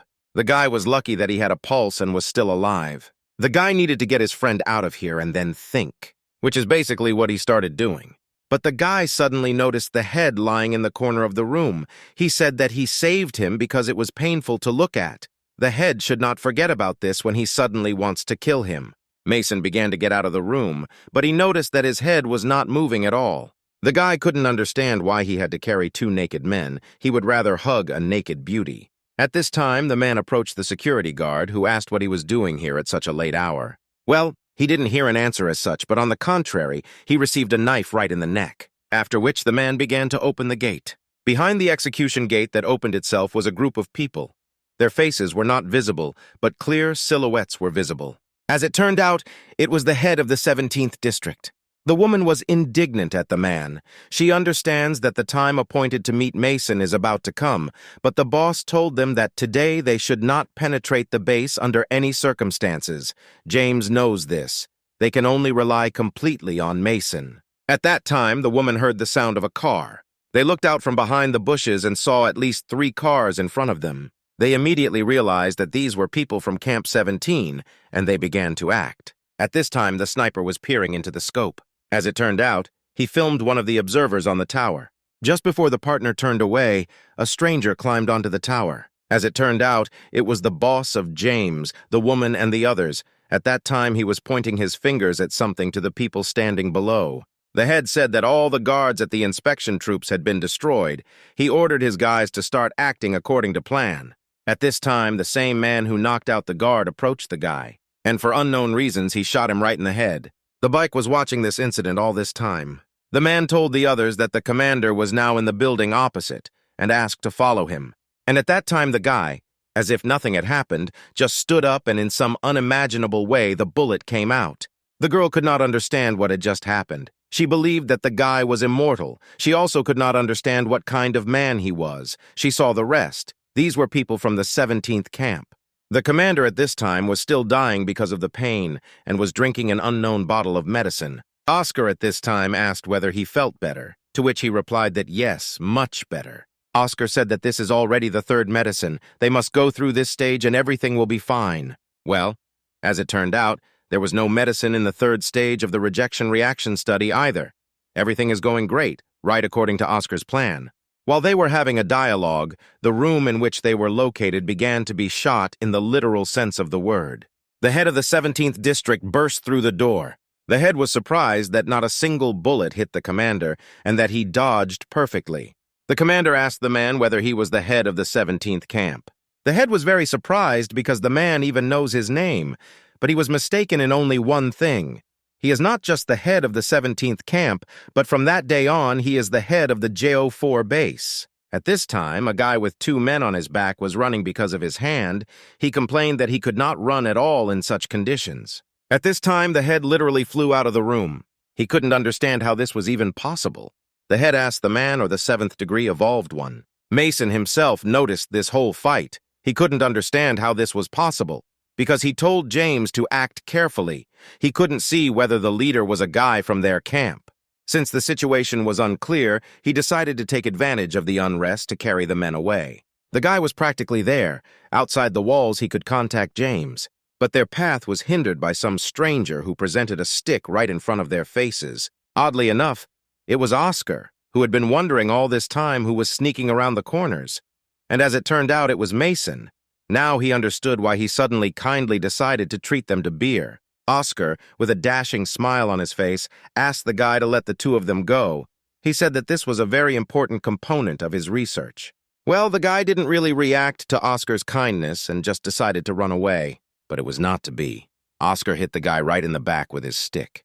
Well, the guy didn't seem to particularly feel this blow and continued to run away. But here it is unclear why, in some unimaginable way, some purple, pronounced veins appeared on his back. It's clear that the guy was in pain. As it turned out, cadaveric poison was spreading from the site of the impact. And right after the guy thought about it, Oscar launched his stick at him. But she didn't hit the guy, but rather hit the door instead. As in principle, Oscar probably intended, they started raining down on me from the wall right before leaving for the guy. Now the guy will definitely not be able to escape. Oscar once again asked to return the 2 men, and then he will let the guy go. Mason said that he did not want to fight with Oscar after all. They once fought side by side as comrades. But if he decided to stop him from taking them away from here, then first he will have to deal with Oscar. Oscar said that the guy likes to throw out loud phrases. He already imagined a wonderful picture of his dissected body. He would be an excellent sample for research. The guy asked the system to activate a new smooth water surface. So everyone already knew Oscar's special ability. It's poison. Oscar was wondering how much stronger the guy would have time to get up during their battle, because even James and the others would not have a single chance against him. Oscar laughed maliciously and said that just a drop of his poison is capable of analyzing a large animal, and the blow of his staff poisoned the guy, probably already making him slow. The guy agreed that the man was right, therefore. Without speaking to the end, they began to fight. The guy easily dodged Oscar's blow, after which he dealt a devastating blow to Oscar directly in the stomach area. It's clear that Oscar was already writhing in pain from such a blow. And only after that, the guy said his initial monologue, so he needs to deal with the man quickly. The guy thinks that the man is alive. He didn't hit with full force. Events shift to the battle between the head and the commander. The head clearly realized that something was wrong. This was not his special ability, he found out. The commander had some kind of useless ability. Control over water inside his body was the ability of the former head of the base. Now the head understood everything. He was wondering why suddenly the man was killed by his own people, even if he doesn't know how the commander managed it, but it is clear that he took this power from his head. A man who had evolved to the 7th degree was suddenly killed by the United Subordinates. How stupid is this in the opinion of the head? The man said that he also couldn't see so many people like him in his surroundings. After which the man sent streams of water directly into the head. These streams were so strong that they pierced the earth to such an extent that it exploded. The commander was very surprised that the head simply disappeared from sight. And after a bad second, he appeared in his hall and pointed the barrel straight to his temple. The commander began to use his newfound ability. His head simply began to turn into water. And then the head already guessed that a man can quickly turn a happy body into water. Bullets are now useless. The head realized that he needed to do something about the man's new characteristics. The head disappeared from the man's sight again and appeared on the roof of the building opposite him. The head not only moves quickly, but also its movements are quite difficult to predict. The situation is bad. It seems that they will finish off with the usual methods of the commander. As it turned out, the head of the evolved sixth degree. His special ability is movement in space. He is able to move to any point within sight. At the moment, he can move within 500 meters. They began to fight intensely, but the head easily dodged all the blows. The head agreed that the new power of the commander was difficult to deal with. It was definitely not in his plans. He needed to think carefully about how to deal with it.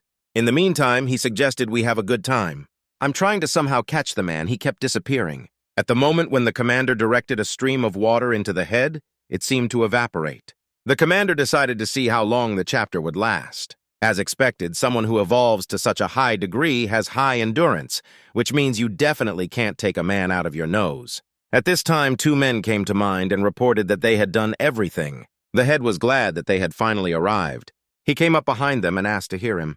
Their unstarted conversation was interrupted by the commander, who just at that time directed a stream of water directly at them. Well, one of these men was easily able to protect himself from this stream of water. He had some strange ability. His hands instantly became iron.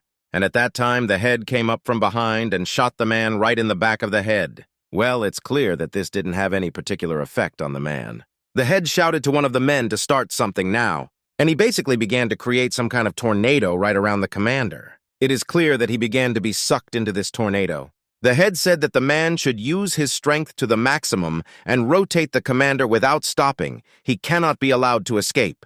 But the man said that he would not last that long. As it turned out, he was a fourth degree evolved. His special ability is to control the wind. He is also able to concentrate wind currents 5 meters around him and convert them into one small one with high wind speed. The head ordered them not to let him turn into water. After some time, the head punished the man with the ability to use iron to wrap the commander properly. As it turned out, he is a 5th degree evolved, and his special ability to transform into steel is also capable of turning body parts into strong steel of any shape. After a couple of seconds, he literally wrapped the man in his fist. The man asked the head where he was going right in the midst of the battle. The man said that just a little more, and the commander would be able to get out of his iron fist. The head was up to something incomprehensible, and in a split second he had already returned to the men. And he didn't just stand and watch all this, he held in his hand a huge cannon of unknown origin. As it turned out, it was a fire cannon, after which he began, so to speak, to fry the commander. The chapter presents something exciting to their attention: a man roasted alive. Mason at that time, as if nothing had happened, was simply carrying the men. He had clearly already crossed the threshold of the base and was somewhere in the forest. He jumped out from behind the bushes and saw James and the woman in front of him. James immediately noticed and recognized my rank and told the woman that he had saved Robertson. The guy said that he pulled Robertson out of some box in Oscar's laboratory. He tried to make the guy feel, but it didn't work. He needs to be examined as soon as possible and find out if everything is okay with him. The guy asked not to thank him, because Robertson and his friend would have saved him even if they had not asked for it. After the partners picked up the head, at first they did not recognize him and asked who he was. But after some time, James still recognized the man. Without properly explaining, the guy simply ran away from his friends. Well, the guy said that the girls were still inside and he had to help them. He said that his friends would be without him. James didn't understand what to do with the man. At this time, she didn't find her sister. The sister asked the girl if there were any clues to find Robertson. It's clear that they didn't know that the guy had already saved him. Malo didn't say that there were no leads, but she thinks that her sister also noticed that the guys from the 17th camp had already broken through here. Right now, the head of the 17th district was surrounded by several more people and attacked the commander. The situation is very bad. The sister said that with the current forces of the base, it would not be possible to defend their territory. They need to run away from here. If the people from the base find out that they are here, they will definitely not let him go. The girl agreed with her sister's words, but asked what to do with Robertson. Right at that moment, Mason came into the room, and they immediately asked him about the guy, to which he replied that he had already pulled him out of here, and said that he needed to quickly leave here. And at this time, there was panic and devastation on the city streets. People of the 17th district simply mocked civilians. All this mess was noticed by Manhwa. One of the residents was bleeding from his knee. The man was bored in pain. As it turned out, once upon a time the people of the 17th camp attacked the girls' base and killed every single one of them in the same way, and according to the girls, it will be the same with this base. Some child was crying and calling his sister for help. One of the men grabbed a girl and told her that she was his type and invited her to have a little fun. There he simply dragged her into some room by her hair. Then he hit her. He asked, or should he take her, and then outside, if she wants him to survive, she should obey him. He told her to take off her clothes, otherwise he would feed her brother to a zombie. He asked whether she would obey now. It's clear that the girl started crying because of this. But then, out of nowhere, a blow from some kind of frying pan landed on the guy's head. Slightly recovering from the shock, the girl raised her eyes. The stranger covered her with some kind of blanket. She was trembling all over with fear. As it turned out, it was my son who saved the girl and asked her if everything was okay with her. After which the girl's brother himself ran into this alley. Mason advised the girl to hide here and not go out anywhere. Brother asked sister who he is and why he saved her, to which she replied that she has no idea. After which the girl remembered that she even forgot to thank me for saving her. And while the guy was saving the girl, Melanie was dealing with the rest of the enemies at the base. The girl's blows were clearly strong because the man had already lost consciousness. Becca said that here the people of Camp 17 were finished. Her sister agreed with this, but said that in other areas they also abuse ordinary local residents. My son said that it is because of this that they will drive the people of Camp 17 out of this base. He also added that the commander kidnaps people and experiments on them. This behavior is far from a good person, so he doesn't want to help. The 18th camp mocks innocent people, and not only entered the city and immediately began killing everyone. Like some bunch of psychos. We can't let these crazy people keep killing people left and right. The guy will kick them all out. At this time, the head of the 17th camp continued to mock the commander. But out of nowhere, a subordinate of the commander appeared and approached one of the men. But the partner noticed the danger in the form of a man in time and warned his friend. Using his ability, he threw the man away.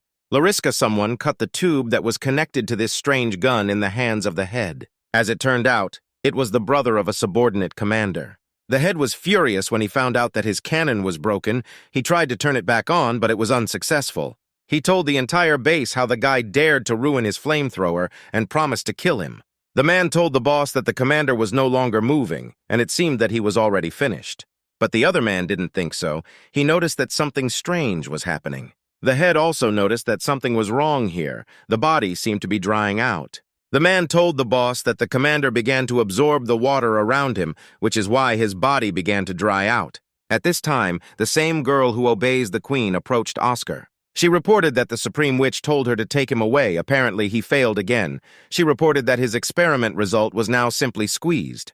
But he objected to this and said that there was no need to worry and that everything would be fine with him. If he had not been able to cope with some brats from the 17th camp, then the Supreme Witch would have been waiting for the end of the experiments with such impatience.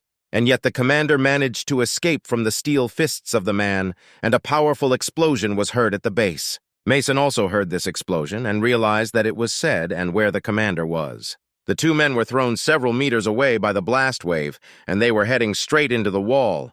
It is clear that the head was also nailed to the wall from such a powerful explosion. But after the smoke from the explosion cleared, it was clearly not a commander who appeared before them, but some creature whose body was literally made of water. After some time, it was no longer made of water, but of some unknown material or leather. From the reaction of his head, one could understand that he was very scared and surprised by what he saw. The two subordinates were also very surprised when they saw the commander in such an image in front of them. He looked less like a human and a powerful creature and more like some kind of zombie. Meanwhile, the girl and Oscar continued to run away somewhere. I decided to stop and scout out the situation outside. He saw the commander in front of him in this appearance. As in principle, it was probably expected Oscar would be happy about this. He shouted out joyfully that everything worked out. It was an artificial zombie. The fear because of the eyes of the head still did not go away. He understood perfectly well that this creature did not do anything good. He told his partner that they needed to leave quickly. But they were outraged by this. How could they just leave if they wanted the territory with such difficulty? If they take it now, they will lose it all. But the head was very angry at the reaction of the men. He repeated once again that they needed to run away from here as quickly as possible. And at that time, the commander, for some unknown reason, sat down on his knees, clearly preparing for an attack. Basically, as expected, he first attacked the two men. He grabbed them by the neck. The first thing that came to mind was to start shooting, essentially, but he probably forgot that the man's special ability is to turn body parts into water. The bullet mark on the man's face began to sharply heal. The commander grabbed one of the men with a strong steel grip, so to speak. But they were lucky that the man had his ability, and thanks to it, he cut the commander's hands in half. The head ordered his subordinates to run away, while he took care of the man. But not having time to run far, the commander formed some kind of vacuum from the water around the men. One of the men immediately began to choke. My partner had a similar situation. The head was furious after seeing all this with his own eyes, and was ready to do anything to deal with the commander. A split second later, either a hand or some other part of the commander's body pierced right into the man's chest. The head was unable to react to this. He could only endure this unbearable pain. The commander wounded him while he was moving at such a speed, in his opinion. This was impossible. And after some time, the commander simply threw the man a few meters away from him, and he began to mock the men further. The twins noticed that the man was sucking water out of his opponent, and at the same time drowning him. One of them was not sure whether it was still the commander, or whether he had really turned into a zombie. They decided to see if he would attack them. He hoped that the commander still had the same one-time use. After some time, the commander, so to speak, released the man, and they simply fell to the floor. The twins shouted to the commander, or he recognizes them. But without hearing a single answer, the commander was ready to strike the men, which is exactly what he did in a split second. Again, some incomprehensible part of the man's body pierced the twins' chest. And just at this time, Mason began to approach the commander. But without any problems, the commander was able to dodge the roof of Mason's blow. You yourself were surprised that the man could dodge. He couldn't understand how this was possible. It felt like this zombie had eyes in the back of his head. After which the man himself began to attack the guy. Well, the speed. The man is many times faster than the previous chapter, and this despite the fact that the guy used a skill, the smooth surface of the water, to increase his speed. He couldn't understand where this damn monster even came from. All this time, Oscar watched their battle. As he expected, the man did not disappoint him. The girl also agreed that this was really impressive. The Supreme Witch would definitely be happy when she found out about it. This mutant, obtained through the fusion of an evolving only 4th degree and 7th, was based on Oscar's evolved 4th degree, so that the Corpse King corresponds to approximately the 4th degree. But still, this is already a great success. But what about the Corpse King of the 4th degree? Oscar is now able to create a Corpse King of at least the 10th degree. At this time, the battle between the guy and the man was almost equal, because the guy easily dodged the man's blow and the man dodged the guy's blows. The man thought so. The commander completely transformed into a zombie. He said that if it weren't for his brother's ability, in the form of symbiosis, he would have already been finished. As it turned out, his brother's name is Jackson. His special ability is symbiosis, can only be used once, selects an object with a similar power after that. While one object you alive, the second cannot die. The man said that he needed to take control of the commander, and he began to kill all the inhabitants of the city. He asked his brother to use his ability. Perhaps they would be able to calm the commander. He said that his ability is only for those whose strength is lower or equal to his. After the experience with Oscar, the commander acquired the strength of the former head, so there will be no pulse from him here. Just because the commander has the strength of the former head does not mean that he himself has become a 7th degree evolved. But no matter what, they will have to take risks.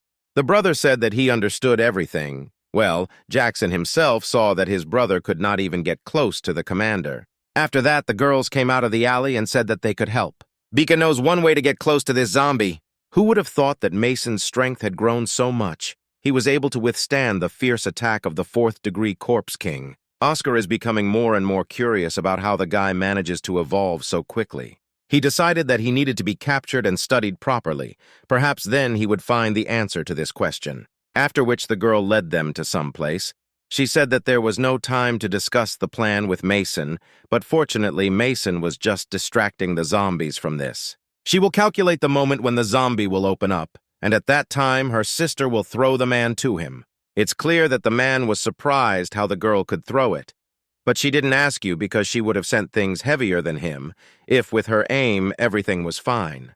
The girl didn't know how long Mason could hold out, and so they needed to act now. She started scanning. She said that it was about to be opened. She told her sister to get ready on her signal. which is basically what my sister started doing after the girl's words. As it turned out, Oscar and the girl noticed a group of people, but they could not understand what they were doing there. Oscar said that it would be better for them to do many things from here, and not blame him if they die at the hands of the Corpse King. He wondered a little about what they had actually decided to do, but then it suddenly dawned on him he remembered Jackson's special ability. He clearly began to get nervous because he had apparently been discovered. He began to be indignant and say that you should not even think of harming his creation. And at this time, the girl had already finished scanning, and she told her sister to leave the man. At this time, Oscar took out some kind of whistle and began to whistle it. As expected, the commander immediately stopped fighting with the guy, and he sharply turned his head and looked somewhere into the distance. As it turned out, he was looking at a group of people. They were discovered. The girl started yelling for everyone to start dodging. Some kind of unimaginable huge water ball flew towards them. Parts of the man's body were already almost near the girl. But the guy realized in time and climbed onto the man's back and began to break his very wings. Mason advised the man not to relax when fighting him. He hooked his legs behind his back and was ready to do something incredibly decisive in this battle. In a split second, he was already in the air, with these wings in his hands. My sons mockingly asked the man who called him a spider what would he do without his paw. But he clearly forgot and did not expect that these wings, or rather paws, suddenly turned into water. And it's clear that he began to fall down because of this. After which there was a guy in this vacuum with water. The girl couldn't understand how this was possible. His severed claw could move, what kind of creature it was. But the man said that the abilities of this zombie are much higher than those of the previous chapter. Even a severed limb of his can still attack. He can also suck water from the body into people nearby, so that the victim can die from dehydration. After which Melanie immediately grabbed the gun in her hands. Apparently, she also forgot that bullets simply do not harm a man. Even the man said that it was useless. The bullet simply passed through him and could not hurt him. Melanie asked her sister to quickly come up with something. If this continues, the guy will simply die in this fight. How did the guy simply disappear from sight of everyone present? In principle, he could have guessed this simply in front of everything together in due time. It was close. He was lucky that he could be transported here. Just a little bit later, they would have been over. The cat was also very surprised that the guy simply disappeared. He even thought about the fact that the guy had 2 special abilities. Such a thought drove him not only into rage, but also into fear. The guy couldn't just run away and be in his time. He had to quickly return back, because he hadn't finished anything yet. In a matter of seconds, the guy was already in front of the commander. It is clear that everyone was very surprised when he appeared again. But the commander didn't care about this. He immediately began to attack the guy without rest. The guy, jokingly even asked for forgiveness, explained this by saying that he had taken a short time out. This time he would not allow himself to be caught so easily. And they again continued the fight, which looked hopeless. The guy figured out that dodging forever is clearly not a solution. His abilities related to liquids, which means the guy's abilities related to electricity can cause him damage. If he uses his concentration on it, it will likely result in a large amount of thermal energy being generated. Since he was able to defeat the third-degree Corpse King with one hit, he believes that this zombie will also have no problem. But the energy for this blow has been accumulating for quite a long time. So far, it has not accumulated even half, and he is already about to kill him. Oscar assumed that the guy had the same ability as the head of the 17th camp. Well, the girl said that there is still a difference. The head's ability allows him to quickly move as he wants, but this guy simply disappeared, then reappeared in the same place. The girl asked where he went to Oscar. He said that the hanging was already coming to an end, and also added that a couple of unfavorable factors needed to be eliminated, and the result of his experience could be attributed to the Supreme Witch. The guy had one idea, but he never tried it, so he's not sure if it will work. He will move to his world, accumulate energy, then move back at the right moment. They will appear right in front of the zombie and use all their strength. If it works, then after one hit, he will definitely be finished. And after the commander struck the guys again, he disappeared again. The girls were slightly perplexed as to how and where the guy was disappearing all the time. Sorry, I have no idea how to describe this. The girl asked her sister if she was okay. And then Oscar appeared and said that they should worry. It's just an anesthetic. Who's to blame that they interfered with his plans? Especially Jackson. The man decided that he would take him, too. He would certainly be an excellent material for experiments, and the girl at that time was simply silent and looked into the distance.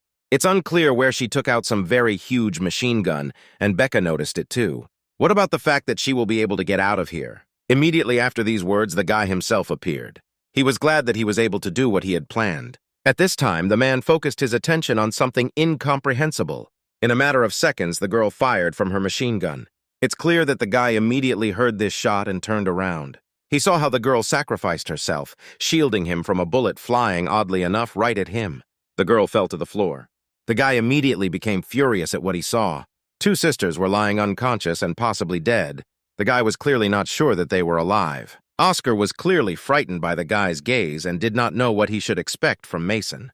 The guy angrily shouted Oscar's name. Then he pushed away from the building and approached Oscar. Within seconds, he grabbed Oscar by the throat and with anger in his eyes asked what they had done. He couldn't understand why the hell the guy's fists had so much strength. How could someone evolved of the 4th degree have terrifying strength? Oscar immediately began to deny it and say that everything was fine. He said that this girl is not dead yet. If she doesn't calm down, they will have time to save her. And at that time, the girl was lying unconscious and with blood on her breasts. Oscar said that she herself ran into a bullet. They had no thoughts of killing her. He asked to let him go because he knows how to stop her bleeding. Since the guy didn't really have a choice because he wanted to save the girl, he really let Oscar go. But at this time, the commander tried to attack the guy. He was already close to dealing with the guy, but then Oscar remembered that he had almost forgotten something. After which the man began to blow his whistle. And strange as it may seem, the commander immediately focused his attention on him. And he landed right next to the man, calm and without aggression. Oscar said that he was so obedient, which means the experiment with genes was also successful. And after that, the guy realized that this zombie was listening to Oscar. He couldn't understand what the hell was going on here. The man told the guy not to worry because the zombie wouldn't touch him again. They both didn't need it. After some time, Oscar touched the girl's shoulder, and again some purple veins began to run through her body. He said that the anesthetic he injected into her could stop the bleeding for a couple of hours, while the guy could find a doctor to remove the bullet. As for the rest, they too will wake up in a couple of hours. Oscar decided that he would tell the guy out of the kindness of his heart that the city is a complete mess right now, so he is unlikely to find a doctor, and it would be better for him to do everything himself. But despite all this, the man told the girl that it was time for them to go, which she naturally agreed with. The guy could only look into the distance at the departing opponents. At this time, the doctor who was treating the guy himself was standing in her office and heard some kind of scream coming from the street. He entered the room and told the girl to be shot, and the anesthetic would soon stop working. She needed to be saved as soon as possible. The woman told the guy to quickly put her on the bed. The guy immediately asked whether everything would be okay with her, but the woman said that the guy had better come out so as not to disturb her. After which, the guy stood outside and clearly blamed himself for what happened to the girl. He saw something the girl wanted faster for him, and the girl exposed herself to the blow to save him. I couldn't understand why she did it because she hated him. He believed that he was strong enough and pretended to be a hero. In the end, he could not even protect his friends. It even sounds funny. And the woman at this time worked painstakingly and diligently to save the girl's life. She had already removed some parts of the bullet from her body. Well, here she was nervous because there were too many bullet fragments. Her equipment and her alone were not enough to complete such a delicate and complex operation. After the woman left the operating room, the guy immediately asked how the operation went, to which he heard the answer that nothing worked. The woman said that with the local equipment she would not be able to remove all the bullet fragments. The girls needed a better-equipped medical center. The guy immediately began asking where he could find one. He was now ready to take it there. The nearest hospital was in the large Land Association building, where just such a guy once visited. At this time, in the association itself, a man entered the room and said that he was reporting. The man to whom he reported was missing one leg. It was a prosthesis.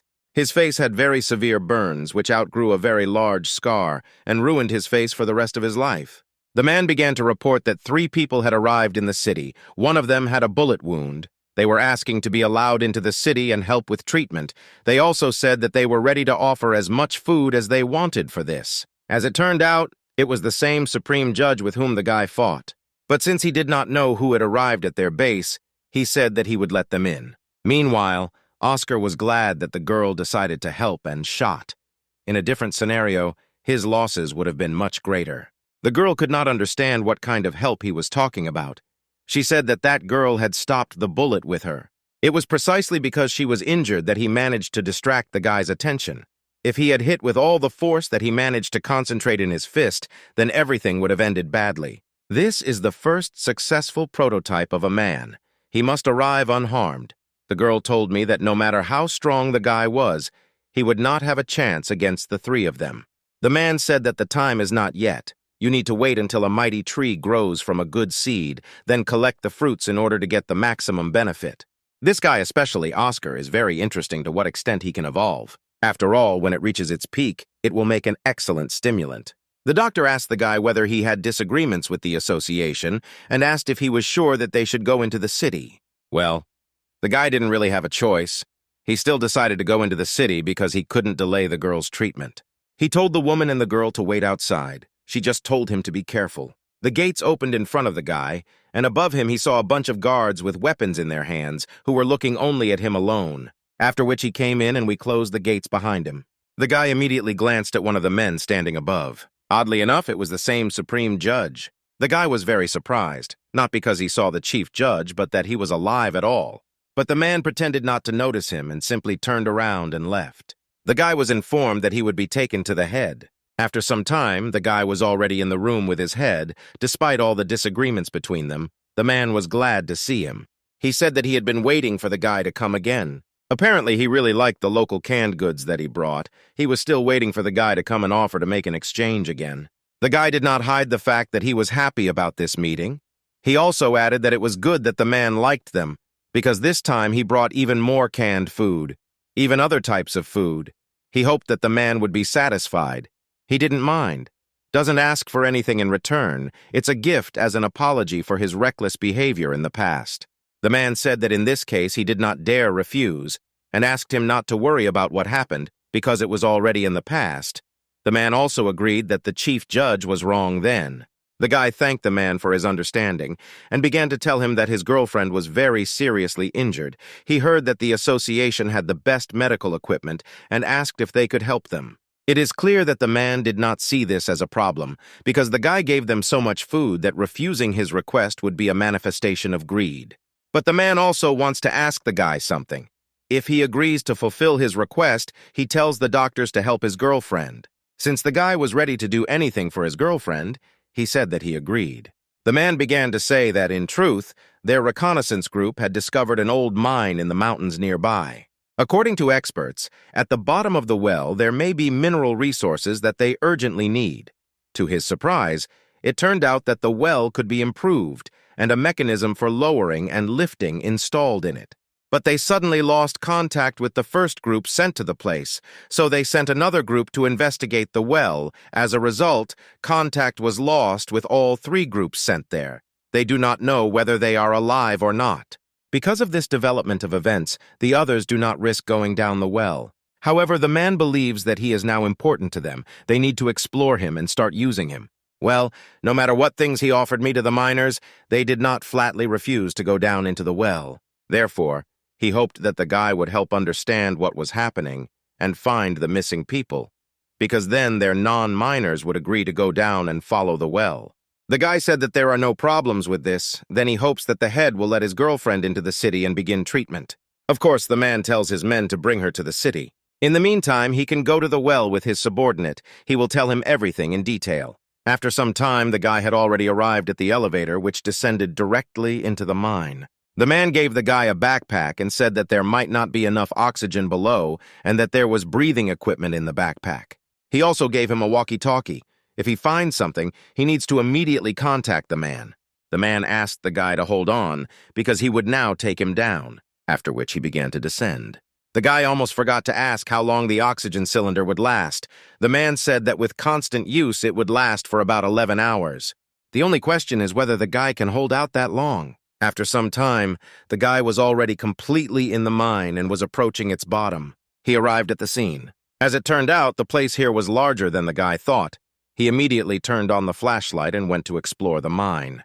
The guy went deeper and deeper without understanding what he could see or who or what he could meet. The guy himself could not understand how long he had already been in the mine, probably about an hour, but he was embarrassed by the fact that during all this time he had not come across anything. As it turned out, an hour and a half had passed, and the mine was very quiet. Because of this, time feels completely different. After the guy raised his head, he saw two tunnels in front of him. I decided to make a mark on the stone so as not to get lost. Still, he turned left. The guy couldn't understand how much more he needed to go through before he came across something unusual. He was even thinking about the fact that they had decided to play a prank on him. But unexpectedly, the guy heard a woman crying somewhere in the distance, and he immediately began to run towards this cry. Looking slightly into the distance, he saw how, in some incomprehensible way, a woman was lying on the walls, so to speak, and she really cried. The guy asked if she was okay. He couldn't understand where the woman in red clothes was coming from. He was clearly frightened by this. He even thought that it was a ghost. He angrily asked whether she was a person or a ghost or even a zombie. Well, he never heard any answers from her. Did he ask if she was trying to scare him on purpose? He even began to threaten her and say that he could do it with his left hand. The guy decided, through his fear, to come closer to the girl. He touched her back with a flashlight. When the girl turned around, he saw that her face was literally blurry. No clear contours of her face were visible. It is clear that after what he saw, the guy immediately began to run away, but the girl tried to stop him and said that he was a person. After these words, the guy stopped. The guy nevertheless returned to the girl. She apologized and thought that the guy was her hallucination, so she did not answer him. She said that she had been alone in the mine for a very long time and thought that she was destined to die in this place. The guy looked at the girl with sadness in his eyes. Then the guy suddenly remembered that she probably had nothing to eat, and he had food and water with him. The girl was clearly hungry and thanked the guy. The guy said that she didn't look like a miner and asked how she even ended up here. She confirmed the fact that she was not a miner, but explained that in order to hide from several zombies, Dima had to go down into the mine. He slightly did not understand when the girl said that it was he who needed to go down. He asked if there was someone else here. The girl did not give a normal answer, but only approached the guy. She said that she was cold. Is she handsome and can she lean against a guy? It is clear that the guy was outraged by this and said that he did not have time to rest. He needed to do something. She apologized to him and said that she had not touched a person for so long. She just wanted to feel the warmth of a human body a little. After these words, the guy said that he didn't mind. The girl began to cry, but still did not forget to thank the guy for coming. She added that she had indeed been alone for too long. As soon as the girl started to kiss, he immediately took her away from him and asked what she was going to do. After that, she came out with a simply brilliant phrase. She said that she liked him and offered to be together. The guy still decided that she was a ghost after all, and she wanted to seduce him, then suck out his whole soul. The girl was indignant at such words and again said that she was not a ghost. She explained this topic by saying that her breath is hot, and she asked if ghosts are warm. The guy agreed that this made sense. She added that if the guy doesn't believe it, then she can give him something hotter. Well, the guy refused, and I will tell you that she has unfinished business, but be that as it may, first he will take her out of the mine. He added that there are people waiting at the top. He will tell them to take her to a safe place. They started to get out. The girl asked how long he still had to go and also added that her legs hurt. The guy was very surprised because he remembers exactly that he followed the names of the road that they are now walking, and at each fork he marked the road. The girl slightly contorted her face and the guy would ask what happened. As it turned out, the girl was barefoot all this time. She said that she left her shoes when she ran. The guy was surprised why she didn't say this earlier because he wouldn't even notice. She said that there was nothing wrong with it and now my leg doesn't hurt, and also added that the guy is very soft. The girl said a very strange phrase. She said that the guy's ear was red. My son was very angry and his face was red because the girl was touching him. The girl said that she takes back her words that he is soft. On the contrary, he is harmful.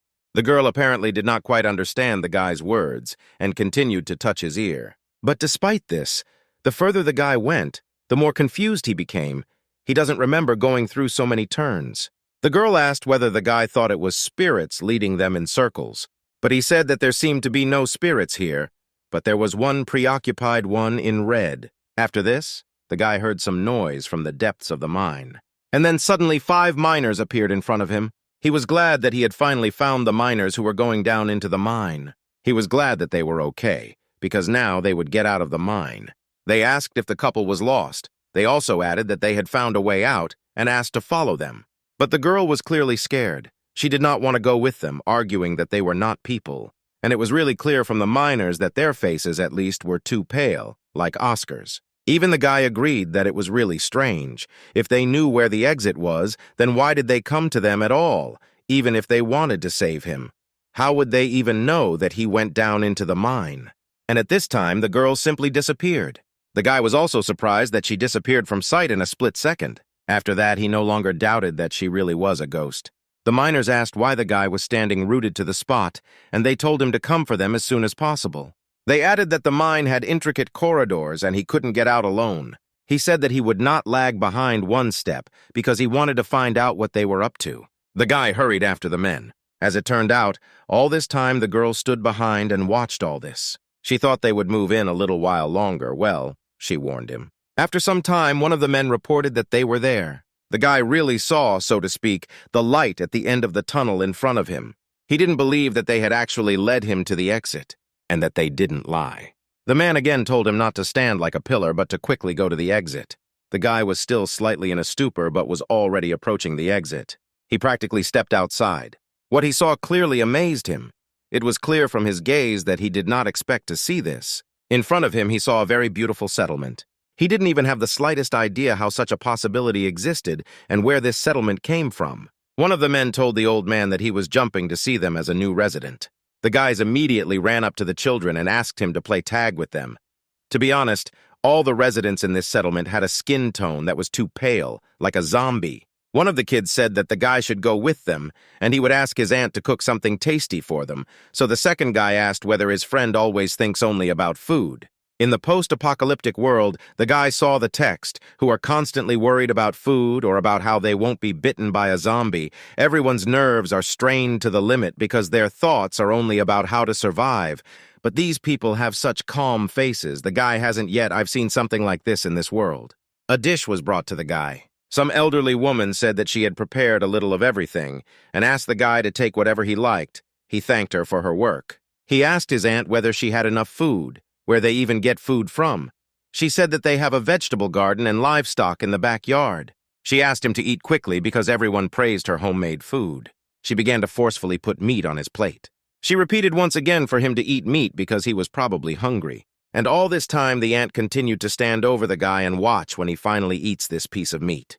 How many times has she already asked him why he doesn't eat? She was very insistent that he try it quickly and find out how tasty it is. And at this time, in one of the rooms in the settlement, there was some kind of monster that is difficult to describe in words. Someone came to see him. It turned out it was the same aunt. She said that from the village I had a new person.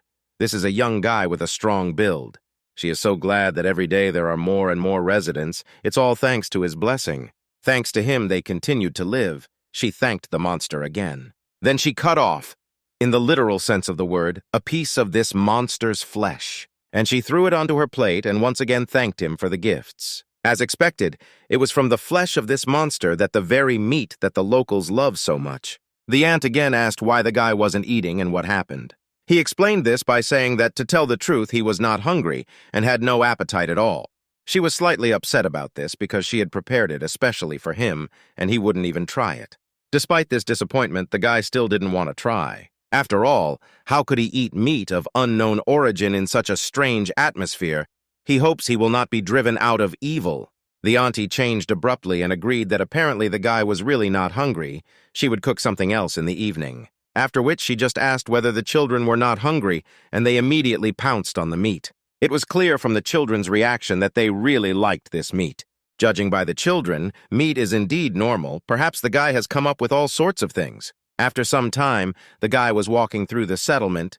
He met a man and asked how he could get to the unification of the structure of the big land. Where was the exit anyway? The man was surprised that the guy was already leaving. He asked if he didn't want to stay with them, but he just laughed kindly at this and said that he did not plan to stay with them, and besides, she had unfinished business. The man said that the only way out was through the mine. To be honest, if the guy went there, the man couldn't guarantee that he would get him out again. The corridors were too confusing. That is why they are so safe. Zombies simply cannot find their way to them. For the first time in so many years, a man can sleep peacefully and is very grateful to old age for the fact that their group was warmly received. He asked again whether the guy didn't want to stay, because the village had enough resources for them. For these exhausted ordinary people, the village seems like a real paradise. But for some reason, the guy thinks that something is wrong here. After the guy had already left, a man ran to the old man and said that he couldn't find the new guy anywhere, and asked whether the old man thought that he could go back to the mine. I just couldn't believe it like that. He ordered to gather a group and go after him. If they don't help, he will forever wander through the tunnels of the mine. The man said that the time has almost come. The headman agreed with this and added that they should not make the great god wait. First, they must bow to the god, and then they will go to look for that boy.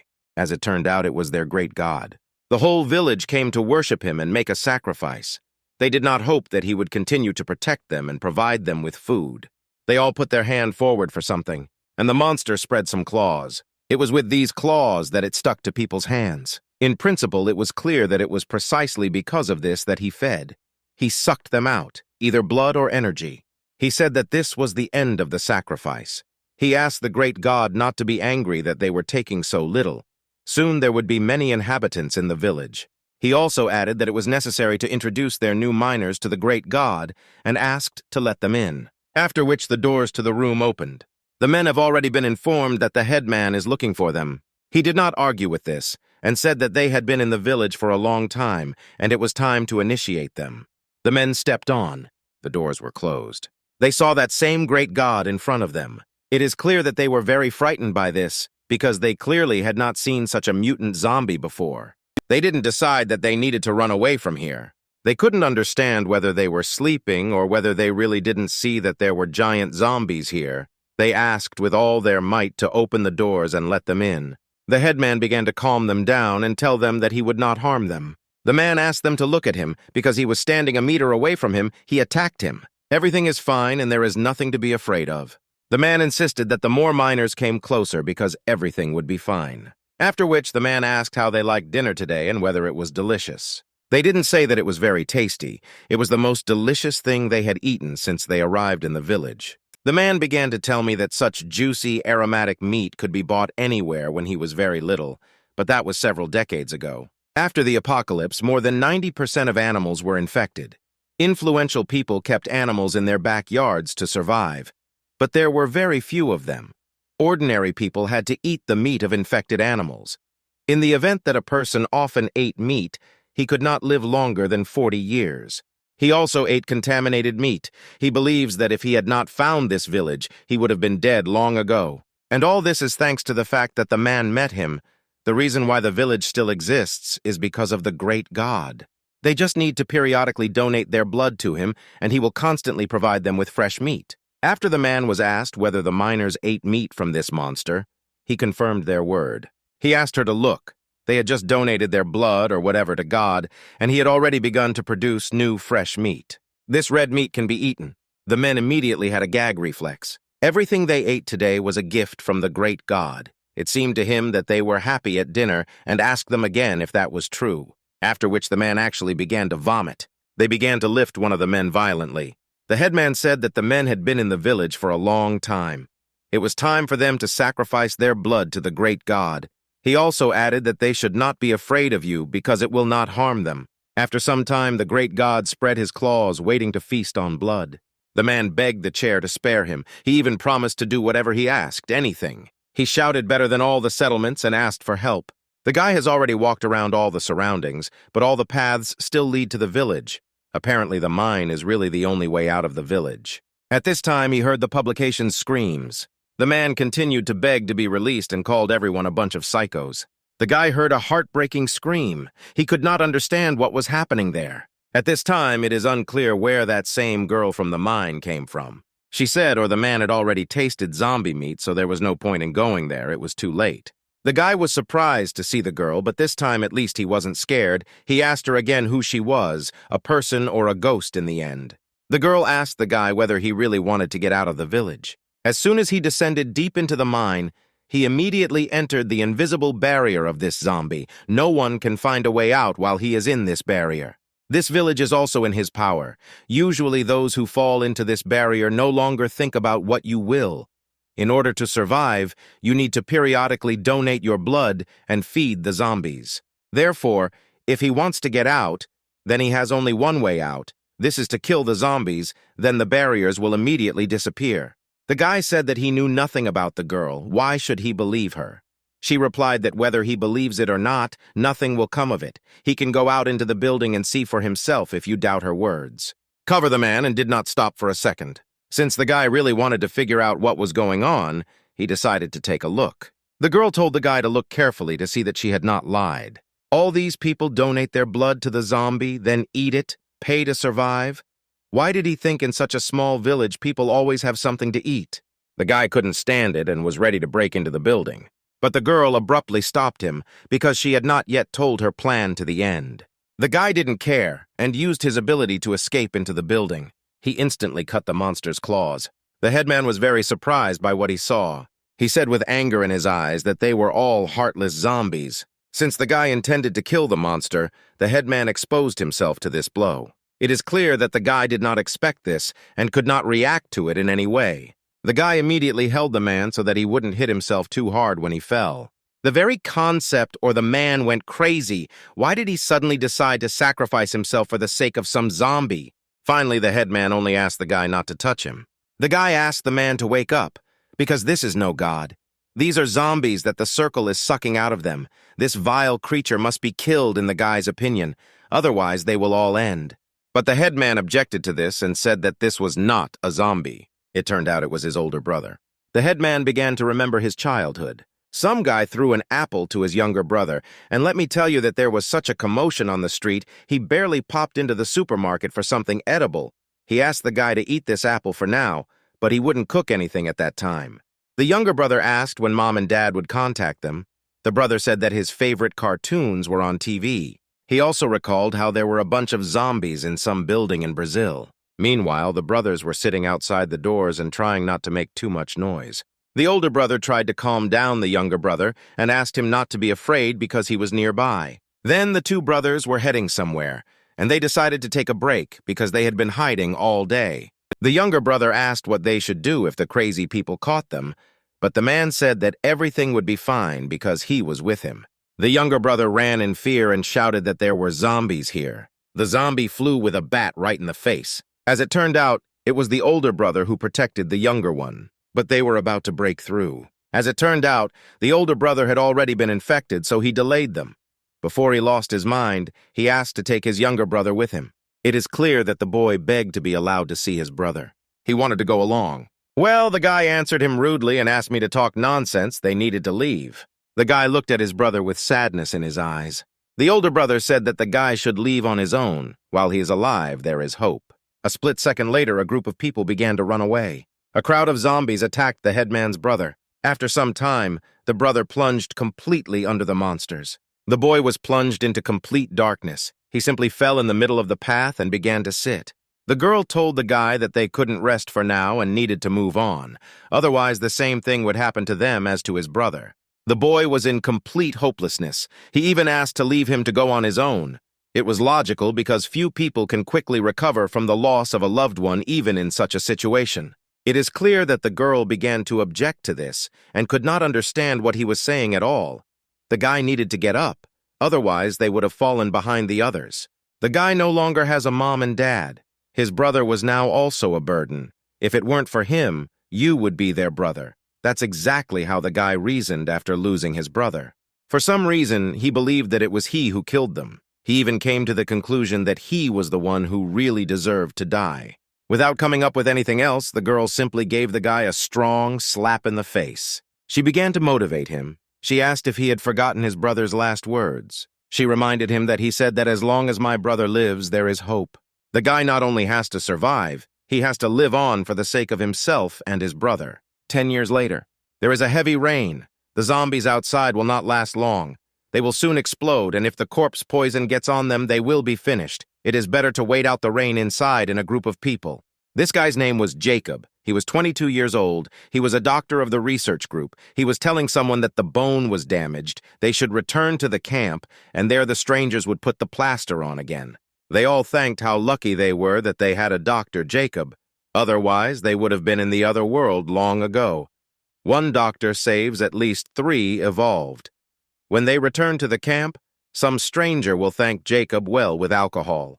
A group of people looked wary. At this time, a crowd of zombies attacked them, whose intentions clearly were not the best. One of the men was very surprised by this because he walked around the entire building and did not see any zombies. Jacob ordered everyone to run away. But they didn't have time for things, they had to run away. Jacob came to the sick man's defense and ordered him to be taken away. There were too many zombies. One guy clearly couldn't escape. And now one of the main zombies, so to speak, almost got to the guy. Opening his eyes, the guy saw that some kind of zombie stood in front of him. There was suddenly deathly silence. He could not understand what had suddenly happened, that all the zombies had calmed down so much. It was clear from the guy that his face was frightened from misunderstanding. As it turned out, the guy was saved by his brother, who was in the form of a zombie. From what the guy saw, he became even more confused about this situation. After some time, the guy returned to the settlement, and everyone immediately noticed it, since he also came with excellent food. Everyone immediately ran up to him and started helping him put things away. A man approached one of the boxes and noticed that the box was heavy, and also asked what was in there. The guy immediately ran up to him and said that this was the last one, and offered to remove it himself. In addition, he told the man to hurry up to his comrades and drink something with them. It is clear that the man had no right to refuse a vacation and invited the guy to join too. A few months later, the guy stood in the room with Jacob the doctor and asked if it was possible to save the patient. The guy was very sorry, but he did everything possible but could not save the man. He said that the stranger could go, but for now he would take the patient to the morgue, which he basically started doing after a few seconds. At this time, he was glad that at least this month he had found someone suitable. He believed that apparently his zombie brother was incredibly hungry. He said that the previous bodies were already completely dead. He simply did not have time. Even though in a post-apocalyptic world people die every day, it is still difficult to find a suitable body. The brother stepped on the ground. The guy said that due to his illness, the patient would not live to see the evening. Continuing to treat him would be like prolonging his suffering.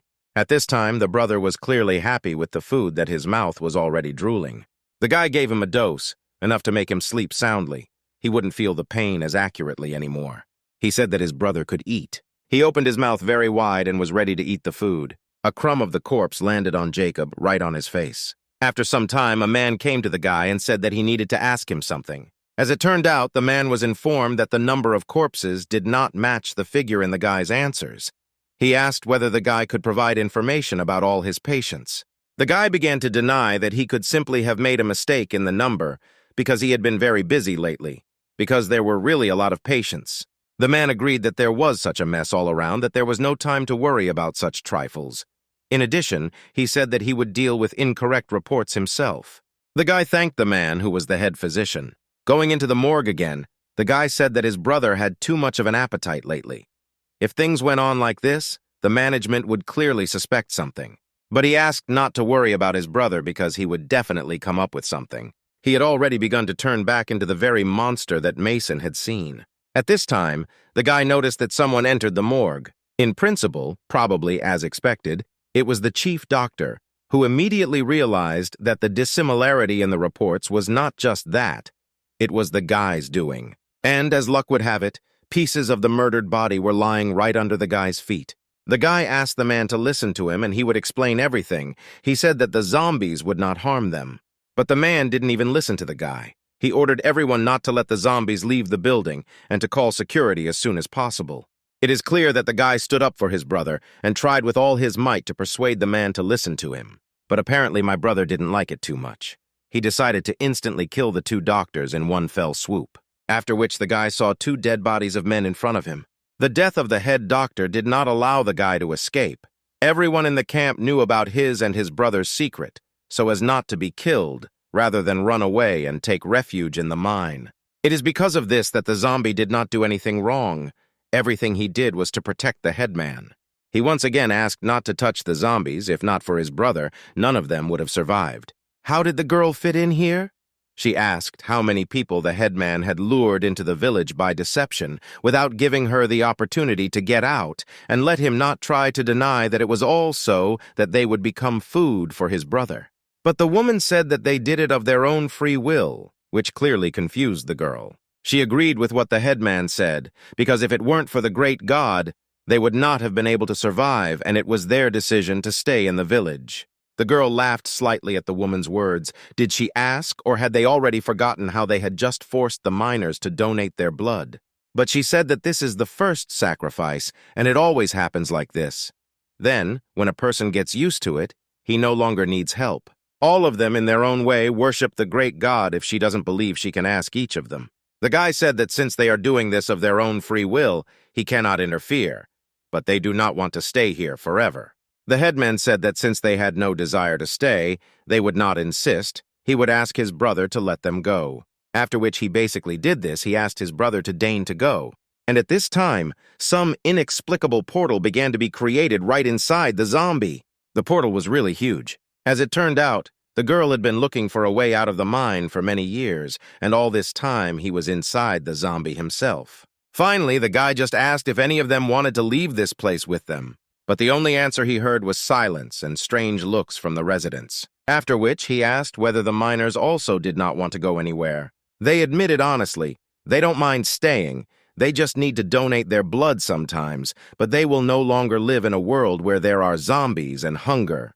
The girl realized that this was pointless, because they would not leave, but he had to go. And at this time, the guy reasoned that if you kill this zombie and forcefully save everyone, then these people will lose their only island of safety. Taking these people with you without their consent is the same as adding to their suffering. The apocalypse has endowed some people with amazing abilities, but the majority literally live in hell, hunger, fear, hopelessness. This world made them want to be isolated, to become slaves to the zombies that tortured them with their blood, and never to return to endless purgatory. After some time, the guy already left the portal, but he was indignant because he only came out alone, and where was the ghost girl? And at this time, the head was informed that the guy had arrived and was asking for a meeting. It's clear that this was in the man's interests, and he said that the guy could come in. The man immediately asked how the guy was doing. The guy slightly upset the man by saying that for certain reasons he could not fulfill his request. It's clear that the man didn't like it. He said that these were not the terms they agreed on, and their conditions were such that he fulfilled the request, and the head at that time helped his girlfriend. As a result, the head just saved the guy's girlfriend, and then he says that he will not fulfill the request. He decided that the guy wants to deceive him. The guy said that he would give him compensation, the man can ask for anything, and he will get it. He will do anything. But the man said that the guy had already violated the contract, and even compensation could not fix this, and since he did this, it means that he could break the contract, returning his girlfriend to a dying state. It's clear that the guy's expression immediately changed after he heard that his girlfriend could die because of him. But the man started laughing loudly and said that he was just joking. He will simply take this case into account, so now the guy owes him doubly. He will think carefully about how the guy should repay this debt. After which the man said that the guy could go and visit his girlfriend. At this time, the girl was lying unconscious in the ward. The doctor said that the bullet particles were removed from her body, given the speed of regeneration of the evolved. In a week, she would be able to move fully. That's when the doctor whispered that the guy's girlfriend was very beautiful. He really thought that they were a couple. The guy obviously heard something and asked the gearbox to say something. Well, it's clear that the doctor began to freeze and deny. But the guy didn't pay much attention to this and decided that it was his imagination. Mason was sleeping. He felt some discomfort. He felt that there was someone or something under the blanket. As it turned out, it was the same ghost girl, and she woke up the guy. It's clear that the guy was very surprised when he saw not only an unfamiliar girl, but they knew each other. But it's still very strange to see someone under your blanket in the middle of the night. He instantly kicked her away from him. The girl almost lost consciousness when she landed with her head on the floor. It's clear that she was furious. She asked him whether he was normal at all and why the hell he was kicking. The guy immediately asked what the girl was doing. He thought that a ghost had snuck into his bed, and he was afraid of them more than anything in the world. The girl was clearly tired of the guy calling her a ghost, because she has a name, Ava. The guy didn't even start to argue with it. He asked if she was okay. It seems he really went overboard. The girl said that there was no gratitude from the guy because she came to thank him for his kindness. After all, he helped her leave that terrible mine. But he said that it was just nothing. He just came across her on the way and decided to help, so that she could return to her place and sleep. But she told the guy not to rush to refuse. She asked him whether he didn't want to find out how she was going to thank him. She said that she does not like to remain in debt because her soul is somehow restless after this. So let the guy allow him to thank him thoroughly, because this is what he does best. She asked him again whether he really didn't want to, and let him look at it himself because he would regret it later. After which the guy suddenly grabbed the girl's hand, and he pulled him to her. She asked him not to rush because she wouldn't run away anyway. The guy's actions were incomprehensible. Well, After some time, the guy said that he had been on his feet for several days, and let her let him get a good night's sleep. Let her be smart and let him do it. Morning came, the guy got out of bed and stretched loudly. He turned around and saw that the girl was not nearby. Apparently, she had already left. The head asked that the guy be told that he needed to discuss something with him. Since he was able to get out of the mine alive, then apparently he added to the kitsch far from the help of luck. His girlfriend is now in his hands, and the guy himself already owes him twice. He can continue to use him with blackmail and threats. He thinks it will not difficult. If he joins them, the level of security of their base will greatly increase. For many years now, he has been calling on worthy people to serve them by all means, which is why all these several decades he has been firmly in power. The speaker again came to the man and asked permission to do this. He said that he sent a man to notify the guy and the man's intention, but no trace of him was found. It is clear that the man was very surprised and at the same time angry when he heard this. He ordered to quickly check whether the guy's girlfriend, whom he had brought, was still there. He didn't believe that the guy could deceive him. The head even got out of his bed and went out into the streets of the camp. He asked whether the guy had not been found, to which he was given a negative answer. But it also turned out that Baeka was still in the hospital, and the guy didn't take her with him, so he definitely wouldn't leave them that easily. The man told them to keep an eye on the guy so that he wouldn't run away. They immediately began to apologize to the man and ask for another chance. The man grabbed his subordinate by the head and said that leaving such non-entities alive was a waste of resources.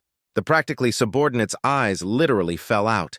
Well, fortunately for the subordinate, just at that time the guy himself appeared on the horizon. As it turned out, he himself was looking for the head. He said that he had a gift for him. He definitely couldn't refuse it. The man was slightly surprised that the guy actually came to him on his own. The head immediately asked where the guy was and why his people went around the whole city but could not find him. The guy apologized. It turned out he was just leaving to prepare a gift for him. He apologized again for not warning the man about this. It's good that the guy managed to return. If he had come even a minute later, he's afraid the soldiers would have already been lying lifeless on the ground. A couple of hours ago. There is always someone on duty at the door of the room. The guy thinks the head is not going to let him go so easily. Last time he was already convinced that the head is far from being the kind, chubby guy he claims to be. He can't just sit and wait for death. He needs to take advantage of the fact that they haven't done anything yet or come up with something.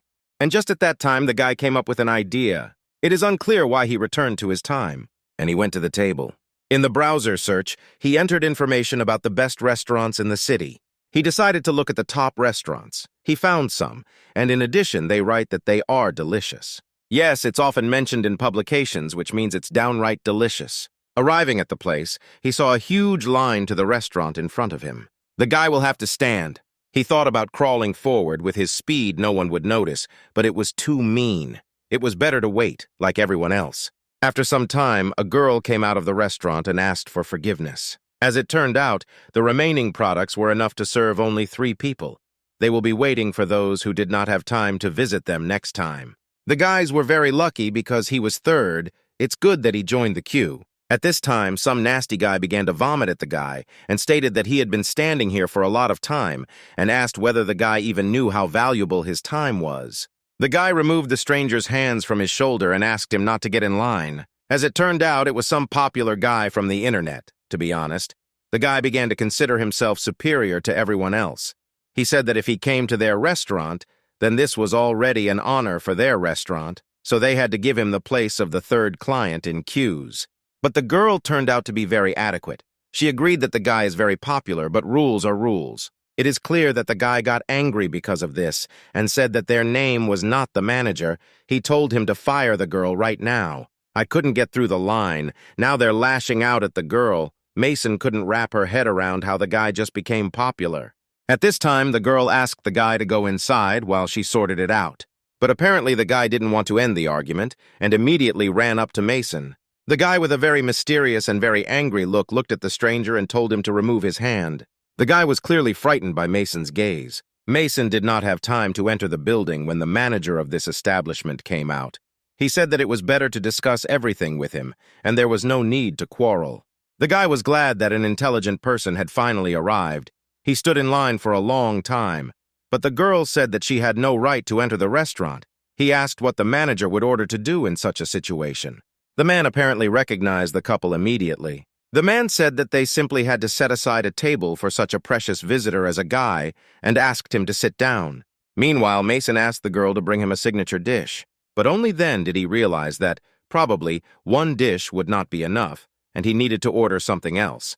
At this time, the manager scolded the girl. He said that she needed to learn to act based on the situation, he asked. Or did she understand that a little did not add to their problems? He said that the girl would ask for forgiveness from their visitor. She apologized to the manager and said that she would immediately apologize to the guy. Pouring tea, she began to apologize for what happened. She didn't want to make him angry. She would pour him tea and he would relax a little. But something went wrong and the girl spilled tea right on herself. The guy immediately began to get angry with the girl, but in due time she began to apologize and said that she would now bring another kettle. The guy immediately dialed someone and said that he was in a restaurant, and he also complained that, in his opinion, there was such a clueless waitress in this establishment that he was simply furious. He also added that he joked with her a little, and now you can say, and not in calculation, he also began to talk about the situation with the teapot. He said that he was not in a very good mood anyway, and the girl just helped him let off steam. These words completely enraged Mason, and he was not ready to tolerate this statement towards the girl, and grabbed the guy by the collar. And he lifted the air. The guy immediately began to be indignant. And Mason, copying the guy's words, said that he was simply not in a good mood and he wanted to let off steam. It's clear that the guy didn't quite understand what Mason was talking about. A split second later, Mason shot the guy right in the jaw. It's clear that the guy immediately began to say whether Mason even dares to touch him and whether he even knows who he is. But Mason didn't really react to the guy's words, but only asked to be quiet. It would be good for me if they ruined everyone's lunch. Then Mason realized that I needed to attract attention, otherwise he would not get his dish. He had better go where there was no one. After which we started hitting the guy on the back and saying that he would now go apologize to the waitress. It is clear that the guy did not like this behavior, and he began to get angry at such a demotion in his direction. Despite this, Mason led the guy by the scruff of the neck straight to the manager and the girl. The manager was very surprised when he saw the guy in this image and immediately asked if everything was okay with him. The guy began to apologize to the girl for what happened a few minutes ago. He will pay her all expenses in the hospital. But the guy had to say something else. As it turned out, what he ordered had to be packaged by Mason and given to him. After some time, the guy was at home and was still angry that Mason had hit him and said that he wouldn't just leave it like that. The guy wrote a post on a social network with a call to find this guy and deal with them. The guy was confident that he could make Mason regret his action. At this time, the guy could not understand why he began to sneeze sharply. Apparently, someone was scolding him. And at this time, the head really liked the dish that Mason brought because he had never tasted something so tasty. He was simply delighted with the guy's gift. The guy was glad that the man liked his gift. He decided to please him as a thank you for everything he did for him. As the man basically expected, the guy turned out to be a skillful guy. He invited him to stay to work for him and promised that he would not be deprived, wealth, girls. He would give him everything he wanted. The guy fell slightly into a stupor after such a proposal. A man will appoint a guy to the position of assistant chief of guard. If he shows himself well, then in the future he will receive an even higher position. He would like the guy to become his right hand. The guy believed that the man just wanted him to do his dirty deeds, and it was because of this that he said that it was an honor for him to earn the man's recognition. But he could not accept his offer. It is clear that the man could not understand why the guy was rejecting his offer, because he would give him everything he would regret. But the guy began to explain that the man had already offered a lot. He was just used to working alone. He was afraid that he would not cope with such a position. He would definitely thank him for such an offer, and tomorrow he would bring so much food to the city that the man would definitely stay happy. The man abruptly stood up from the table and sadly put his hands on the table. The man suddenly changed his facial expression and threateningly asked the guy whether he thinks he can pay for what happened with one meal. But after that, the man laughed and said that he knew that such a proposal could be immediately blocked. It would be wrong to expect this from the guy immediately. In any case, he thanked him for the delicious dinner. But the guy should think carefully about his proposal. He has been working hard for several days now. He now needs to rest. The man said that the guy should have fun in the city for a couple of days. And then the guy realized that the man was not going to let him go so easily. He could easily run away, but Beka was in their hands. The man left the room, after which he made the guard keep an eye on the guy. In front of him, the man noticed many dragonflies. As it turns out, Dragonflies are now so rarely seen in this world, the garden is carefully guarded and looked after, because water that does not contain corpse poison is used for irrigation. You just need to create a suitable environment and provide the necessary resources, and then even the impossible will come into his hands. It's exactly the same with people. At this time, you are the best guard or guy somewhere. Several girls immediately ran to the guy, after which they dragged him into a room where it was already clear what they had started doing. The guy complains that the girls were just wild. He couldn't resist the temptation. He probably learned everything that night. At this time, it turned out that 2 guards were looking for him. The guy clearly thought that they were dragging him again to that building with the girls. He asked them to take pity on him because he could die, because the girls would suck all the friend out of him. But the man asked the guy not to worry because they just wanted to give him a gift from the head. The guy clearly did not expect to see what he saw in front of him. The head knows that the guy has a special interest in gold, so he ordered everyone in the city to collect it for the guy. There was gold in front of the guy. It is clear that he did not expect that all this gold would be personal to him, after which he was led somewhere by the chief judge. As it turned out, he was headed to the head. The man began to recognize, or the guy was not interested in why the supreme judge, evolved of the 5th degree, obeys him, evolved of the 4th degree. In addition, their base is not that strong, but it is safer here than in the 17th camp and at the JO4 base. No one could resist such temptations as girls and gold, so it's better for a guy to decide everything head-on here and now. The man began to explain that all this is due to the fact that the decisions he makes best fit into their post-apocalyptic reality. One day, a guy managed to use the energy of a golden core, which is usually only subordinate to those who have evolved to the 10th degree, as the guy thinks how many varieties of zombies can resist this. If several zombies evolve to the 10th power fight, then not all of them, but most of them will be able to defeat them, and people will continue to live a normal life. And the man decided to drop this topic for now. It's better to talk about the pressing issues. The man asked what the guy thought, why he just laughed when he learned that he had not fulfilled his request for the mine. This is all due to the fact that the man met the zombie there and decided to spare him. As it turned out, the man was aware of what was happening at the bottom of the mine. In fact, the man sent the guy into the mine wanted to give him some kind of test. He suddenly agreed that the zombie would protect people, but for some reason, he didn't trust him, the man. It is clear that the guy was very surprised by such words and came into a stupor. Then the man remembered the situation with the hanged girl. Once a guy had a conflict with their base. He thought that since the girl wanted to get medicine for her grandmother, then her crime did not deserve death. But the amount of medicine in the city is limited. Maybe they will save the grandmother, but lose a strong and young person. The man took out some kind of folder and handed it to the guy. Even zombies take people's blood in exchange for help.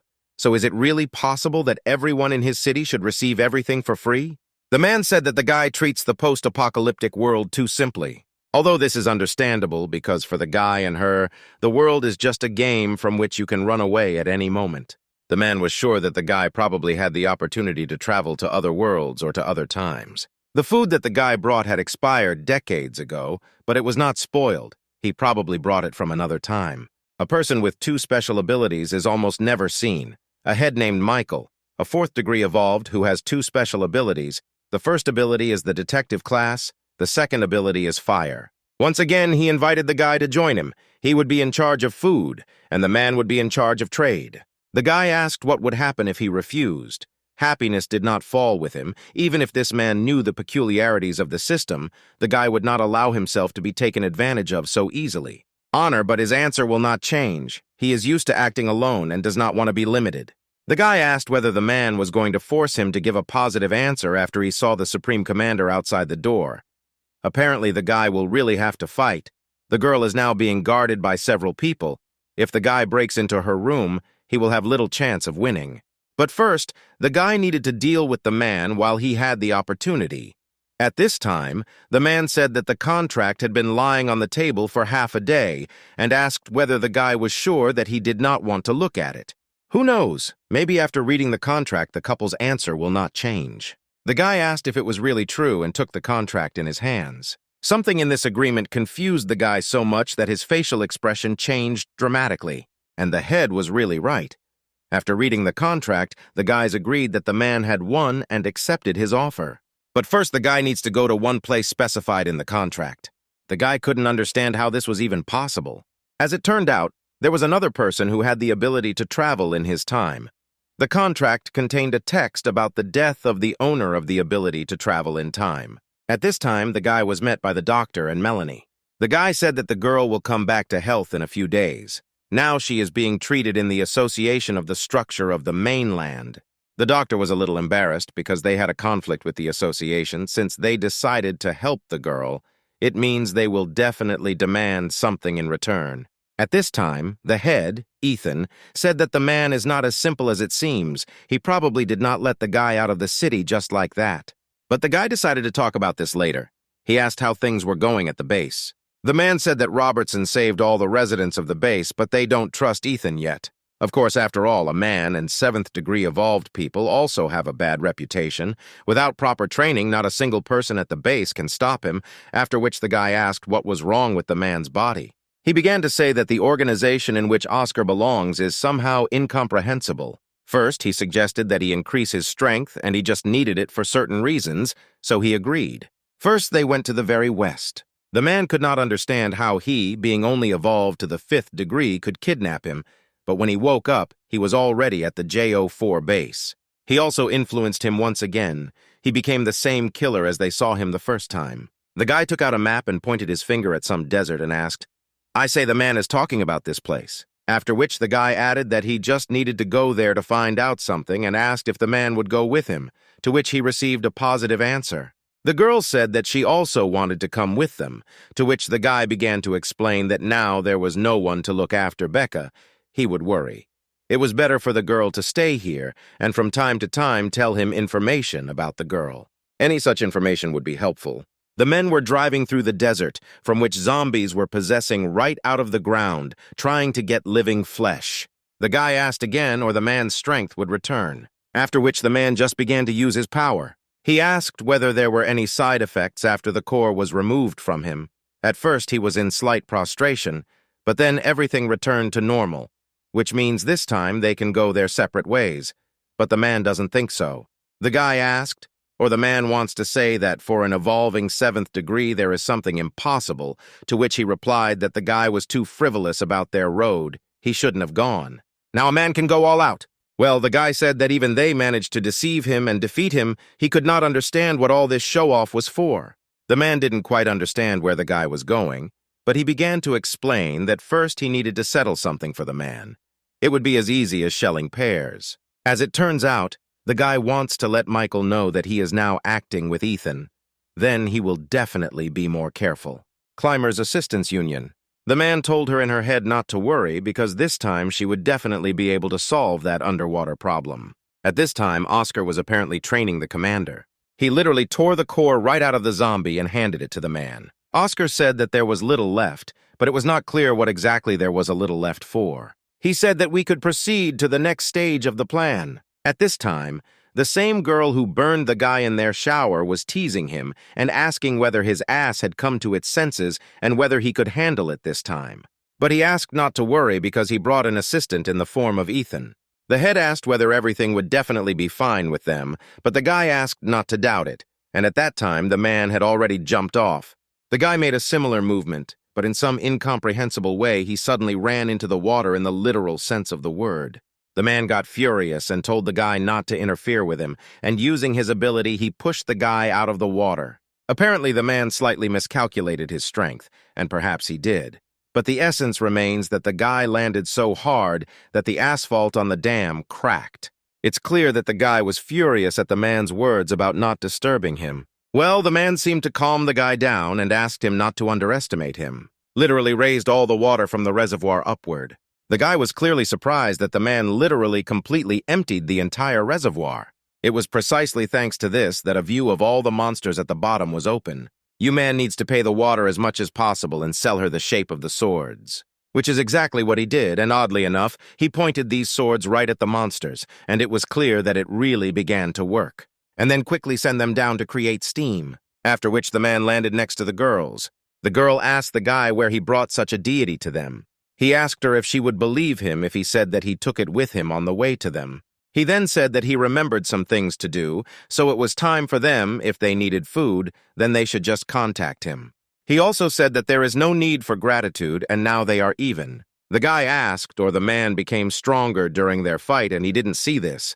Then the man's mind practically did not obey. The place of the fight was unfavorable for him. Besides, they fought against his ability with all their intentions. He should not have underestimated the commander, because on his own he made his way to become assistant to the head of the base. Ethan and the guy should feel safe. But the guy couldn't understand why he felt so uneasy. City Special Unit. There was a girl named Alice in it. She handed some papers to the commander and said that Mason, who had recently been attacked by fans of the internet star, had disappeared. He managed to find out that he had exchanged gold of unknown origin at the bank, and they were still hiding it. The man's name was Gibson. An authentic Picasso painting was also discovered in the guy's apartment, but it looked several decades older than it should be. The other original belongs to an oligarch, and his painting looks less shabby. It is unknown where the picture came from. It was clearly interesting. The commander said that the girl should return her to her place and settle the situation. I would not wait for Mason to return. The man believed that in the near future they would have something to do. In the meantime, it's best not to make any noise. And at this time, the men were driving through some kind of desert. The guy asked the man if he meant it by going all out. In his opinion, he has a bottomless well instead of a stomach. In the back seat, there were 2 bottles of some kind of potion, which Ethan was taking. No wonder Oscar was able to kidnap a man the last time they were here. The man said that he didn't remember something about this green grove, and they needed to be on their guard. Since the area was full of zombies, the man was not sure that it was better for them to take a different route and go around this grove. But the guy suggested finding a road where there are fewer zombies. He thought this grove would be more dangerous than a bunch of zombies. The man said that then it would be better to come here, but he would have to leave the car. As it turned out, they only had a couple of kilometers to go. They would soon be there. I didn't speed up my pace. To be precise, I actually ran. At this time, they moved around the city, where zombies walked the streets. The man said that the wind here is just as violent. The guy suggested first. I couldn't finish my thought because they were attacked by some incomprehensible creature that had paws of an incomprehensible shape. They needed to hide in a safe place, and this safe place was precisely the green grove, which they wanted to bypass. I didn't think that they were carried away. The man couldn't even think that in the end the grove itself would find them. There was no running away from it. But at that moment the green grove simply evaporated. Some strange things were happening here. They needed to get out of the grove quickly because they couldn't stay for long. Just at that time, there was some big zombie behind them. But the guy quickly reacted, which in principle is not strange, and was able to repel the zombie's blow. The man also began to fight the zombies. With his strength, they clearly had no chance of even getting close to him. The man used his strength and threw one of the zombies several meters away from him. It is unclear for what reasons he simply became a pillar. It's clear that the guy didn't understand what happened and started asking the man. As it turned out, the man does not feel that there is even a drop of water in that grove. The guy thought that the man still seemed like the same idiot. Now it's clear why their base is so tiny. The level of his power can change dramatically at any moment. But there were too many zombies, and they needed to somehow break through the crowd. Otherwise, they clearly would not have liked the consequences. The guy came up with some solution. He simply took the man and threw him somewhere forward, after which he used his superpower and went straight after him. At this time, the guy complains that it would be better if he did not get involved with the man. The guy could not understand what this enormous power was. He prepared himself for the worst. A zombie woman appeared in front of them. But they're not done yet, and the man suddenly froze in his tracks. But despite this, he still managed to deal with the zombies around him. At the moment when the guy tried to hit the zombie woman, he found that his hand went through her, all because of what I was doing was completely out of water. The guy even thought that the zombie was not real. While the guy was distracted by the women, some very healthy zombie tried to attack him. And this zombie was clearly already real. The guy immediately began to drink healing to reduce the chance of dying from wounds, after which he dealt a strong blow to the same zombie. The guy asked the man to be careful. It seems these branches can create illusions. At this time, a zombie tried to attack the man. The guy decided to use an ability called Smooth Water Surface. Well, as it turned out, even the tax does not help to recognize the illusion. This is a downright strange grove. They tried their best to dodge their opponent's attacks. The man also did a lot of things in this fight. The man began to use his ability called turning the body into liquid. Ethan said that there were invisible zombies next to them and they needed to be on alert. and the guy at one time said that he had practically found out what the power of these branches was. The man needed to find a safe place for now, and the guy would follow at that time. The men did not try to argue with all this. The guy decided to say after the man that he didn't even say thank you, and at that time a formation of zombies attacked him.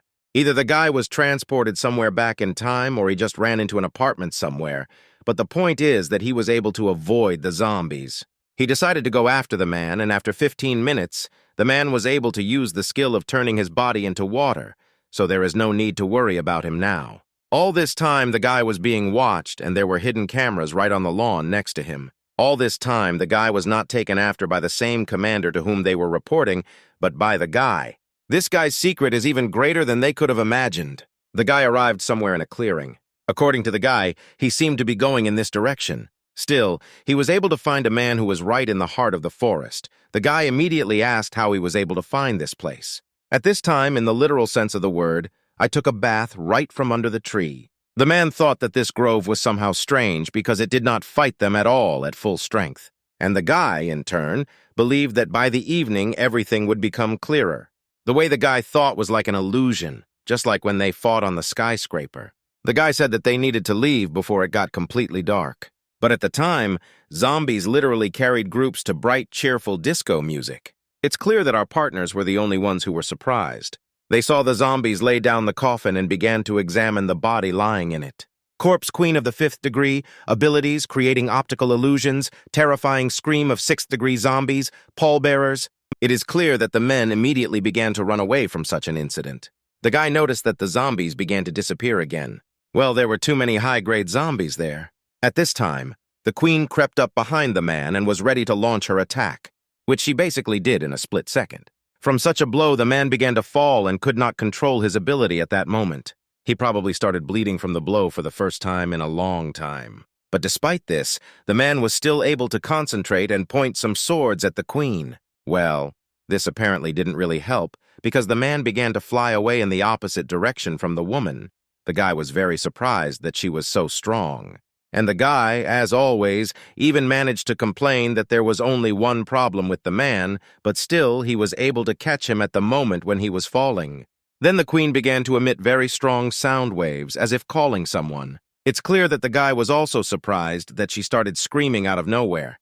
Deep down in his soul, he clearly understood that trouble was worth waiting for. As expected, after this scream, he saw in front of him red-eyed zombies, who were many times stronger than everyone with them.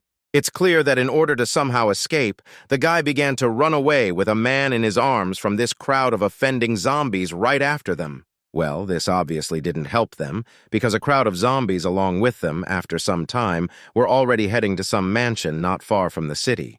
The guy and the man were tied with a chain. They are going to be no longer happy about this because everything did not go according to plan. And the queen at that time was clearly glad that he was able to capture such strong fighters. Oddly enough, a man who had evolved to the 7th degree was a victory for her personally. The partners were taken inside. Inside the building looked more like some kind of prison because they were literally surrounded by cells. The queen lay down on the sofa and asked who knows how many more people they need. In her opinion, this is already enough. You guys guessed that the queen is not a zombie, an ordinary person. She said that every time someone asks about this and she is not obliged to explain anything, after which she ordered them to be taken away from her eyes. A split second later, they were already in the cell. The warden left the men's cell. They were clearly not stupid and were able to easily get out of the chains, and the guy handed the man some kind of jar and said that it was penicillin. Kino said that these handcuffs contained a corpse, but with the help of his ability, it was easy to get rid of him. If it weren't for the guy's penicillin, they would have already disappeared. But the guy still couldn't shake the idea that the corpse queen was actually a person. The man, on the contrary, was glad of this. Otherwise, they could have become zombies long ago, of course, and still you won't envy. But it could have been much worse. Apparently, they are very confident in themselves. There is not a single guard outside. They should wait until it gets dark outside and then run away. The man said that he seemed to have never been here, but for some reason this place seems familiar to him. The guy said that he had already been to the desert nearby. If the place seems familiar, could there be something behind it? Oscar. In principle, the guy was right. Immediately after they were placed in the cell, the woman went to Oscar. She said that the two they captured were enough for his experiment. But he just needed a couple of people. Now he can begin his unknown experiment. The man told the woman that it seemed she needed to find another person. Because Mason could not be touched for now, it was clear that the woman did not understand why this was happening. Oscar began to explain that this was all because he would become their most valuable result of the experiment, and they couldn't throw away such specimens like that. At this time, the man and the guy were also able to escape, but Mason sneezed very loudly right on the street. The guy didn't think that he would be able to discover his own people, so he offers to find out here what secrets this fortress hides. They entered some kind of warehouse. The guy immediately noticed that it was so huge, but at the same time empty. But the guy believed that something was definitely wrong in this warehouse, and they needed to find a secret passage or something like that. The guy asked what the man thought. What if they deliberately placed this warehouse so that escaped prisoners would wander here, but in reality, there is nothing here? Also an option, if you think about it. No one would hide something in such a suspicious place. What if they deliberately placed this warehouse so that the escaped prisoners would be mistaken by the ship? And in fact, there is something here. The man did not particularly react to the guy's speculations and said that everything could be possible. The guy still managed to find the secret entrance. I asked the man to help. The hatch in the floor finally opened. At this time, Oscar flew out of this hatch and asked them who was knocking here non-stop. It's clear that, like Oscar himself, the guy and the man saw each other very strongly. The man immediately began shouting that the prisoners had escaped. But before they could somehow react to this, the man and the guy had already fled from the warehouse. The woman said that if the lens is found out together, they will have a lot of problems. They need to be killed. Who would have thought that they would accidentally wander in here and discover them? He asked. Or had they already escaped? The woman had been watching the cameras all this time and said that this time they headed straight for the exit. Now they know their location, the girl asked if this would not slow down the execution of the Supreme Witch's plan, to which Oscar answered in the negative. I argued this topic that they do not know what exactly they are doing. At this time, the woman asked someone to hide because she has the abilities of a ghost. They are him. Moments later, the same girl from the mine who had been seducing the guy all the time appeared. She began to argue with the fact that the woman was also pretending to be a zombie. She also only had the abilities of a zombie. She asked to stop pretending to be a real walking corpse. The girl thought that this young man was quite interesting and offered to win him over to their side. Noska said that they were not on the same path with him. The girl had been following him for a long time. He asked whether she had managed to unlock the secrets of his rapid evolution. In general, we didn't manage to find out this secret, but she found out his other secret. For example, now she knows his second ability. After these words, the face of the girl and Oscar instantly changed to one of surprise. And the guy and the man were already somewhere in the desert at that time. The guy believed that they were able to break away. Apparently, most of the zombies are in the vicinity of the fortress. Unless a person is captured and dragged to them, he will not even realize that an entire fortress is hiding behind the crowd of zombies. The guy noticed that something was wrong here. They had been discovered, but he could not understand why they managed to escape from there with such ease, to which the man replied that there were no high-level zombies inside. No one outside attacked them at all. And then the guy realized that this could be a trap. The guy used concentration. The guy was sure that this was definitely a trap, because how else could their behavior be explained? But the man said that if an ambush was being prepared against them, he would discover the enemy. In the end, every person has water in their body, so he would not be deceived. Well, if the man is so tough, how did he manage to let them fall into the clutches of zombies? It is clear that he explained this by the fact that there is no liquid in the body of a zombie, and their circle is similar to the real one. He could not feel it or control it. Therefore, in a battle with a person, he could become stronger. But in a battle with a zombie, it was more likely the opposite. When they were carrying out the dialogue, some creature or something unknown apparently crept up on the guy's leg unnoticed. But the essence is that they were engulfed by some incomprehensible tornado. The guy couldn't understand what was going on here. Apparently, they were really trapped. At this time, the guy received a message from the system that a damaged fragment of the system had been detected in this location. The system asked whether he needed to start attaching the fragment. After joining the systems, it would automatically update. The update would take 6 hours. It was clear that the guy chose to update the system. But something incomprehensible happened to him. He could not understand what happened. Apparently these were memories, but he could not understand whose they were. In front of him, he saw some guy who also did not understand how he ended up in this system. He did not even know that it was called a system. The guy's name was Edison. The guy noticed that it looked exactly like his system. Were these really memories of its previous owner? Then Edison appeared in front of the guy, rejoicing that he was truly rich because he had a bunch of jewelry in his hands, and on the bed there were clearly boxes with jewelry too. The guy had one proposition for some man. There were also memories of how he stood on some dance floor, bored with the girls, and said that as long as he was alive, the people at their base would not know hunger. Even if the world is an apocalypse and a real hell, they will have heaven on earth here. It is clear that his subordinates were very supportive of him and chanted that they followed him everywhere. As it turned out, at that moment there was even a chief judge from the association's base there, and there was also some strange man there, whom the guy clearly didn't know. But apparently this is no longer Edison's memory from some other man. This man owes the supreme witch that Edison is now at the base. He has already taken all measures. The woman said that the time had almost come, and the man needed to get down to business. A man came out to her, and he bowed before her, thereby expressing his subordination to her. It is clear that the guy was surprised by what he saw because he could not believe that Edison could somehow not please them. The guy approached the moment when Edison apparently died. The same man who obeyed the queen asked the guy whether he wanted to change the order of things, being only 7th degree evolved, and told him not to overestimate himself. Well, maybe the guy is not too strong, but it's worth a try. He mocked and asked whether he disagreed with this man. She rudely answered the car that this was an impossible task. I didn't think that the guy's strength would be enough for this. As it turned out, the man is an evolved 10th degree and has a special ability for spatial chaos. Using his ability, he created some kind of powerball around himself that looked like one that erases everything in its path. As it turned out, the chief judge was there at that time. He said that to find the peace that the guy so dreams of, strength is needed. The man said that simply turning away from him like that, the guy would achieve nothing. The guy was somehow already without an arm, but was still able to stand on his feet. The man was clearly fast, and it was because of this that the guy could not move. He used the smooth surface of the water. First, he needs to be lured out of here so that the others have time to save him. Then he will return to his world and think about what to do next. Speed climbing, smooth water surface, all these are system skills. The guy couldn't understand why Edison wouldn't use his main ability. At this time, the man, slightly mocking the guy, said that he was too slow for him. And he was already tired of waiting for the guy.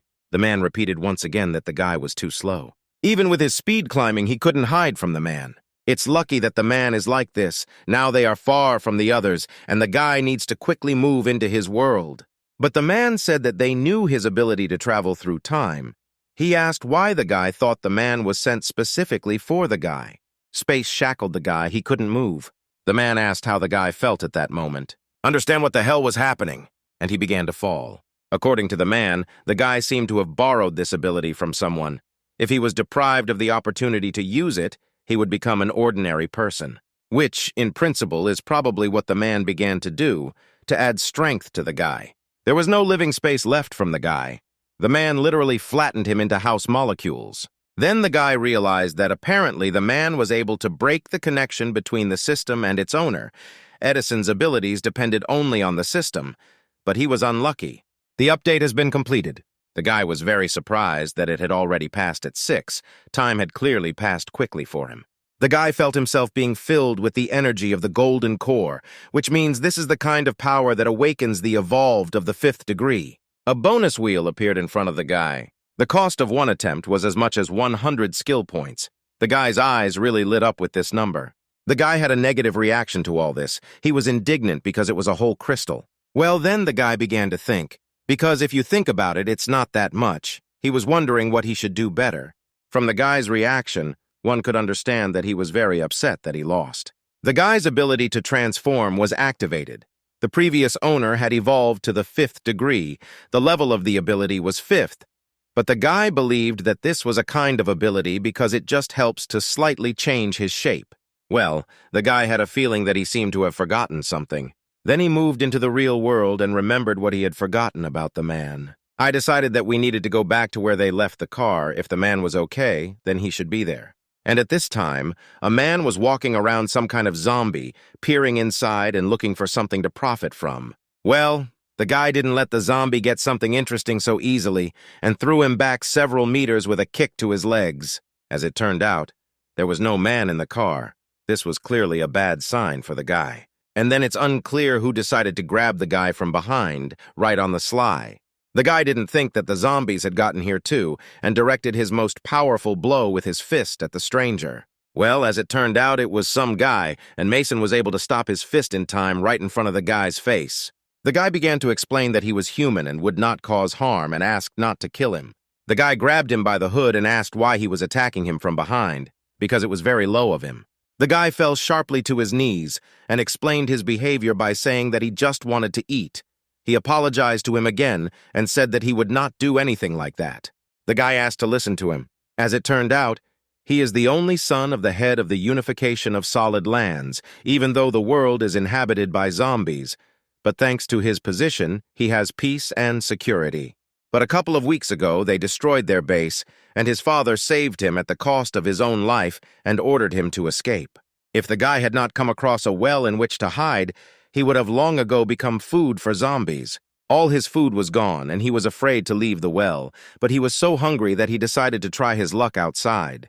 At this time, Mason threw the bag of food to the guy and told him to take it and get his eye out. I sat behind the wheel and saw something unusual in front of me. The stranger begged the guy to take him with him because he knows his way around well and will help him find more food. But the guy said that he was not interested in this. If he didn't get off, he would just go on his way. The guy clearly knew that Mason was looking for someone. In fact, yesterday he saw his friend being dragged out of that car by several people. And the guy knows where they went. It is clear that after such weighty arguments, Mason simply had no choice. They came to unite the solid lands. The guy asked whether the stranger was sure that his friend had been brought here, or whether he had simply tricked him into going with him to explore the area. But the guy asked Mason not to worry and to trust him. He would not deceive him. He asked again if the guy knew where they were now. He replied that I didn't know the exact place, but their warehouse was not on that side, and they could look there first. The guy told the stranger to stay close. The zombies here are weak, but there are many of them. They started going down into some kind of basement or something like that. The guy pointed his finger at some huge gates and told Mason that it was here. The guy was surprised that the door was not locked, and at this time the guy somehow mysteriously stood right in front of the door behind the guy. And he said that the guy was right. There was only a weak zombie outside. He was clearly planning something. At this time, the guy was entered by some kind of light emanating from somewhere, and a crowd of zombies immediately attacked him, planning to tear the guy into small pieces. So, in addition, they also have redder eyes, which was obviously very bad for the guy himself. And then the guy said that, however, his father, who had evolved to the 6th degree, died here, but the guy didn't think that there were weak zombies all around. Some 2 men were discussing that who would have thought that the son of their head had evolved to the 6th degree. So worthless, in no case should they be allowed to be ruled by such a non-entity after the head. It was at that moment that the head of the room came into the room. As it turned out, it was the father of this guy, and he asked without formalities, and I will inform the men to calmly go about their business. And why did they decide to leave the building? At that time, the man was standing over a man who was covered with some kind of towel on top. He hit the chair on which the stranger was sitting with all his might, causing it to fly almost to the ceiling.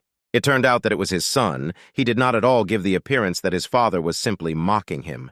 The father kicked the guy with all his might, sending him flying several meters. It turned out that the man was angry because the guy called him dad, and not the head. He said that he could not have such an insignificant son. The guy said that he understood everything. This time, he called the man the head. The guy was sitting with his father at the table and most likely having dinner. My father got angry because he saw food on the table for me. The guy didn't cook a damn thing and he came to eat it himself. The guy ran sharply into the kitchen and said that he would bring everything, and the man continued to insult the guy and call him a non-entity. After the man tried the food, he turned the table over, arguing that the food had already completely cooled down. Well, the guy asked me to wait a little and he would cook some more. And at this time, the man, on the contrary, was not happy that his son called him the head and not the father, and for this the guy received bream. The man began to say that the fame he had earned all his life was shattered because of his son.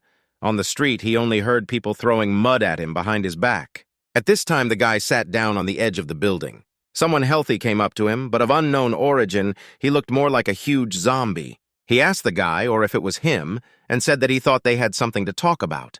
The girl and the guy didn't understand what the monster was talking about. At this time, my son reported that they were working. He had indeed become much stronger. Such a large number of zombies was not a problem for him. It was clear that he easily defeated the zombies and did not see this as an obstacle. At this time, some zombie began to scream, thereby emitting large, strong sound waves. The guy realized that they were acting in concert. He dealt a powerful blow to one of the zombies directly from the leg. Seeing something incomprehensible in front of him, he was very surprised. And he saw in front of him a chain that was trying to grab him. In principle, she almost succeeded, because he was fighting off his feet because of it. But on top of that, someone used a weapon and shot him. Mason had only one question in his head. Since when did zombies learn to handle weapons? Well, I didn't have much time to think because a bunch of zombies were already approaching him. Then, fortunately for the guy, a man appeared and dealt with the remnants of the zombies. During the contraction, the guy asked where the man was yesterday and why he wasn't in the car. He began to explain that after the sand and the desert separated them, he was able to get out and return to the car. He didn't know when the guy would return, and there were few supplies left in the car, so he decided to follow the guy who brought him here. Initially, they did not plan to attack him, but then he found out about his power. They stopped avoiding him, and to be honest, he was a little puzzled by this. And when he was about to leave, they returned and began throwing sand and bottles of gasoline at him, as if they realized what his weak point was. He managed to escape, but he lost his way. When he found the car, he saw that the guy was talking to an acquaintance who had arrived in search of the man. The guy decided that the man decided to make him a bait in order to follow the stranger and find out what the hell was going on here. But the man began to explain that they could cope with a maximum of the 6th degree evolved. So against the two of them, they had no chance, as they thought they weren't. The guy asked him to listen. He doesn't act together with the man. Doesn't it seem to the man that the guy is somehow involved in this? The guy decided that he needed to get to the person behind all this as quickly as possible and sort out this mess. For some time, the zombies were affected by some kind of sound wave. As it turned out, after this sound wave, the zombies began to abruptly run away from the scene, and it is clear that the guy tried to prevent him from doing this. At this time, the same guy who met Mason in the desert came into the room.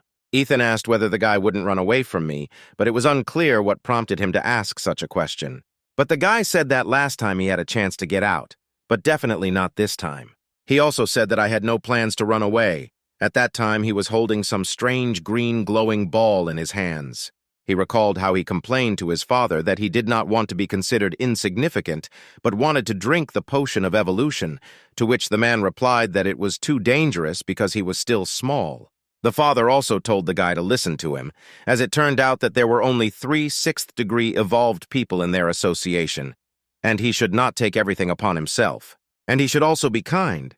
He doesn't want to remain some kind of mascot forever. Their association is so full of worthless idiots. Precisely because the guy destroyed his own, the father is ashamed to even raise his head in front of his subordinates. But the guy insisted on his own and told his father that he would drink this potion because he no longer wanted to be a non-entity. After this, it was clearly not the first time that the guy received a strong blow from his father right from his leg, which sent him flying several meters away. But the father told his son that the non-entity would not die after one sip. He could not understand whether he really dared to doubt his words and his decision. The guy was holding this ball in his hands and was clearly thinking about drinking the potion. After the guy started taking the potion, the man and the guy became wary. The guys could see that it had barely begun to act. Some dark shadows appeared around his eyes lit up with a red-pink hue, and he clenched his teeth very tightly as if from anger. After which, the guy fell to the floor and most likely unconscious. Apparently, the processes of evolution have already begun. The guy was lucky because usually the nucleus has very little chance of starting evolution. To be honest, the guy didn't look the best.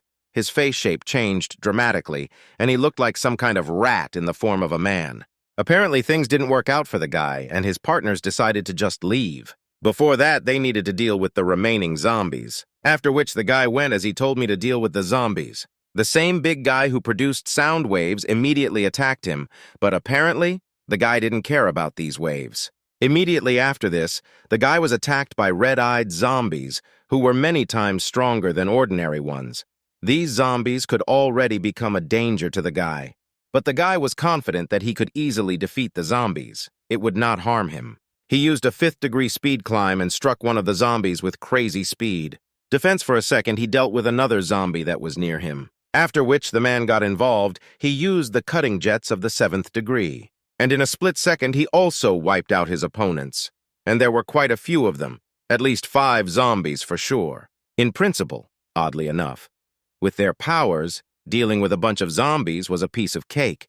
But now they have a problem on the table in the form of this very big guy who emits sound waves. Now it was his turn to fight them. Apparently, his strength lies in controlling the rest of the zombies, so if all his friends don't, he will turn into a defenseless creature. Obviously, unexpectedly for the guy, the zombie asked to spare him and said that he could help them. But the guy reacted to this doubtfully. He said that he was not yet such a vile type to make friends with zombies, after which he asked the man to finish him off. Basically, as the guy asked, the man began to use his ability to destroy the obstacle in the form of zombies. At this time, when the rays, capable of killing zombies in a split second, almost approached his face, they heard the guy begging not to kill him. The guy had already come to his senses, but to be honest, he didn't look very good. The man did not argue with the fact that it seemed to them that the guy was finished, but his evolution was still successful, which could not but please the guy himself. But about the man, it was not clearly visible whether he was happy about it. Mason couldn't understand why the guy, being a human, was asking to have pity on the zombies, or whether he even knew what disgusting creatures they were. But the guy said that he simply could not understand him, because this zombie respected him. He gave him the strength to live on. The zombie said that he was the result of a failed experiment to create a corpse king. Oscar wanted to get rid of him, but fortunately he managed to escape. But the guy was a non-entity in the eyes of others, and even his own father treated him terribly. They are so similar, 2 creatures abandoned to the mercy of fate who have suffered greatly. Then the zombie invited the guy to unite. He would respect and protect him, and in due time he would supply him with food, and a bright future would await them. It's clear that the guy didn't really have a choice because this was probably the only person who understood him, and didn't condemn him and called him a non-entity, and he agreed with the zombie. Mason assumed that the 2 of them destroyed the associations of solid lands, he asked. Or the guy thought that this was an act that a person would do. Well, from the guy's reaction, it was clear that he did not regret this action for a minute. He said that this was what they all needed and they deserved to die. The guy, probably slightly offended inside, said that nothing would help him. He clearly hoped that the guy would be adequate, after which he said that now the man's way out. The man began to use the ability to destroy zombies. It's clear that the guy was ready to stand up for his friend to the last, even despite the fact that he was a zombie, because at least this is the only person in his life who understood him and supported him. But for some reason, the guy thought that in this situation it was best for him to attack Mason. He was ready to tear him to pieces. Well, the guy told him not to overestimate himself. It was clearly clear that Mason would deal with the guy without any problems. After which he delivered a blow of tolerable force directly to the guy's stomach, and the guy already at that moment regretted that he had at least tried to attack him. Mason only said that respect must be earned with one's enormous strength, and not with the help of zombies as the guy did. But Mason didn't stop on that roof. He decided to teach the guy a little more. And he threw him at the wall just like some kind of tennis ball, and from the force of the guy's blow it was noticeable that he was thrown with enormous force. And at that time, the guy just stood and calmly looked at the lying guy after him. Mason said that the guy had a truly exceptional life. His heart has long been rotten because of this terrible changed world. At this time, while the guy was expressing his thoughts, he noticed that there was some kind of secret passage in the wall. It is not clear how he was able to notice it in the first place. The partners were very surprised that the guy was capable of such a thing because you couldn't tell by his appearance. They saw many practically naked women in front of them. But the guy told the man that they had nothing to do here. He offered to escort these poor girls to the nearest base. It's clear that the girls thanked him for this, and for some reason added that they wanted children from them. As it turned out, they brought these girls to the climbing camp, and the guy said that they had saved several people, and the buildings of the solid lands asked if they could take them in, to which the head replied that they would only be happy about this. The woman asked the girl to guide them. The guy said that, unfortunately, they cannot stay because they need to return after dark, otherwise they will have big problems. The woman only finally told them to be careful because zombies have become more active lately, and if you relax even for a minute, you can get into huge problems. But the guy asked not to worry about them, because at least they are not just some people, but evolved to a fairly high degree. At this time, the guy returned to the association building the Earth. The man immediately asked the guy what his catch was. Well, to be honest, the guy was a little frostbitten by this question, but on the contrary, he asked his own question. He asked how Michael, the first owner of the system, died. For some reason, the man got angry because of this question. Because the guy himself saw the materials on the case, it indicated that a man killed him. In fact, the Supreme Witch was behind all this. The guy couldn't understand where the woman came from, to which the man replied that she was one of 20 members of a terrible alliance. This is an organization that controls the entire city, and for the last couple of years they have been reaching out to the rest of the cities and are looking for various outstanding beings. Their plan is to control all 3 areas. The guy is already familiar with one of the talent lovers. This is Oscar. As for the guy's question, Michael created his own organization to destroy the Supreme Witch, but in the end he died at her own hand. The man also remembered that the Supreme Judge, when you were also a member of his organization. Their conversation had already included the Chief Judge himself. He said that Michael had picked up many people from the street, and he was one of them. Unfortunately, he died a terrible death. The guy said that Oscar already knows how to artificially create a corpse king. If he continues to work for the benefit of the Supreme Witch, we can only wait for the worst. After all, the Corpse Queen has incredible strength. If he is also 7th degree, he can even easily destroy a small organization. For the 17th camp of the Climbing Aid Union and their association, this is a big threat. The guy asked how he could help in this situation. If the Supreme Witch decides to attack, then they will have many wounded, the man asked, or the guy can provide them with medicine. The guy assured the man that he could rely on him for this. After which the guy went to the ward with the nearest girl in it. As it turned out, the doctor said that in a couple of days she would have to talk about something, so she was fine. But the guy was worried that if the plans of the Supreme Witch included capturing all 3 regions, then these events would definitely affect his friends. Perhaps they would be made slaves by corpse kings, or maybe even killed. He could not allow this to happen. He finally understood why Michael decided to create his own organization in this chaotic world. He probably also met those whom he later wanted to protect. The guy's main goal is to become stronger and protect all these people. And the girl blushed slightly and asked why the guy was looking and smiling like that. He said that he just suddenly thought how cute the girl was and was staring at it. But the girl's reaction was very strange. Instead of thanking the guy, she hit him with all her might and told him not to do that again. After which the guy decided that he needed to rush to get medicine and began to be transported to his world. But at that moment, someone grabbed him by the shoulder. It's clear that his reaction was fine. He immediately grabbed this man and threw him over his back. As it turned out, this was the same girl who reported to the commander about the guy.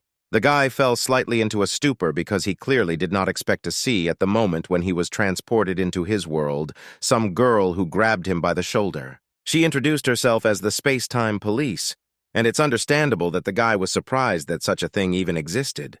And that guy guessed that this was apparently somehow connected with his system, and apparently they found out everything about him. He had already begun to have thoughts that they wanted to capture him and use him for the sake of science, and ours began to sweat from such a thought. And then the guy abruptly approached the girl and said that since everything had turned out this way, all he could do was clearly do something bad.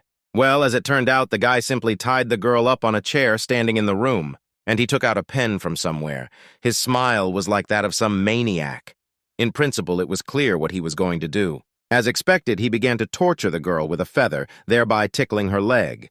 Sooner or later, she had to give up and not stand it. Indeed, it seemed like some kind of interrogation began. The first question was for what purpose she came to his house in the first place. But here it is unclear for what reasons it began to beg for him to let her go, arguing that she did not want to do anything bad. But he said that she snuck into his house and installed a camera everywhere. He couldn't understand or whether she really believed that this was called nothing bad, and in general, why they believed her.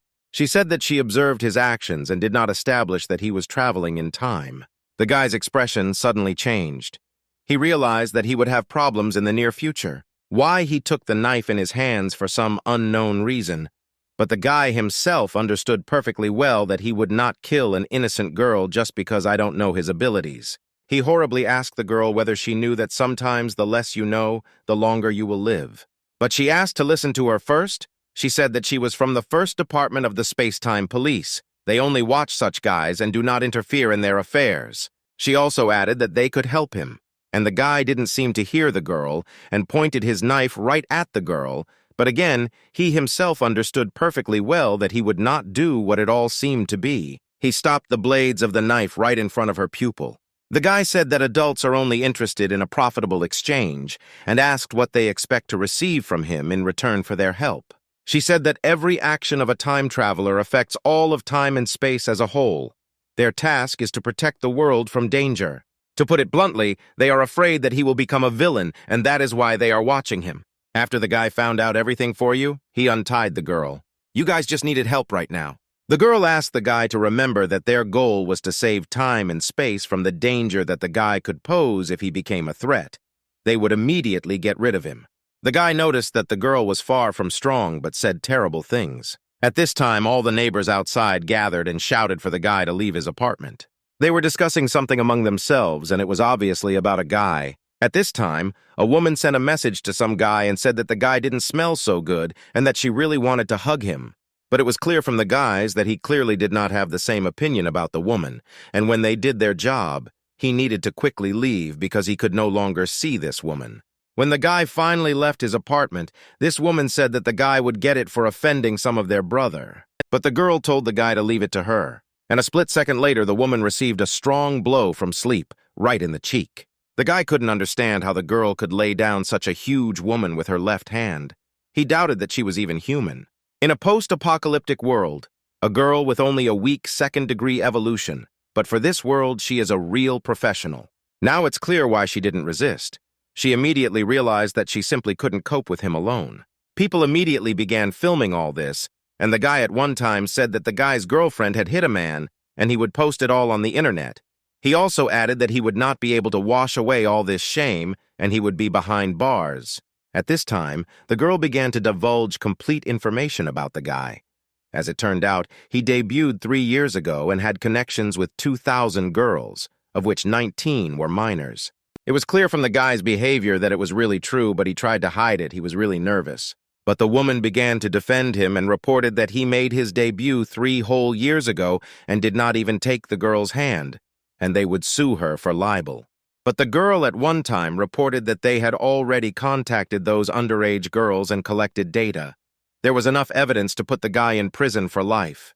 The guy could not understand who the girl thought she was. He began to insult her and tell her to choke on the evidence. And Mason will tell you that the guy is still as proud as he was then in the restaurant, and apparently he didn't get enough last time. As expected, the guy struck him with a strong blow right in the jaw, causing him to fly several meters away. After seeing this, a crowd of people immediately began to run away from the scene. The guy said that there is no need to waste time chatting with such people. If they have evidence, let the law deal with it. He thanked for the help, but said that he had to go so they would see each other later. Now he needs to get the medicine as soon as possible.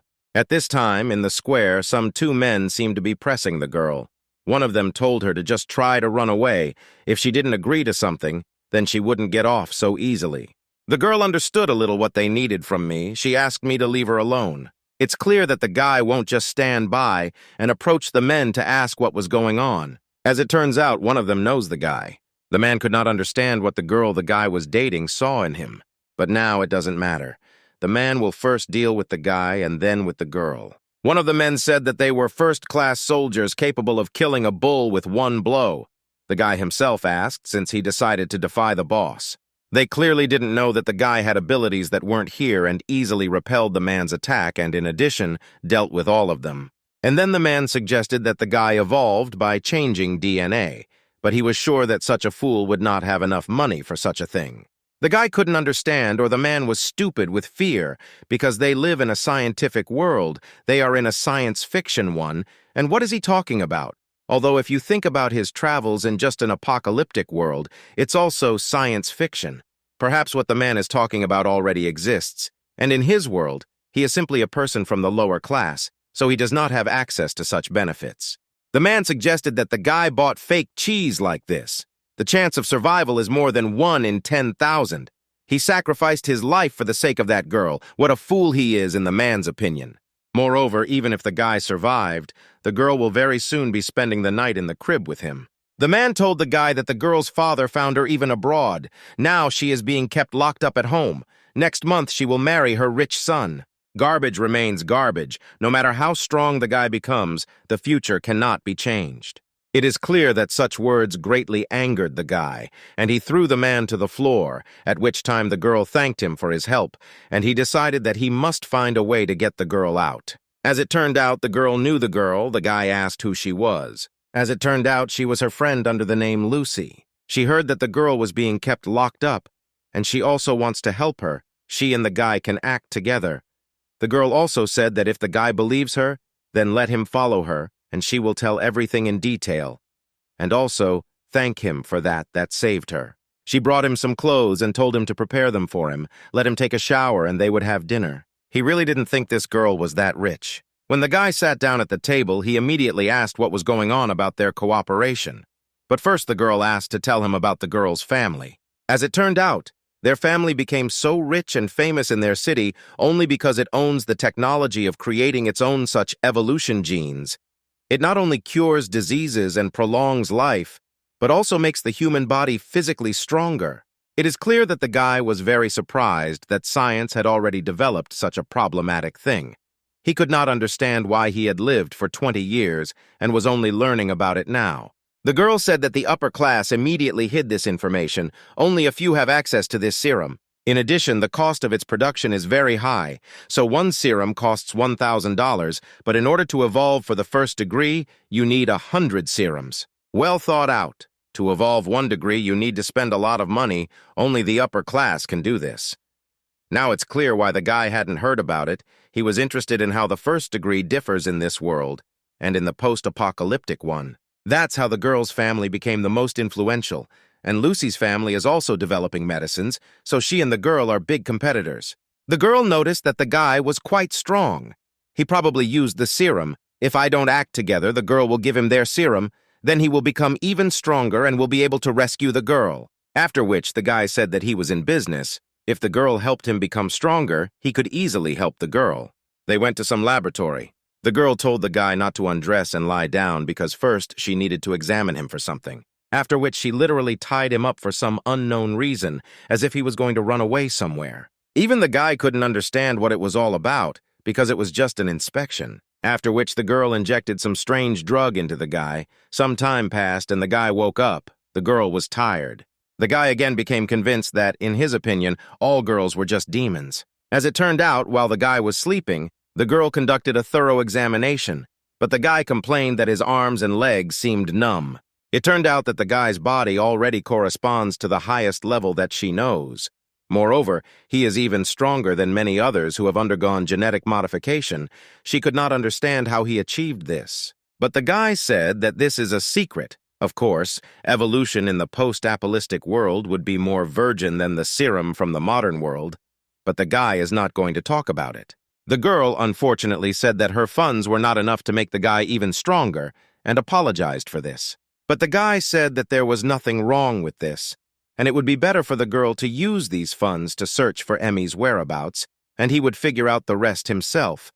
But the girl stroked his leg with her foot, and asked him not to worry because he had already helped her, so she will help him. Since the girl's family is engaged in the production of medicine, the guy asked her to make some medicine for him. If he goes to buy it himself, then problems may arise, to which the girl replied that you are not a problem there. She will do whatever he wants and in any quantity. Sometime later, the girl told the guy that everything was ready. As it turned out, this was a specially potent antidote that he asked for.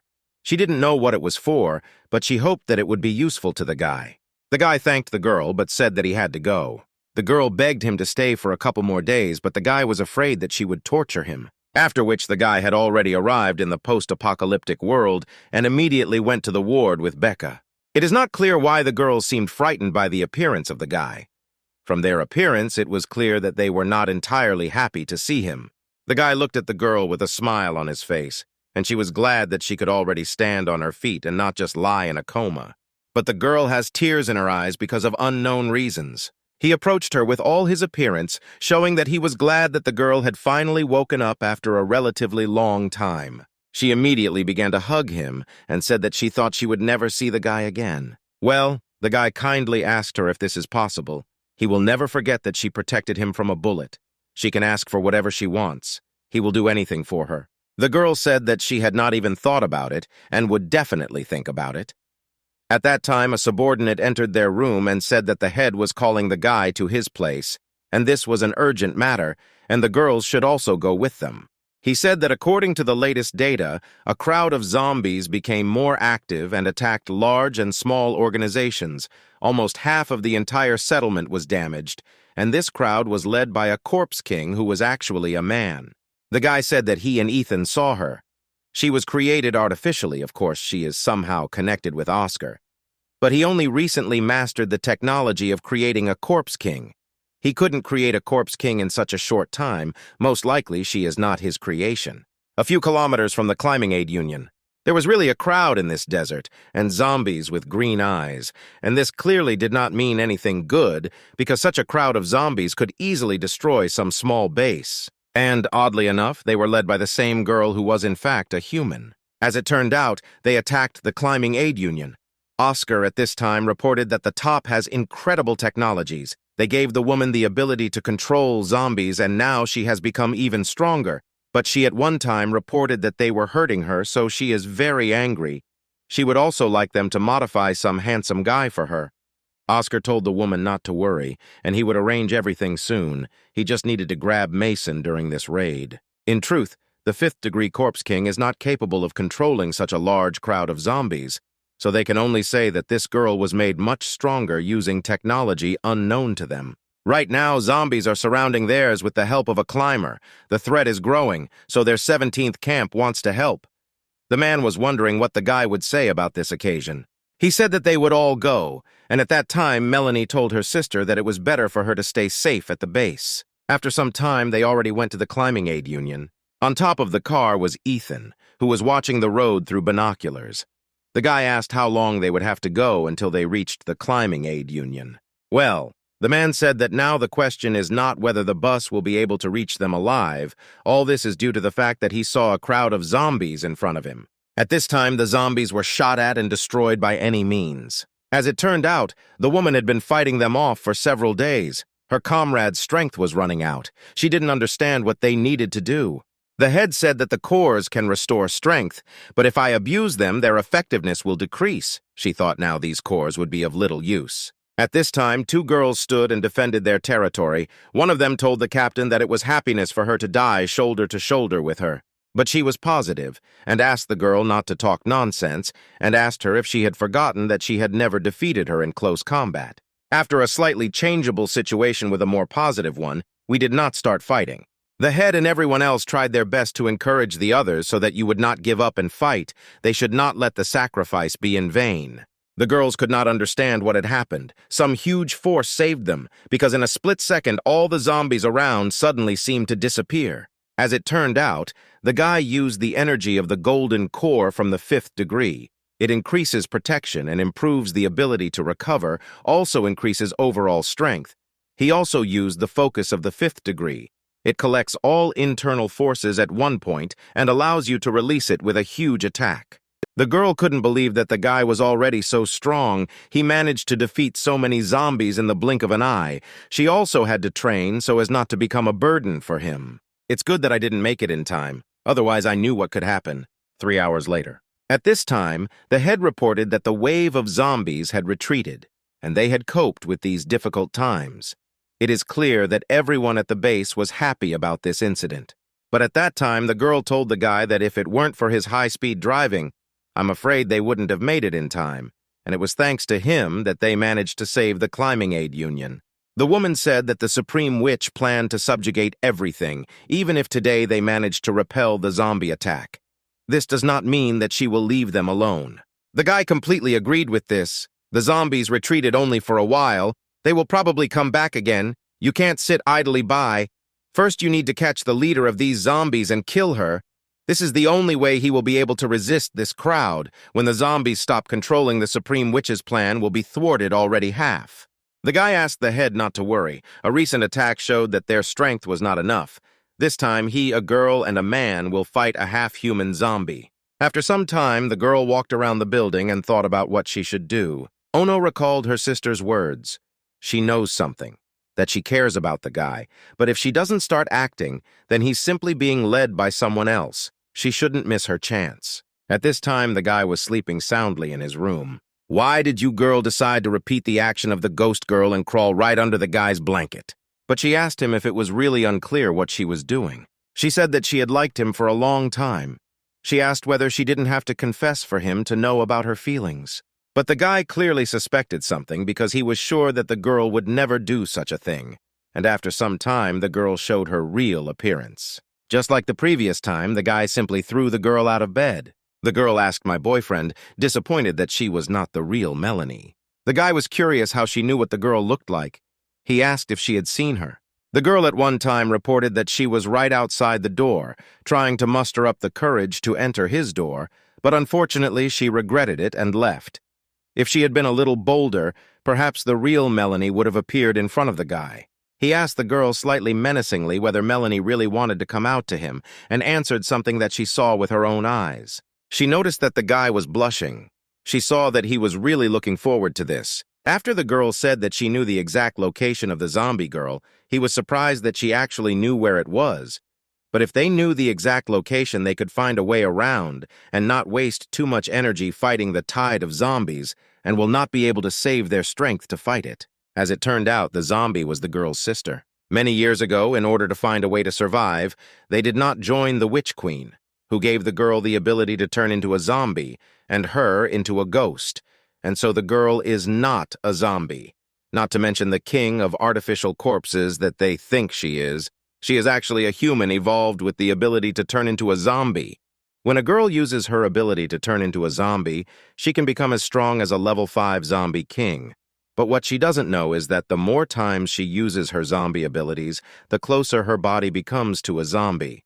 Perhaps one day she will become a zombie in the true sense this word, a zombie queen without human will and human thoughts. The guy asked, or the girl wanted him to help her stop her sister. She answered something that she was not strong enough to defeat her alone. She wanted the guy to help her. She suggested that she would tell where she was, and he would help her defeat her. But will save her life, the guy responded positively to this proposal. But before the girl left, he asked her not to turn into someone else in front of him in the future. Early the next morning, the guy said that they were leaving, but the girl asked not to worry about him, because the tide of zombies had stopped for now. Only a few scattered zombies remained. They would not be able to hold out. The captain gave the girl some kind of stone for training, which can restore her physical strength. She wants to be sure in her safety. The girl immediately began to hug the captain, and jokingly said that when she returns, she will really defeat her in battle. The girl asked the man, or did he notice that there was a city ahead? Well, the guy said that there was no city on the map. It seemed like it appeared out of nowhere. The only way to get through this section of road, which is sharpened by enemies on both sides, is to cross the city. As it turned out, it was an illusion of a girl, and the guy can let him drive straight inside. The girl has a way to find a way out. Alice's talent is turning into a ghost. She can also turn into an invisible state of a ghost. She can choose the one who will see her. The guy couldn't understand how it was that this city didn't look the least bit neglected. It was very strange for him. The girl from above reported that a large number of people were seen ahead. Some women suddenly appeared in front of the car, glad that they had finally seen at least some living ones, because this was a very rare thing. At this time, the guy seemed to be transported to some other space. There was nothing around him except white. He saw Emma in front of him, who said that she had returned and asked whether he missed her. She exchanged it and said that this time she was back and would not be together forever. And at that time, the man saw his mother, who told him that he had matured very much. It's not clear how, but the guy abruptly switched from Emma to Melanie, who he told that she needed to say what she liked. And at that time, the girls got caught by the captain, and the two of them had the idea of being together. After all, this is not prohibited, at least. It is clear that this was the work of a zombie, which apparently hypnotized all the people. Alice at this time noticed that the guy was enjoying this illusion, but she could not understand who this woman in front of him was, and she looked very familiar. The girl got angry because the guy was really enjoying himself and was simply ignoring her too. She also added that she might get angry because of this. When the guy finally realized that this was all an illusion, he suddenly woke up and dealt a powerful blow to the zombie. The guy immediately thanked the girl, but she asked him to say thank you to her ass. If he had not woken up, he would have simply been killed. After some time, everyone moved away from this illusion and decided that they needed to quickly destroy these zombies, because they could pose a very big problem in the future. Well, the guy said that there were too many zombies here and suggested that we simply leave here. The guy asked Alice to tell him how to get out of this city. She directed him towards some wall. The guy came up with the idea that if an illusion appeared in the city, then the girl was nearby. He once again asked Alice to name the exact location of his sister. But Nam asked the guy to let her feel it. She started navigating for them. She said that she was 300 kilometers from them. The journey would take about 2 hours. They needed to drive straight 100 kilometers and turn right. At this time, Oscar the girl and many zombies were somewhere in the desert. Oscar was interested in how long it would take to prepare for the next zombie. The girl said that it would take another 4 hours to come. It would take a lot of time to drive away the zombies from everywhere. The guy and his whole company arrived just in this desert. Oscar was really surprised to see the girl in front of him. He was angry with her and believed that she did it on purpose. But the girl began to teach in the cold and denied it. She said that she did not notice that Oscar was behind the stone. Oscar asked the girl to forget this, and he would not dwell on it. Thanks to her, they all ended up near him. He owes the queen, the witch, about this, and she will be well rewarded for this. The guy asked the girl whether she had betrayed him, but she didn't even really try to justify herself. She just said that the guy himself was to blame for his stupidity. And the girl at one time told them to give up the fight, because they are surrounded and they simply have no choice. And it was a good time to say that he took the guy back. His experiment will go smoothly, he will thank him for it, and he will know what it's like to gain power. And a group of people like that were really surrounded by zombies on all sides. The girl did not stand on ceremony for a particularly long time. After the guy did not agree that they would surrender, she sent all the zombies to attack. It's clear that the guy quickly reacted to all this and began to fight the zombies to protect his friends. Even resurrected, he noticed that the guy had improved his abilities again in such a short time, but he was not taken aback and began to saw through apparently corpse poison. The guy said that it had such a paralyzing effect that they all needed to cover our mouths. The girl said that now that their mouth and nose are closed, they should have a better sense of hearing, vision, and touch. The girl used a flash of illusory light. It releases a blinding light that creates an illusion and lures enemies into it. Some very huge zombie appeared in front of a group of people. Oscar asked her girlfriend if she could handle them. I understand for what reasons the girl suddenly decided that it was time for her sister to end her life in this world. It is clear that the man did not expect to see this right before his eyes. Well, Alice said that I'm afraid my sister wasn't worried, because with her abilities she won't die, she can simply be immobilized. It is clear that everyone present was also surprised that the girl who betrayed them suddenly decided to take their side. And then the guy already admitted that he was afraid that the girl would not keep her promise. As it turned out that night, they agreed that if the girl follows his plan, then her sister will be conquered by them. She asked whether he wants to participate if an accident occurs. He will die. But he asked in response how she can know whether she will win or not if she does not accept participation in a gambling game. After which the girl asked whether the guy really doesn't trust her that much, because she might get angry with him for this. Oscar began to get very angry at the girl for setting them up and betraying them. He asked whether she was not afraid that the Witch Queen would take her life.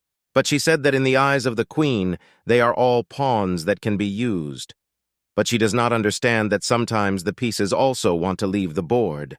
She asked whether the man wants to be a pawn that can be thrown away at any moment, or whether he wants to be a fighter outside the game, or whether he even wants to die just now. But the man asked the girl not to think that this would stop the Witch Queen's plan. When she rules everyone, they will all become his experimental subjects. And the man began to spray his poison again. At this time, my brother came in with the keys. He was surprised at what she was still doing in the room. The girl said that this is a genetic drug that she recently developed, and he needs to take only 20 of these potions to raise his level to the first. The guy was clearly confused by hearing the number 20.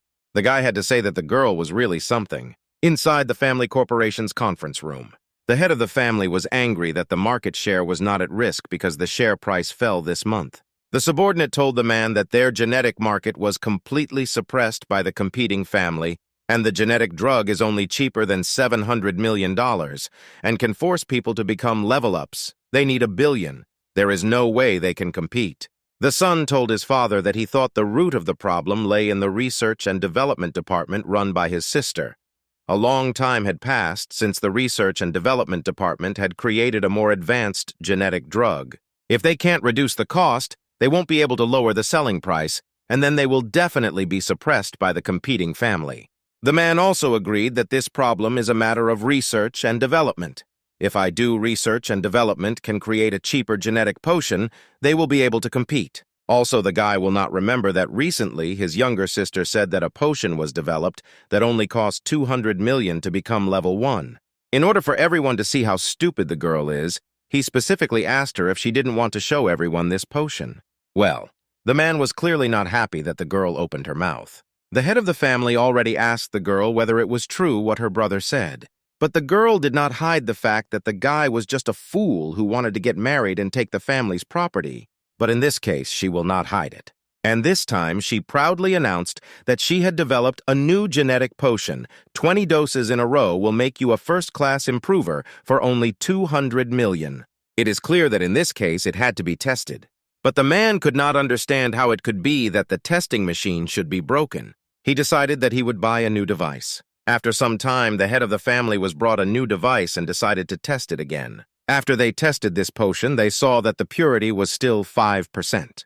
The brother was furious and could not believe that she was actually able to develop it. The head of the family began to praise the girl and said that she had done a great job.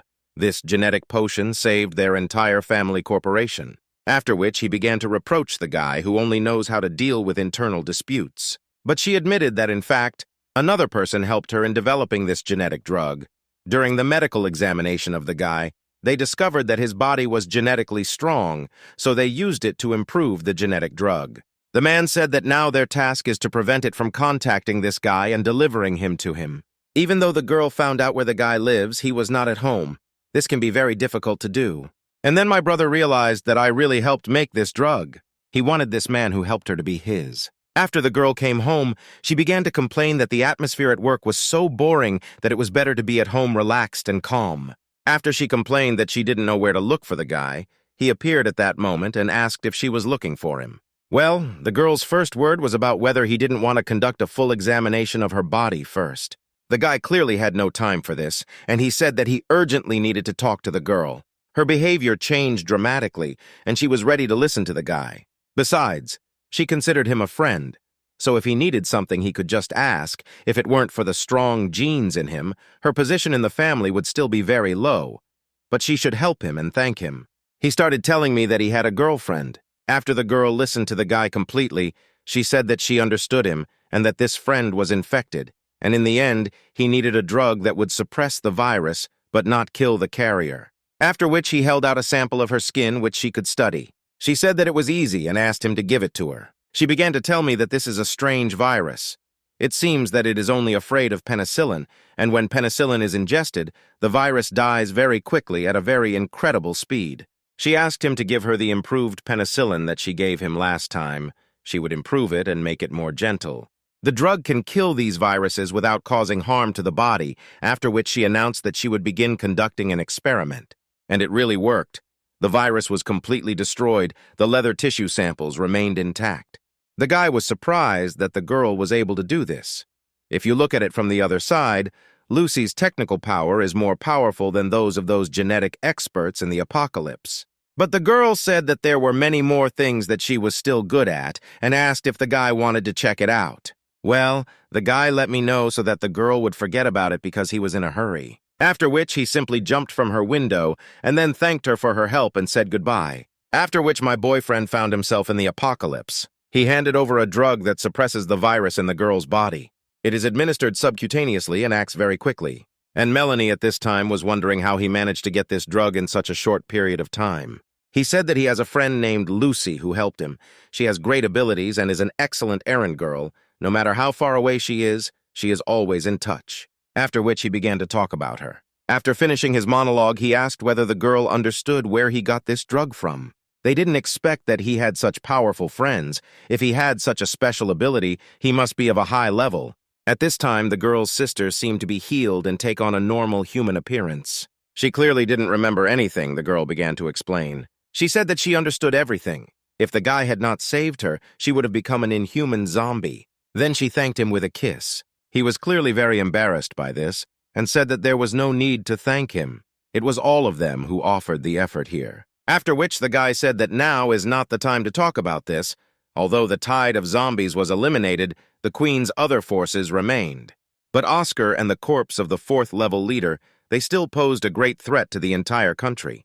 The girl asked whether their next plan was to destroy Oscar and the leader's corpse. The guy answered positively that they would destroy them and then go after the Witch Queen, so the state would no longer have to face threats.